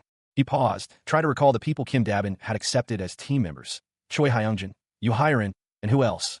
Citizen Kim Dabin's loyalty had reached 100, and she had been registered as a vassal, increasing vassal capacity. He remarked that it was as expected. The system indicated that when loyalty reached 100, they immediately became a vassal, which meant the moment loyalty hit 100, a special ability was awakened, right? He decided to see what Dabin's ability was. Citizen Kim Dabin had been registered as a vassal, increasing vassal capacity. Elsewhere, someone slept soundly. The sleeping figure continued to snore. Someone wondered if they should wake her. Another person considered waking her, chuckling to themselves. Someone stated no. Yu Hiren had already fulfilled her duties. She pretended to be fine, but it looked like she went through a lot. If anything, she overworked herself to the point of exhaustion. She deserved a reward. An unseen force decided to let her sleep. The invisible hand ability was in effect. The sleeping figure remained undisturbed. Meanwhile, Yu Hiren confirmed that she was. Nearby, Kale asked Co Yejin if she was okay. Co Yejin insisted that she hadn't done anything that would make her tired, and that she was totally fine. She then stated that they had entered the Nampo station tracks. Kale told her to continue with her work. Co Yejin affirmed that he could count on it. Co Yejin seemed to realize something. Kale asked what was wrong. Co Yejin started to say her link wasn't working. The man with her questioned what she meant, asking if it had cut off suddenly. Startled, he reached out to hold her. Her eyes widened, a tear escaping. She realized the distance seemed to be the problem. The link was now gone. He wondered why it wasn't working, as it had been fine earlier. It seemed that if one moved while the link was active, they could push a bit farther beyond the range. However, the range where a link could be made was limited to around the central station. They wondered what they should do. Kale was furious. He had been planning to use Co Yejin's mouse to check on his parents after going a bit farther past Jigaoki Station. He cursed, knowing it was a hassle for Yejin. A woman looks off to the side, concern etched on her face. Elsewhere, a figure surrounded by blue aura. The aura intensifies. Meanwhile, a pack of mutated rats scurries through the tunnels. A man resolves that they must exhaust every possible method for now. Another man stares intently, his expression unreadable. He silently pleads for everyone to be safe and sound. A map displays the current location, highlighting areas like Siamayan, Biommegal, and Busan Station Central. The Koryang Station sign stands amidst a desolate landscape. Elsewhere, a group descends a staircase. Two figures stand together, their expressions somber. The ruined cityscape stretches into the distance, bathed in the light of a blood-red sunset. The group descended into what appeared to be an underground tunnel, expressing their awe at the sight. Meanwhile, another group marveled at the incredible scene before them. One of them instructed another to scout ahead, receiving a simple confirmation. A large bird flew overhead, feathers falling as it passed. The bird continued its flight against the backdrop of a sunset, prompting a moment of contemplation. He observed that there seemed to be no monsters nearby. He continued, noting that not even a single goblin had been seen at Koryang Station. The group believed they could get through the area easily, thanks to the chaos caused by the giant. He agreed, adding that no sane person would try coming to this place in its current state. She wondered if they would be okay as night approached, suggesting they find a safe place to stay and leave in the morning. She reassured her companion that there was no need to worry, as it was actually safer at night due to the behavioral patterns of goblins. She explained that goblins tend to hide during nighttime. Ha Dongin appeared determined. He declared that they were going to move out now. One of the women stated that if things became dangerous, Kim Jae-hyun would summon them. Nearby, a rat squeaked. One of the men identified it as Co Yejin's mouse. The group followed the rat. The group was told to follow it. The rat scurried forward. Its tail dragged behind it. The rat continued to lead the way. The group followed it through the flooded city. One of the men observed that Busan Station now resembled a lake, wondering if the giant was responsible for the change. The woman with the purple tracksuit walked alongside him. She surmised that the buildings had likely crashed into the ground, forming the gaps. The group continued to follow the rat through the water. The rat dove beneath the surface. The young man paused, a thoughtful expression on his face as he considered their situation. He then heard a sound, his brow furrowing with concern.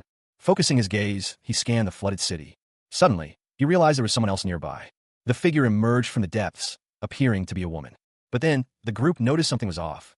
It couldn't be, he thought, his eyes widening in disbelief. The creature lunged forward. The group scattered, trying to avoid the attack. Someone shouted for everyone to cover their ears. The creature's true form was revealed. It was a siren. The force of the blow was immense. The impact sent bodies flying. Something was happening to Moon Byung-go. He felt an alien force coursing through him. He struggled to understand what was happening to him. His body moved on its own. It was as if he was no longer in control. His body moved with unnatural speed and power. He realized he was falling. Yeonju and Deoksu were falling with him. They plunged into the water below. The three of them fell deeper into the water. Deoksu struggled against the water. He called out to Deoksu as they both sank. Moon Byung-go was falling, and at this rate, Deoksu would be in danger. The danger was closing in. Yeonju's eyes widened in fear. She struggled against the force pulling her down. Bubbles rose around her as she sank deeper. The creature pulled her down further. Ha Dongin cursed in frustration. He gripped his head, overwhelmed. De Jung struggled, her power flaring around her. The flames intensified around her. She realized that she could bear it now. Kim Miho questioned what exactly De Jung's power was. De Jung's power continued to surge. She urged them to quickly save Deoksu. Yeonju's eyes widened as she called out, her voice muffled by the water. Confused, she could only manage a small sound. Below, something massive stirred in the depths. The creature's eyes glowed ominously as it rose from the water. The current pulled Yeonju further away from the others. The multi-headed beast emerged, its gaze fixed on the group. On the surface, the armored figures prepared for battle. The water churned as the creature fully revealed itself. The depths seemed to glow with an unnatural light. One of the armored figures shouted for everyone to prepare for battle. His eyes narrowed, sweat dripping down his face as he braced for the coming onslaught. The battle was about to begin. The creature's massive form loomed over the city. The giant snake-like creature continued its descent, its massive form displacing the water around it. Above, a man cried out as he was struck by an unseen force. The man reeled from the impact. The snake-like creature continued its assault. The man screamed in pain as the creature attacked. Elsewhere, the armored figures continued their advance, cutting down the goblin-like creatures in their path. Hiren cursed, frustrated by the relentless onslaught of enemies. Nearby, Moon Byung-go gripped his weapon, his expression grim. Below the surface, the snake-like creature's claws scraped against the ground. Above, the armored figures continued to fight. Moon Byung-go grunted, struggling against the relentless assault. He expressed his frustration at the delay. The goblin-like creatures conferred, stating they needed to hurry and save Yeonju and Deoksu. The snake-like creature continued its descent, the goblin-like creatures falling around it. The giant snake-like creature lunged forward, its massive form a blur of scales and muscle. The bear slammed into the ground, creating a shockwave. The bear's massive paw crashed down. The bear loomed over Ha Dongin, its breath hot on his face. Ha Dongin coughed, relieved to be alive. He thought he was going to die. Nearby, the man with the headlamp called out to Yeonju. Another man called out to Deoksu. Deoksu thanked Yeonju for saving him. Ha Dongin reassured the bear that it was all right, and that it had helped him many times. The giant snake-like creature roared. One of the armored figures lamented that the enemies weren't giving them a break. The armored figures continued to battle the monsters. One of the men declared that they would take this all the way. An armored figure prepared to strike. One of the armored figures declared that they would take this all the way. The winged beast roared. The winged beast continued its assault. One of the armored figures struck down a monster. Another monster fell. The ground cracked under the force of the battle. Elsewhere, a figure stood ready, gripping a weapon. The figure prepared to strike. The armored figure roared a battle cry. Someone shouted for everyone to get away. A surge of power erupted. One man asked another if he was okay. The man responded that he was fine, but wondered what had just happened. The armored figure seemed surprised by what he was seeing. The armored figure was surprised to see what was above. It was a goblin. Someone shouted for everyone to look up. The armored figure and the others were shocked by what they saw. A goblin was crucified. More goblins were crucified. One of the men realized they were so focused on what was beneath them that they didn't notice what was above. Another man was horrified by the sight. He cursed those responsible. They didn't care if they were killing monsters or humans. The man wondered how many they had killed. Someone was walking with a bow. A woman screamed. She continued to scream. The desperate woman's eyes widened in terror as she saw something above her. Above, a figure called out to their father. Below, a scaly leg stomped down. The foot crashed down near the woman. Kim Jae-hyun's eyes widened in horror.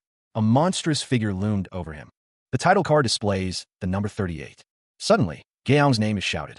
The man's face is contorted in a yell. A gun is fired. The sound of the gunshot echoes. Elsewhere, Yeonju fights off a monster with a spear. She continues to fight off the monsters. Meanwhile, the man with the gun shouts, asking if Gaeong is okay. Moon Byung-go remarks that it was a nice shot and wonders what happened. Gaeong is on her knees, seemingly in distress. Ha Dongin shouts Gaeong's name. Moon Byung-go thinks he has found a way to deal with the situation. He realizes he's been watching through Blackie the whole time. Blackie seemed to be saying something. Elsewhere, the siren appeared to be commanding the creatures. A man looked on in shock. The siren smirked. The man realized that he didn't know what she was saying, but whenever she moved her mouth, something bad happened. The man noticed that the fish-headed creatures were also moving. It was then that Moon Byung-go realized that if they took down the siren, he thought that maybe the rest of the creatures would retreat without a commander. Moon Byung-go stated that it was worth trying. However, he didn't think they'd be given the chance to do that, as the fish-headed creatures roared and charged.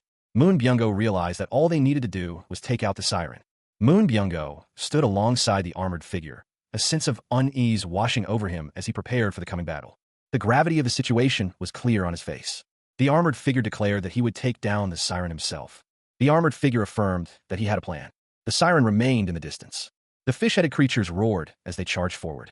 Moon Byung-go cursed, realizing the creatures were changing formation, deducing that they knew they were targeting the siren. He asked Deoksu if he could really trust him on this. The armored figure, Deoksu, assured him to have faith. Deoksu thought that drawing the creature's attention might even work in their favor. Deoksu steeled himself for the fight. Deoksu vowed to protect Gaeong. The woman embraced the other tightly. Elsewhere, Dongin urged the others to move. A figure dashed forward. The sound of impact echoed. Another figure moved to strike. The attack landed. The sound of gunfire rang out. A figure grimaced as they fought. Footsteps thundered on the ground. Deoksu shouted. The armored figure's eyes narrowed. He raised his weapon. The armored figure swung his axe. The attack connected. The siren's hair whips around her face as she floats in the water. A surge of power emanates from an unseen source. The siren's eyes widen as she senses the approaching force. The energy intensifies. The water churns violently around the siren. Meanwhile, Deoksu finds himself cornered, a gun pointed directly at him. The armored figure calls out to Deoksu. The siren's mouth opens wide, revealing rows of razor-sharp teeth. The siren lets out a horrifying shriek. Someone shouts, reminding another that they were told to trust him. A monstrous creature with multiple rows of teeth snarls. The armored figure asks if they have forgotten. Another man wonders what would happen if he were caught as well, questioning what the other is suddenly talking about. The man's eyes widen in shock. A sudden exclamation pierced the air as the siren was struck. The armored figure, with a sinister grin, posed a question. What was the best way to deal with fish? The armored figure's hand glowed with blue energy as he prepared to strike. The energy coalesced into a sharp, piercing point.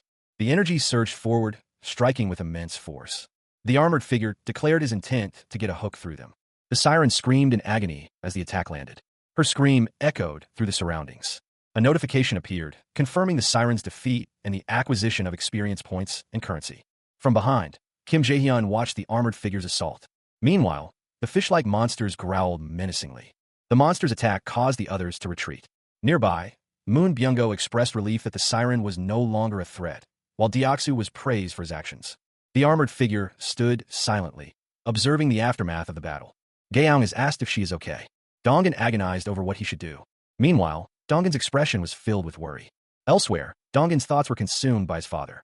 His eyes widened as he looked up. He couldn't believe what he was seeing. Dongan questioned why his father-in-law would do such a thing. He wondered if his father-in-law was up there, then tried to convince himself that she must have been mistaken. He told himself it was just a mistake.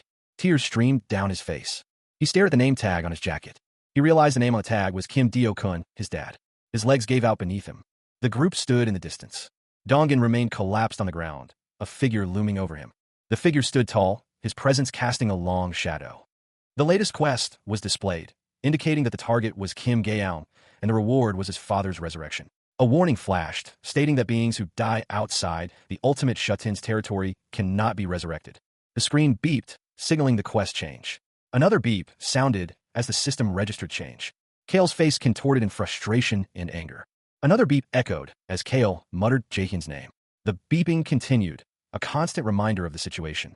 Meanwhile, in another location, Moon Byung-go stood near a window, a screen floating before him. Yeon-ju sat on the floor nearby. Byung-go reflected on his trust in Ha Dong's party.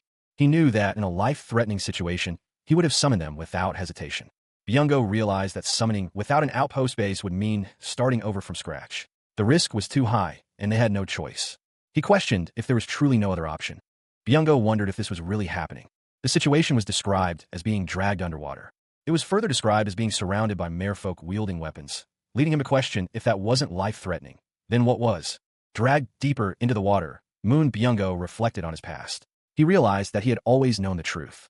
That worrying about family and wanting to see them again wasn't a desire unique to him. Everyone else had families too, and they obviously worried about their safety. Of course, he knew that. He had just pretended not to because he was focused on saving his own family first. He knew that everyone had given in to him, that he always knew. A hand hovers over a screen, ready to accept a quest. The screen displays a party quest. Make a grave. The time limit is 1 hour. The reward is a small amount of EXP, and there is no failure penalty. Meanwhile, back on land, the desperate woman wept. Her face contorted in anguish. She collapsed to the ground. Nearby, a sinister smile spread across a man's face. He covered his face with his hand, dark energy swirling around him. He cursed his situation. A crude wooden cross stood atop a mound of rough stones. The ground trembled. A group of people stood near the makeshift memorial. One of them, a young man, questioned if Gaeong was certain about this. From behind, Yeon-ju thought her father would have liked this place. She recalled that he was a workaholic and had a lot of pride. Yeon-ju remembered that he used to sing about wanting to be buried along the railroad tracks, even after death. A hand placed a name tag on the stone pile. It read Kim Deo-kun. She remembered when she was little. Yeon-ju's eyes glistened with tears. The name tag rested against the stones. With every word Kim Gaeong said, Yeon-ju's heart ached because part of her feared that it could be her story too. Meanwhile, Kale stood in the shadows. Yeon-ju resolved never to make them grieve again. Kale knew that for that, they would need even stronger people. A dark energy emanates from Kale's eyes. The chroniclers note that the person with the most potential is about to be revealed. Suddenly, a surge of water erupts. The water crashes against the goblin, sending it flying. The force of the water is immense. It is noted that Lee Junhyuk has exceeded the requirements for vassal registration. The system announces the vassal registration of Lee Junhyuk. A woman stares in disbelief, calling out to Junhyuk. Junhyuk's body begins to glow. He is confused by the sudden change. The system displays Junhyuk's stats. Level 40, 12th Servant, Night Mage. His trust is 59, and loyalty is 31. His awakened abilities include creating water bombs, and controlling water. He also has a Grant Quest. The Grant Quest requires him to try using water bomb and control water within 10 minutes. The reward is enhanced mental strength, but the failure penalty is mental fatigue. Junhyuk recognizes someone. He realizes it's Jaehyun, just as a system message reminds him of the time limit for his quest. Lee Junhyuk realized he understood Jaehyun's intentions. Nearby, a goblin declared that there were plenty of targets. Another goblin stood beside him. Suddenly, Junhyuk began to manipulate the water around him. The water gathered into a sphere above him. The sphere of water grew larger. A goblin made a strangled noise. Junhyuk shouted that he was using a water bomb. The water bomb exploded, sending goblins flying. The force of the water was immense. The goblins screamed as they were swept away. Junhyuk focused his power. His eyes glowed with a blue light as he exerted his will. He realized he could control water. Bubbles of water floated around a figure. Nearby, two figures watched in stunned silence. One of them could only manage a quiet W out. The other, equally shocked, asked if Lee Junhyuk was responsible for the display. From behind, Lee Junhyuk chuckled softly, then erupted into laughter. His laughter echoed through the area. He dropped to his knees. He expressed his gratitude, vowing never to forget this favor. The two onlookers wondered what was happening with him, questioning if he had suddenly gone crazy. One of them speculated that the light might have been the cause. Lee Junhyuk realized he had awakened a rank S ability. Someone noted that he was the second rank S after Oyeonju. It was unexpected, given his first skill was only rank B. He realized that creating water consumed mental strength. He wondered if his high level was the reason, but it didn't seem like mere luck. Lee Junhyuk considered the outcome of recent events. The results, he thought, were good regardless. But now, he wondered how he should make use of him. The figure contemplated his options. He considered whether to have him join Hak Donggin's party, but decided against it. That party, he reasoned, was already well balanced.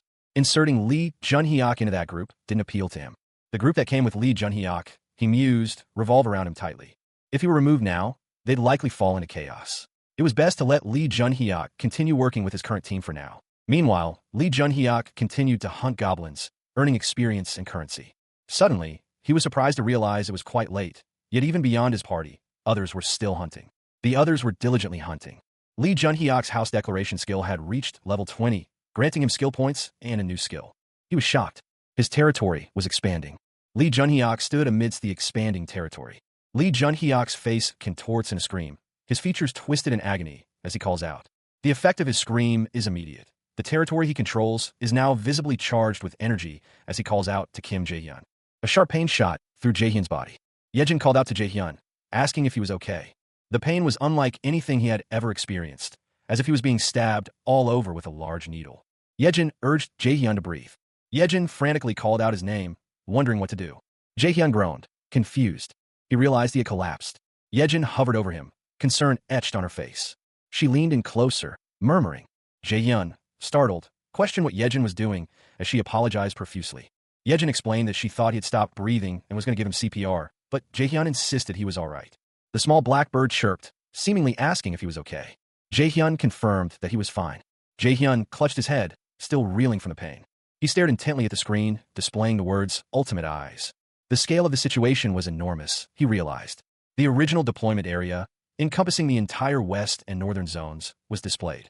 It had swallowed all the roads within a 1-kilometer radius centered around the apartment complex. No wonder it hurt so much, he thought. Meanwhile, the area had expanded to its largest scale ever. He admitted to himself that he was tired, wanting to sleep for 5 more minutes, but now wasn't the time. First off, he had received 3 skill points upon reaching level 20. He had already decided which skill to level up. The most crucial skill for the current operation, he knew. He decided to level up Ultimate Eyes. With determination, he focused on enhancing his abilities. The Ultimate Shut-In's Ultimate Eyes skill had reached 441. The skill upgrade was complete. With the multi-vision function now active, Jaehyun's abilities took another leap forward. The sudden influx of information caused him to pause, a surge of awareness flooding his senses. He could feel his field of vision expanding, granting him a broader perspective. The sensation was akin to sitting in a security room, surrounded by CCTV monitors, each displaying a different angle. Maintaining this suddenly broadened field of view felt like it was draining his focus. 3 simultaneous views were still his limit, and he strained to maintain them. The second skill he would level up was his dignity preservation skill, leveled up, and a mystic draw feature was added. He received 300 crystals. He wondered about the crystals. The system informed him that it was a mystic draw, and the 300 crystals were given to him for a try. There was no reason to refuse. He initiated the mystic draw. The draw commenced. As the light intensified, Kim Jae-hyun cried out. The light became almost unbearable.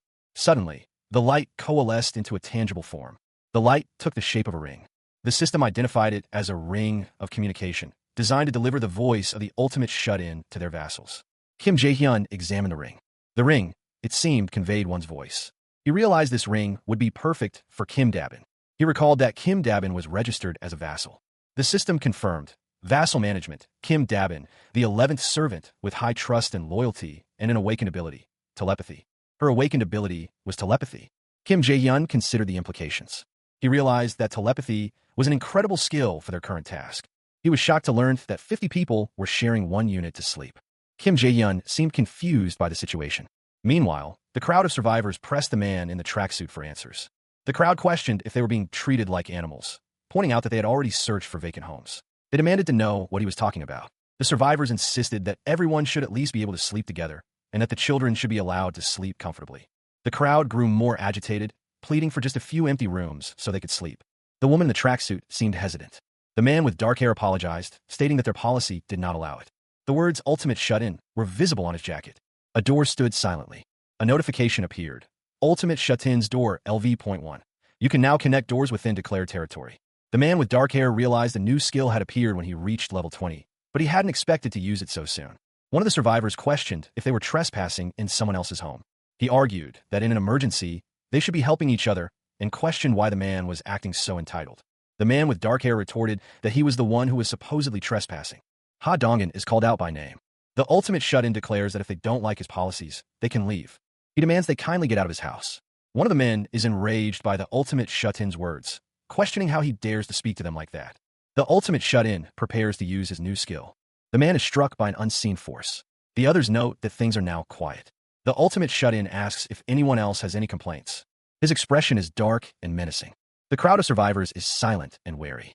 He declares that, as of this moment, a woman is shocked to hear that the electricity, water, and gas will be shut off for their entire unit, protesting that they can't be serious. The ultimate shut-in states that he'd like to ask them what they even think is going on here, questioning if it's a coincidence. He points out that they all showed up just after he defeated the giant. Kale questioned if they had come to rely on his group because they were deemed capable, especially after they defeated the giant. He stated that hundreds of people with the same idea show up every day. The ultimate shut-in asked if they understood what he was implying. He warned that if they began giving in to demands, 3 problems would quickly arise. Empty rooms would dwindle, rendering them unable to accept new arrivals. He continued, stating that existing residents would begin to feel spiteful, and once they gave in, there would be no end to the demands. The ultimate shut-in declared that he would make himself very clear. He emphasized that he would make himself very clear. He declared that the basic rights and welfare they expected did not exist there. He told them to look around, stating that the South Korean government had already collapsed. He clarified that he was not its representative. He acknowledged that some might see him as a tyrant abusing power. He stated that the world they lived in was far too brutal for naive ideas such as rights and welfare, and that if they wanted to enjoy these privileges, they should prove they were worth such things. He pointed out that other survivors were enduring harsh conditions and trying to adapt. He explained that they took turns sleeping in 3 shifts to make the most out of their space and sought advice from citizens who had adapted earlier. Even in such discomfort, some people looked out for the children and the weak, striving to survive together. Meanwhile, others chose to make demands rather than seek solutions. Suddenly, a voice boomed, demanding everyone return to their assigned accommodations immediately. The voice repeated, "Now." The command echoed, "Return to your assigned accommodations immediately." Kale's eyes narrowed, a dangerous glint in them. He thought they had become too comfortable. He warned that unless they obeyed, more things would be taken away from them. The title of the current chapter is displayed.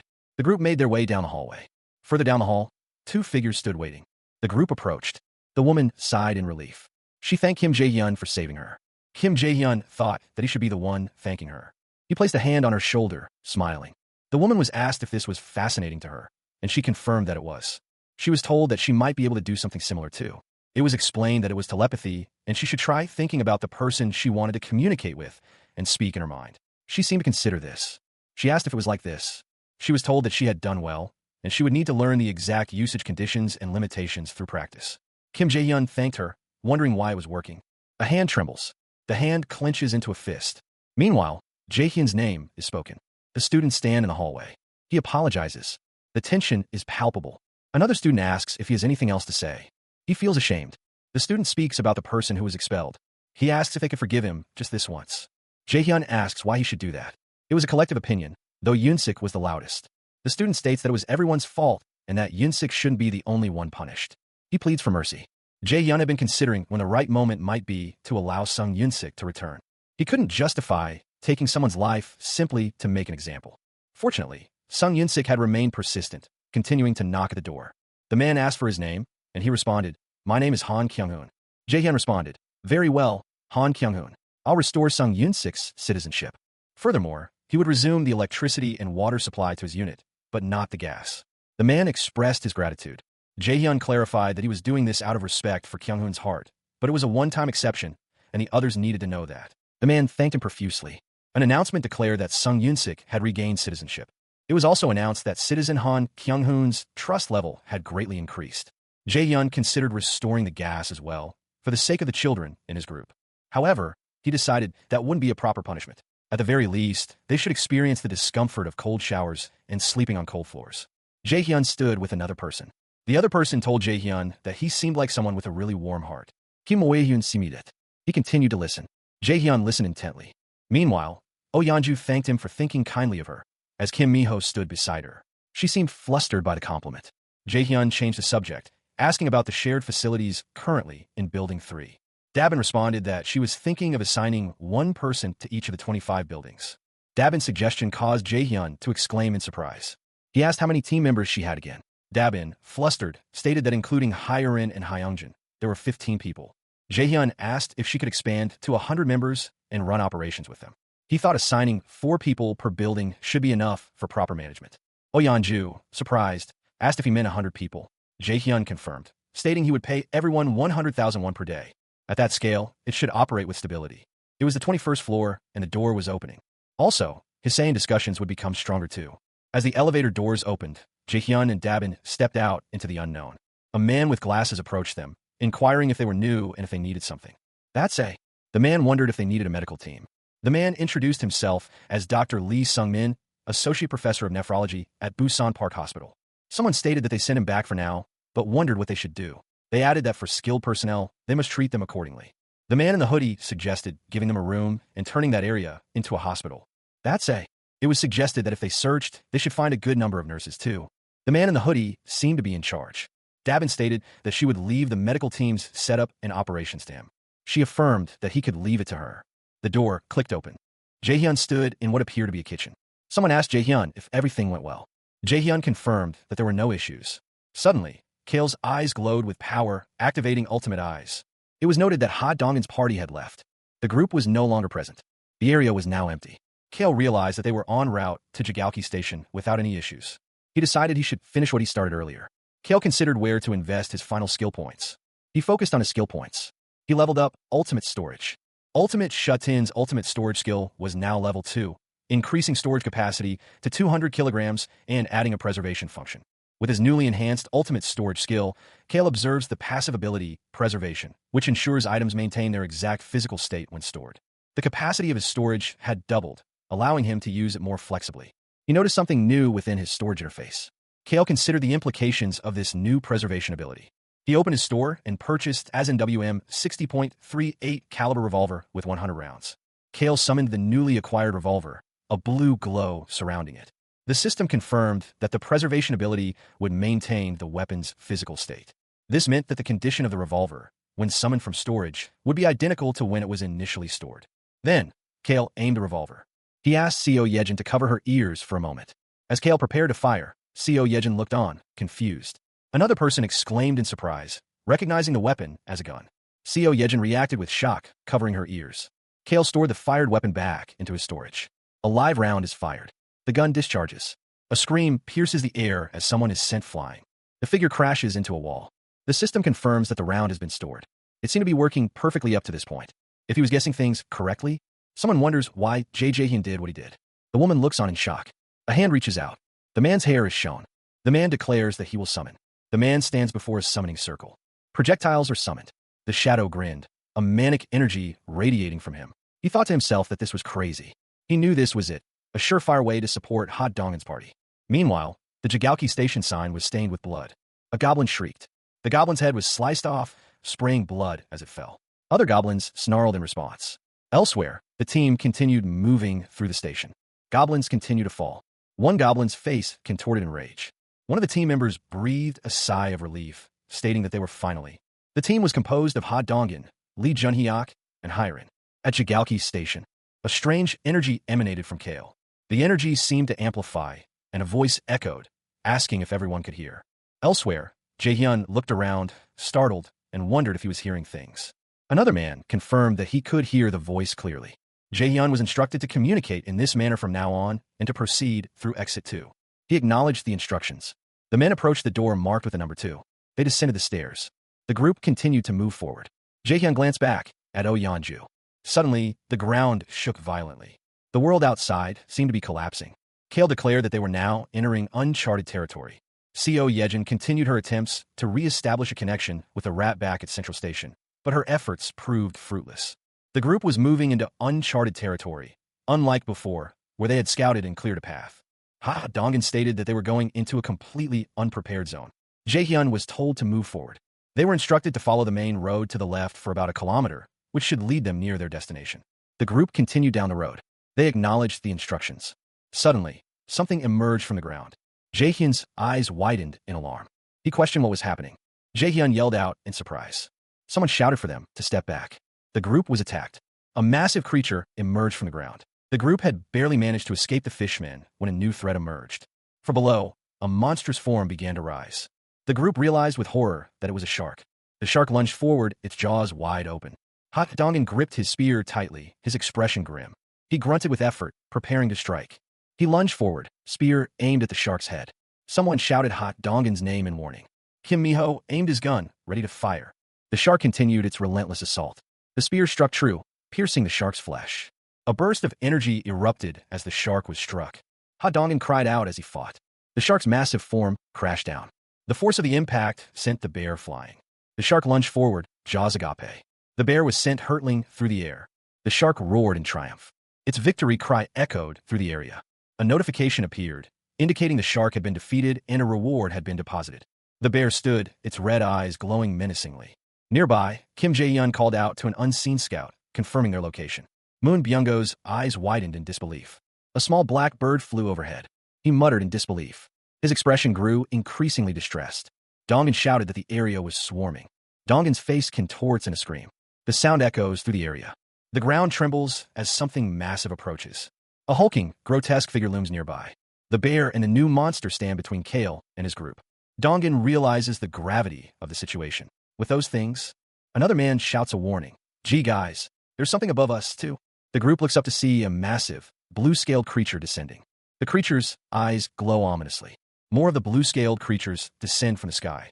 One of the men exclaims in disbelief, "What the heck are those now?" The blue-scaled creatures continue their descent. The battle against the monsters continued. Another one of the blue-scaled creatures descended. One of the men yelled out a name. Another man moved quickly. He yelled for them to stop. The armored figure unleashed a blast of energy. The armored figure screamed as they attacked. The energy blast hit its mark. Another figure yelled as they attacked. The blue-scaled creatures I narrowed. A notification appeared, stating that a sky blue marlin had been hunted and experience points and money had been gained. Two men fired their weapons. Oyeonju aimed her weapon. Another one of the blue-scaled creatures flew above. The blue-scaled creatures continued their assault. The creatures' attacks intensified. Meanwhile, Oyeonju clicked her tongue, frustrated that they weren't going anywhere, resolving to take them out one by one. Suddenly, a scream pierced the air. Dejung's voice rang out as she called for help. Someone shouted for them to stay back. The blue-scaled creature loomed over them. A notification appeared. Storage summon. Another notification appeared. Live round. A blinding light erupted. A system notification appeared, stating that a blue marlin had been defeated, experience points had been gained, and 231,733 won had been deposited into the ultimate Shutten's wallet. Kale grimaced, realizing that sniping directly yielded a miserable payout. Elsewhere, Yejin called out to Jaehyun, asking if he needed something. Jaehyun told her to stop trying to link and to shoot for him instead. Jaehyun's request was met with surprise. He was asking her to use a gun? She questioned where she should aim. Meanwhile, Jaehyun insisted that anywhere was fine. Yejin fired the gun. The recoil startled her, and a notification appeared, the option to deposit into storage or use a live round. Jaehyun urged her to keep shooting. The bullets she fired. He summoned something and deployed them in a battle. A series of screens appeared. The summoned entities moved with incredible speed. A notification appeared, stating that she had hunted a sky blue marlin and gained experience points. Over 1 million won had been deposited into the wallet of the ultimate shut-in. Yejin looked shocked. Jaehyun acknowledged that the efficiency had increased sixfold, but he still felt sorry for Yejin, stating that it was necessary. The gun fired again. The sound of gunfire echoed. The force of the shot reverberated through the room. Suddenly, the door burst open, and a figure demanded to know what was happening.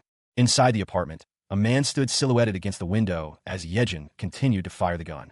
Yejin wondered what was happening and why she couldn't wake up. A monstrous entity began to materialize. The air crackled with energy as the creature fully emerged. The summoned beast towered over everything.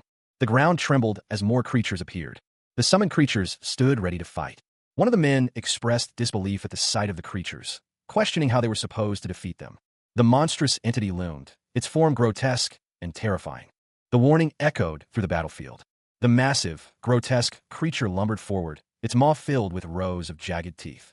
The red tiger and the dual-blade wielder fought valiantly against the monster. The creature's attacks were relentless, each blow carrying immense force. The bear, however, moved with surprising speed, dodging the creature's massive limbs. The bear heard Dejung's call, a surge of power coursing through him. Dejung focused, channeling her energy. The bear was enveloped in flames. His eyes burned with an intense, fiery glow. The bear, now empowered, struck with renewed vigor. He roared, his voice echoing with newfound strength. The monster staggered back, momentarily stunned. The bear pressed his advantage, striking the creature with a powerful blow. Kim Jae-hyun's name echoed as he unleashed a powerful strike. The blade, crackling with energy, surged forward. The energy blade continued its path. The attack moved with incredible speed. The blade struck the creature. Meanwhile, the bear was sent flying backwards from the force of the impact. The bear roared in pain as it was thrown through the air. The bear crashed into the ground. The impact shook the ground. The bear struggled to regain its footing. The creature remained standing, seemingly unfazed. The bear realized with shock that the attack had done nothing. It was unharmed. Someone shouted for everyone to fall back. Another attack was launched. Kim Jae-hyun launched himself into the air, firing his weapon. The bullets sped towards their target. The bullets impacted the bear, but remained unfazed. The man in the tracksuit observed the creature's resilience. Its defense was insane. Frustration etched across his face. Hot Dongan wondered what they could possibly do. He questioned if there was truly no way to fight it. The armored figure stated that it was no ordinary shell, and that they would need a certain level of impact. Moon Byung-go's eyes glowed with power, like a force of a hammer strike. His gaze intensified. He realized that if that was the case, Moon Byung-go reached out his hand. He wondered where it was. He searched the area. Moon Byung-go was sure he had seen it there before. Moon Byung-go's eyes glowed with an unnatural intensity. He accessed his storage. Meanwhile, Yeonju was being summoned. Elsewhere, someone was instructed to jump onto the crab's carapace when the signal was given. The bear acknowledged the order. Something was needed to break through the shell. The summoning of Oh Yeonju began. Someone questioned the summoning of Dabin. The summoning continued. Miho was apologized to, with the promise of a replacement item. For now, the heavy barbell's kinetic energy would be maximized through gravity. The kinetic energy was being maximized. Before storing the object in that state, it would be done with this. Moon Byung-go extended his hand, ready to summon his next weapon.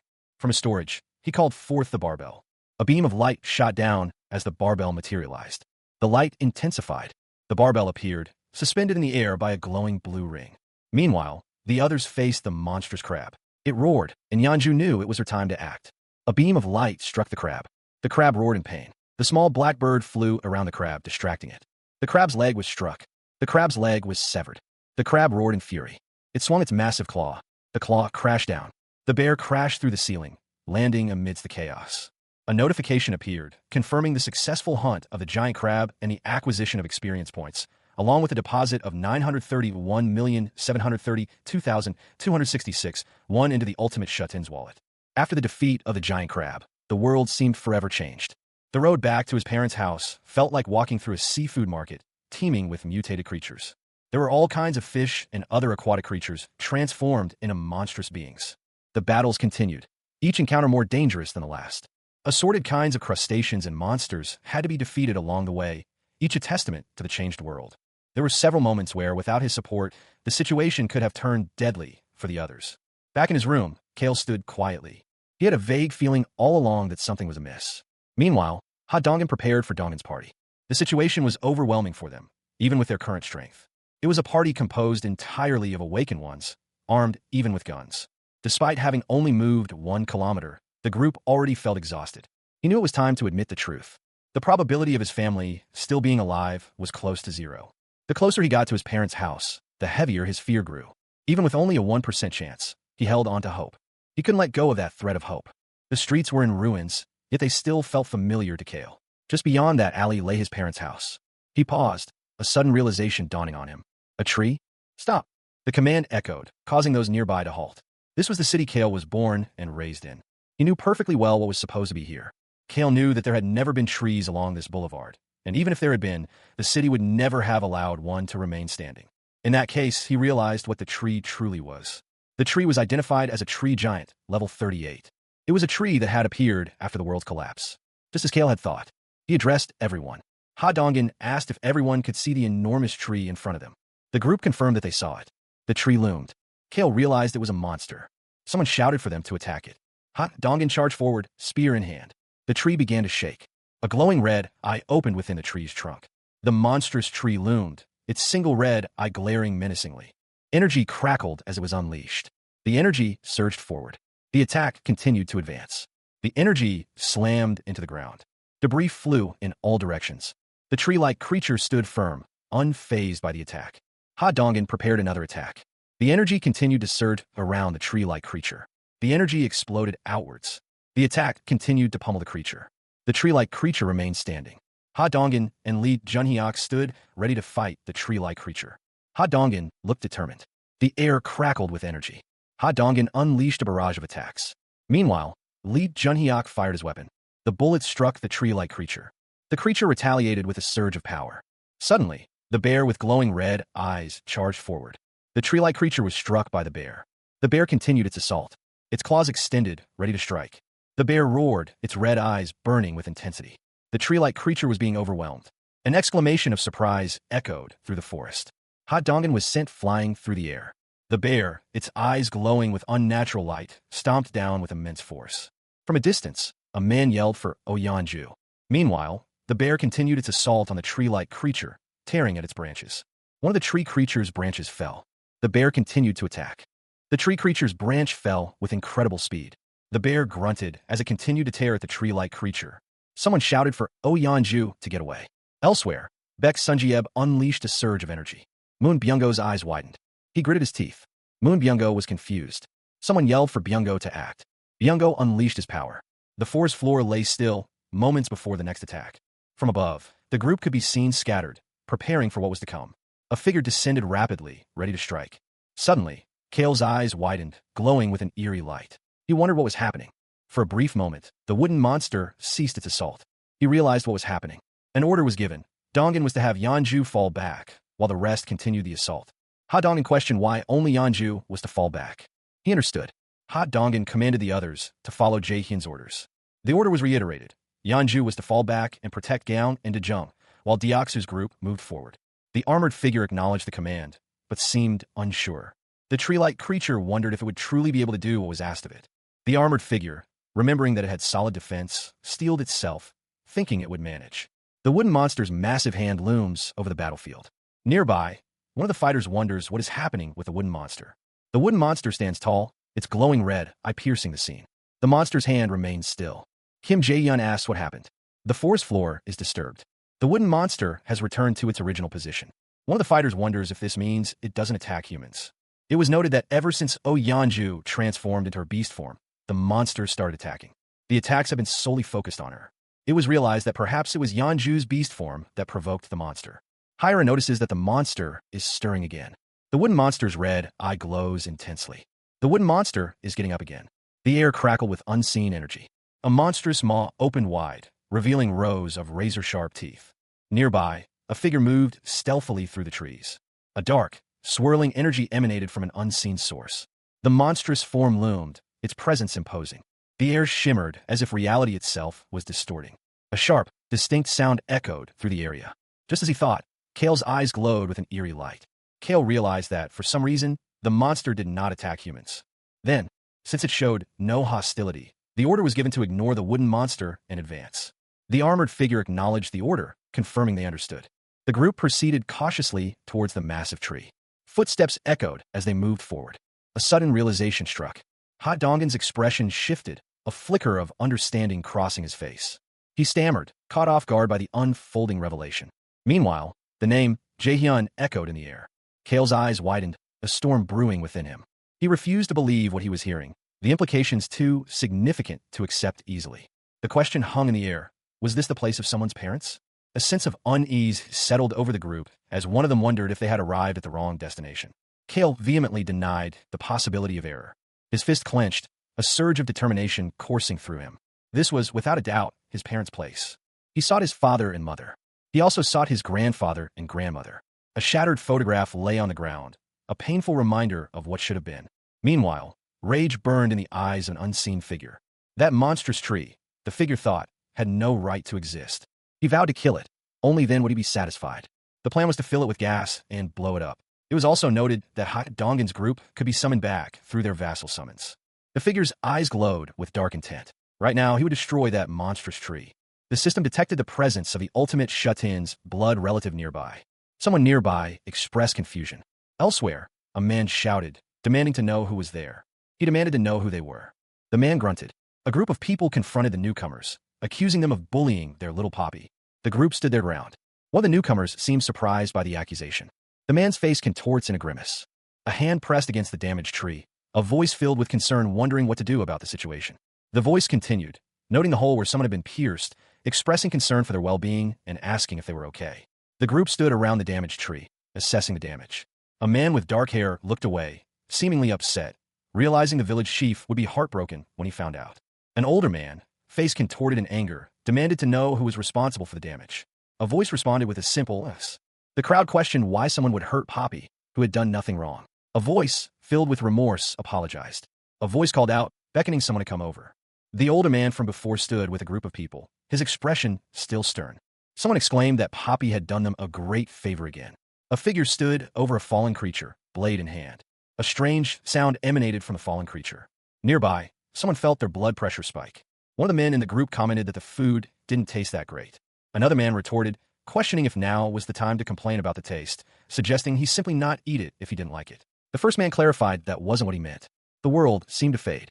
He understood. Suddenly, everything became clear to him. He recalled the year 2022. He remembered the existence of a tree monster that didn't attack people. He thought of the enormous tree that only grew at his house. Ever since he was very young, his house had always been filled with plants. In the yard, flowers changed their clothes with each season.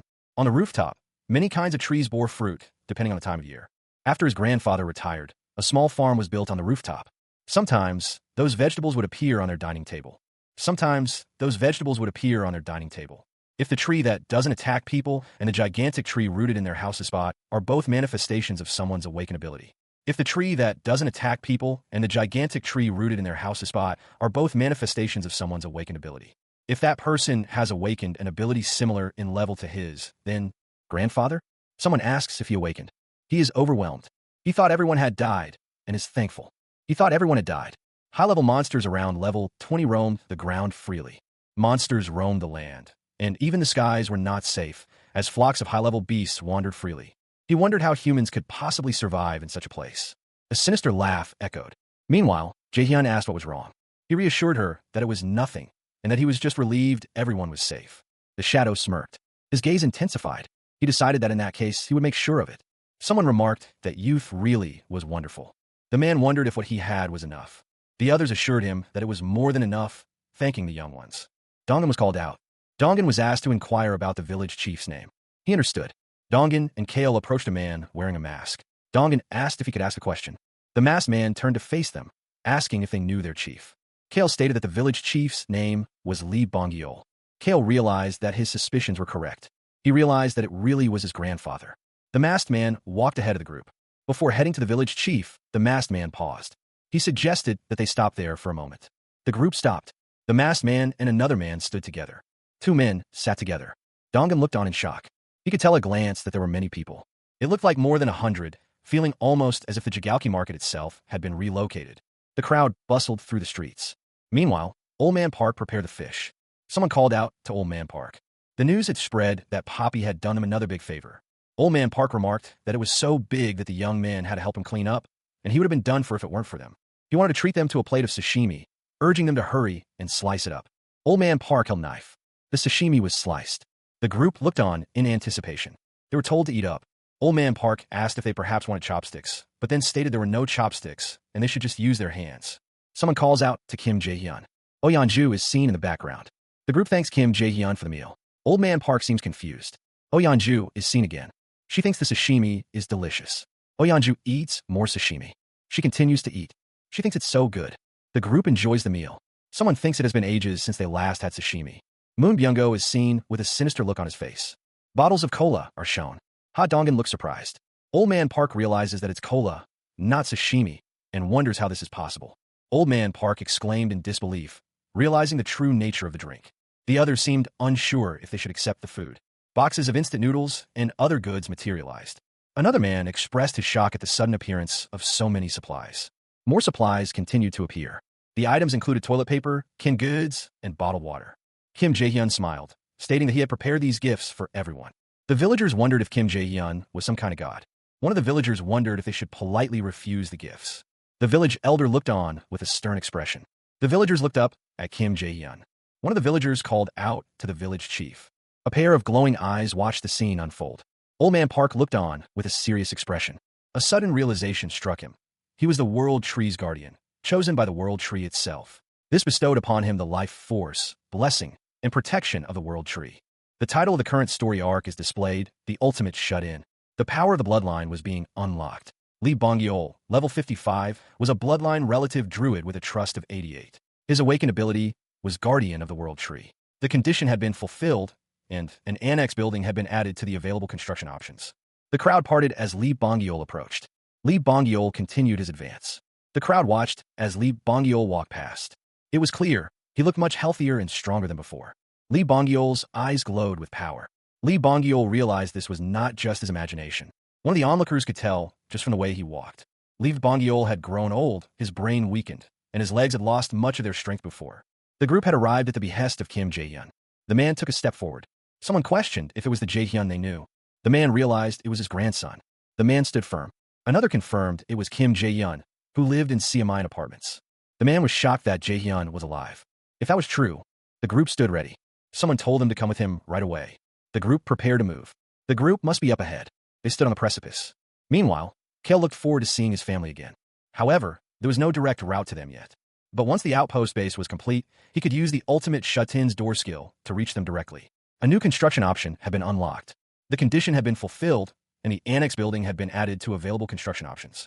The annex building, costing 10 billion won, was a safe zone built outside of the ultimate shut-in's territory, expanding in proportion to it. When activated, it temporarily granted the same influence as House Declaration, but only if a blood relative of the ultimate shut-in resided there.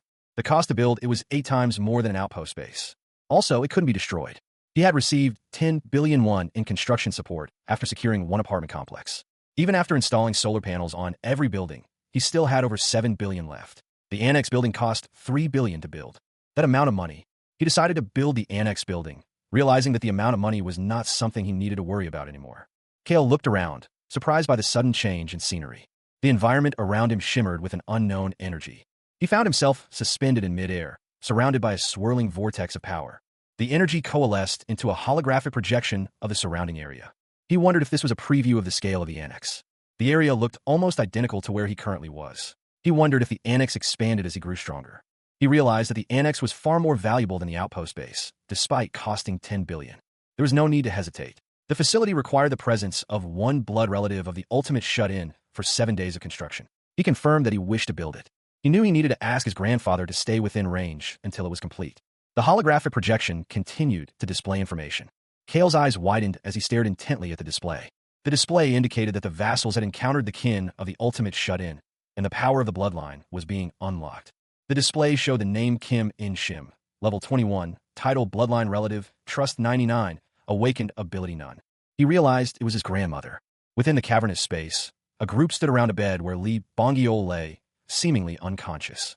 The grandfather's hands trembled as he held his grandson's. The woman urged her husband to listen to what the others were saying. Leave Bongiol's grandfather continued to hold his hand, his expression a mix of worry and anticipation. A surge of green energy emanated from the grandfather, enveloping Lee Bongiol. The group claimed that Kim Jae-hyun had sent them.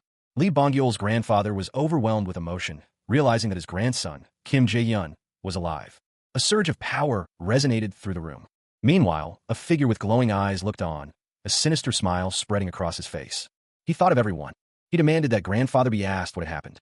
Lee Bongiol's grandfather remained focused on his grandson, oblivious to the machinations occurring elsewhere. One of the group mentioned that Kim Jae-hyun wished to know what had happened. Lee Bongiol's grandfather questioned how Kim Jae-hyun would know about the situation. A voice declared that Jae-hyun was sharing sight through them. A gasp escaped someone's lips. Reassuringly, someone said it was all right. Jae-hyun's grandmother was with him. Nearby, a woman stood with her back turned.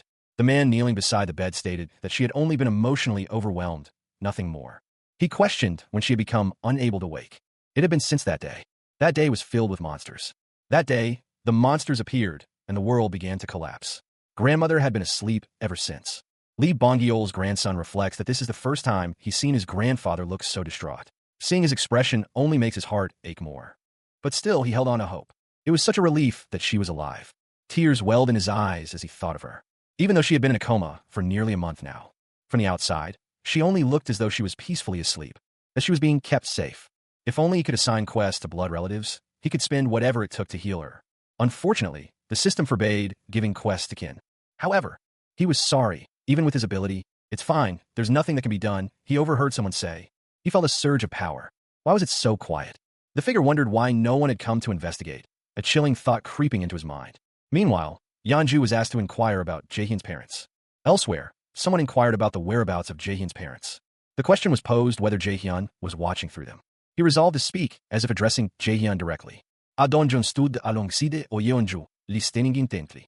The man began to recount. Jaehyun, that day. The memories surfaced. His mother had gone to work, and his father had gone out to earn money. It was recalled that his father would never leave his mother alone, so they must have hidden somewhere safe. That was roughly what he had heard. From his tone, even grandfather didn't truly believe they survived. He too knew it. Unless one of them gained powers as transcendent as grandfather's, the chance they survived was nearly zero. Everyone, their next target was Wang Nursing Hospital. Jaehyun's name hung in the air as those around him reacted with surprise. Even with the smallest of possibilities, he urged everyone to rest for the night and continue the search tomorrow. Even if he was only grasping at straws, he wouldn't give up. An alert blared, indicating the presence of a blood relative of the ultimate shut-in. The system detected a blood relative of the ultimate shut-in nearby. The system's notification caused him to grit his teeth. A bead of sweat trickled down his face. Elsewhere, Yejin was instructed to command the rats, but she hesitated, unsure of what to order them to do. He commanded something to happen now. The system wasn't pointing to Dongin's side, but directly at him, a blood relative heading straight towards him. He didn't even need to check. It was his mom and dad. He recognized them. The market bustled with activity, the day's catch being hauled through the streets. Nearby, a worker wiped his brow, lamenting that the work was still not finished, even at this late hour. Another man chuckled, remarking that it simply meant they had an abundance of food, which was a good thing. The first man conceded that was true, but seemed to have a nagging feeling. He paused, his expression shifting to one of concern. Below, the workers continued their tasks, unaware of the looming danger. Suddenly, the man looked up, exclaiming in shock at the sight of monstrous creatures descending from above. The creatures descended, their forms silhouetted against the night sky. The man wondered what in the world he was seeing. The alarm bells began to ring, signaling the impending threat. From the watchtower, someone shouted that monsters were swarming in. Another man yelled for everyone to move everything to the seafood storage and lower the shutters. The urgency in the air was palpable as people scrambled to move with haste. The village chief's warning echoed, signaling grave danger. The ground trembled with an ominous tremor. A stern voice commanded someone to emerge immediately. Confusion rippled through the crowd as they questioned the unfolding events. The word monsters hung in the air, heavy with dread. The chief's face was etched with fear as he looked on. A massive horde of monsters charged into view, an unstoppable wave of destruction. The monsters surged forward, their forms grotesque and terrifying. The scale of the monstrous invasion became horrifyingly clear. The air crackled with an unseen energy.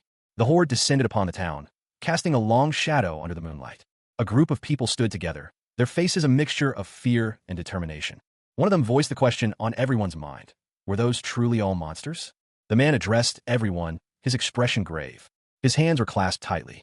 Meanwhile, the monstrous tree continued its advance.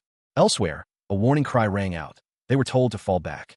The monstrous tree continued its advance. The tree-like creature wondered why Poppy was so badly injured. Another voice promised to help as well. They were told to stay back, that they were the target. Someone questioned what they meant. The man asked if it looked like those things were attacking them. From his point of view, it seemed otherwise. A horde of monstrous creatures swarmed. It seemed more like they were fleeing from something. With that being said, it didn't look like they would pass through without causing damage. The forest seemed to pulse with an unnatural energy. Lee Bongiol stood firm, knowing they had to be prepared for anything. The ground trembled as something massive approached. The creatures passed by overhead, ignoring them. The earth continued to shake. The others watched in disbelief as the flying creatures passed them by without attacking.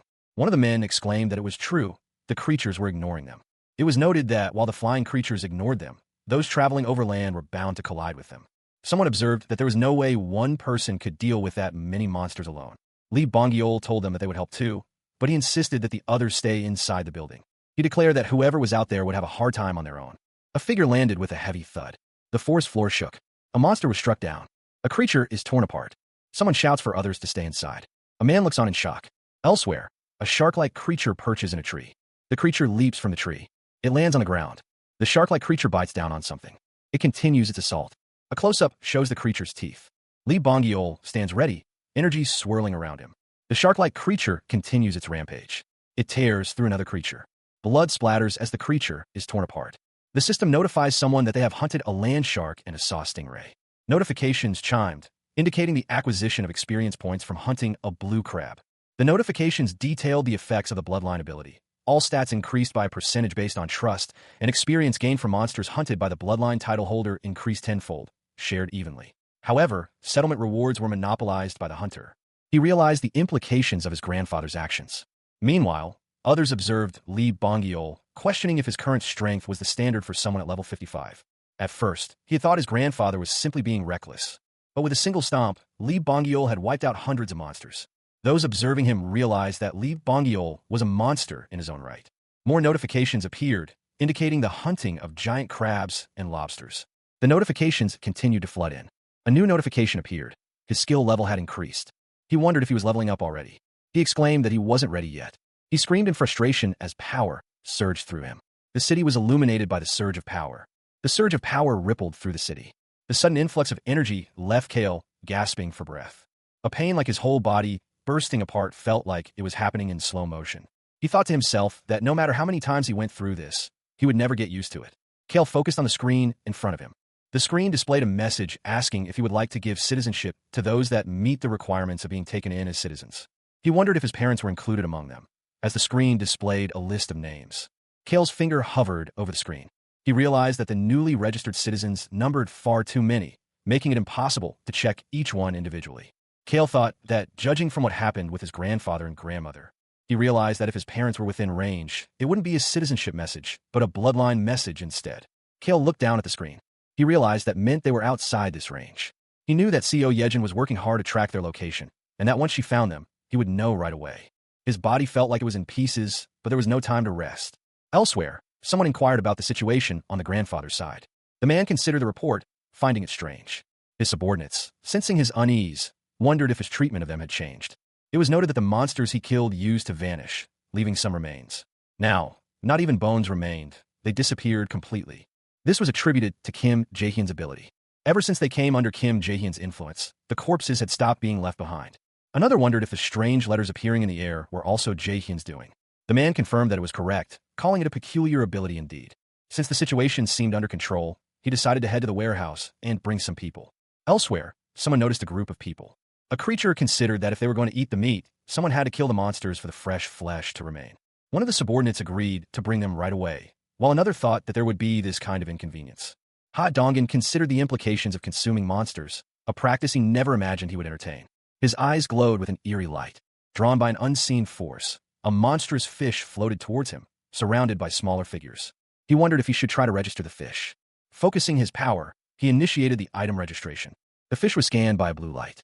The registration was successful, and the fish was categorized. The registration worked. Ha Dongin grinned, a sinister glint in his eyes. A woman realized that the price was steep, but with the fish, they could feed 100 people. Someone announced that they had found them, referring to Kim Jae-hyun. The group moved quickly. Someone shouted that there were survivors. It was announced that Co Yejin had encountered the bloodline of the ultimate shut-in, and the power of the bloodline was being unlocked.